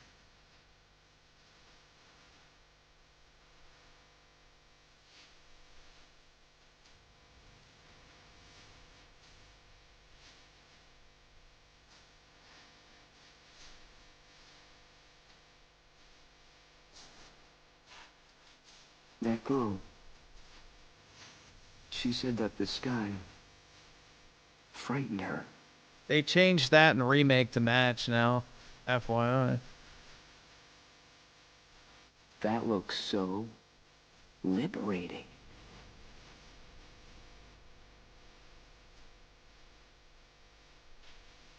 Those wings.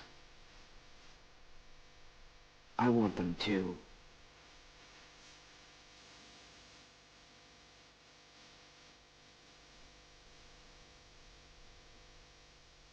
They altered that scene too.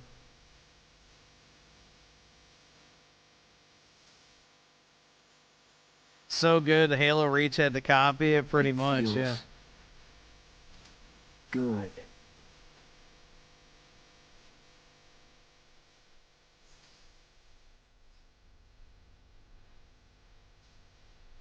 And this is the scene that if you see Eric, Rebirth has on the Steelbook.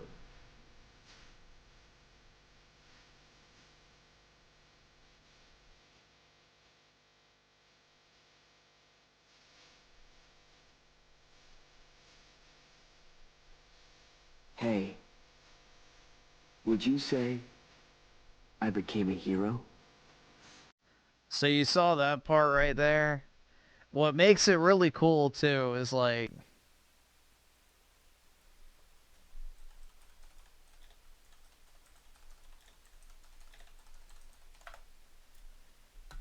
they did such a good job with the attention to detail in this series, man.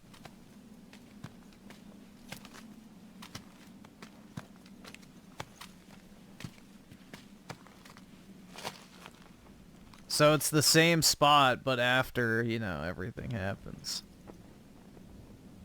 誰かのお墓なの? いや、英雄がここから旅立ったんだ。 Like, the attention to detail is really fucking good, bro. Unparalleled. So...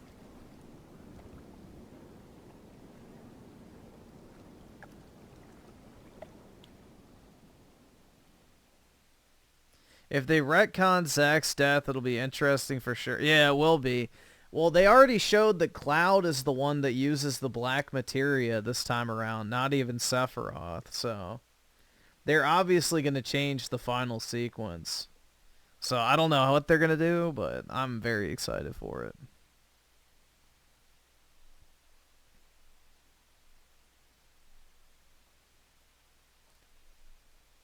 Huh? This is a great scene.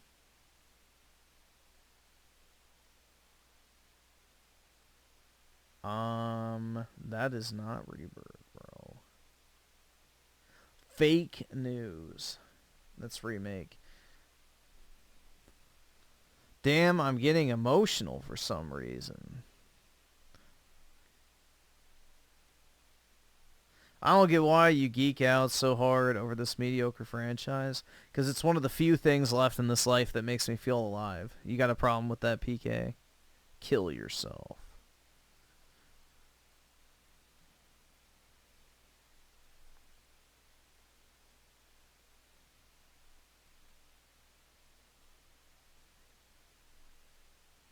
Ignis in 15 is one of the best supporting characters of all time.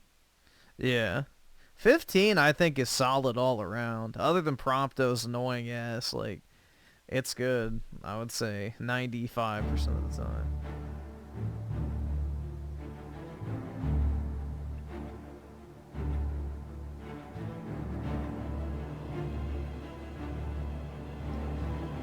Really final? Yeah, it just really defined who I am as a person, you know? Just like other video games, whenever I play a video game, it redefines my worldview.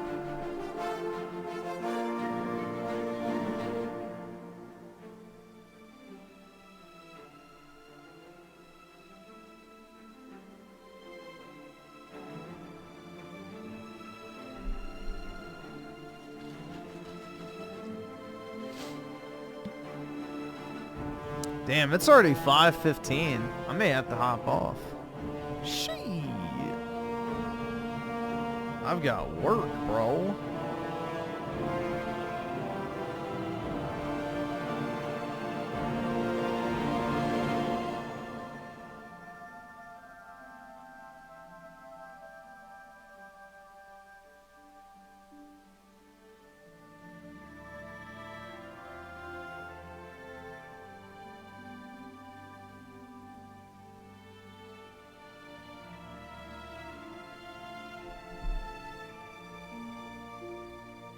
I feel the same, but for Pokemon, fair enough, man. Yeah, Pokemon Gen 4, for example. I absolutely love that still. And Gen 3, but it's harder to play Gen 3 nowadays because, you know, Omega Ruby and Alpha Sapphire are relegated to the 3DS, which I have. I just don't have it on hand, like on the Switch. How do you think Aerith's coming back? Through the power of love. I don't know. Pure copium. That's how. Pure copium, bro. Nothing else.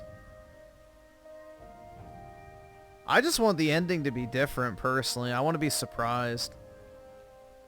I'm not one of those purists that's like, oh, it needs to be the exact same thing, dude.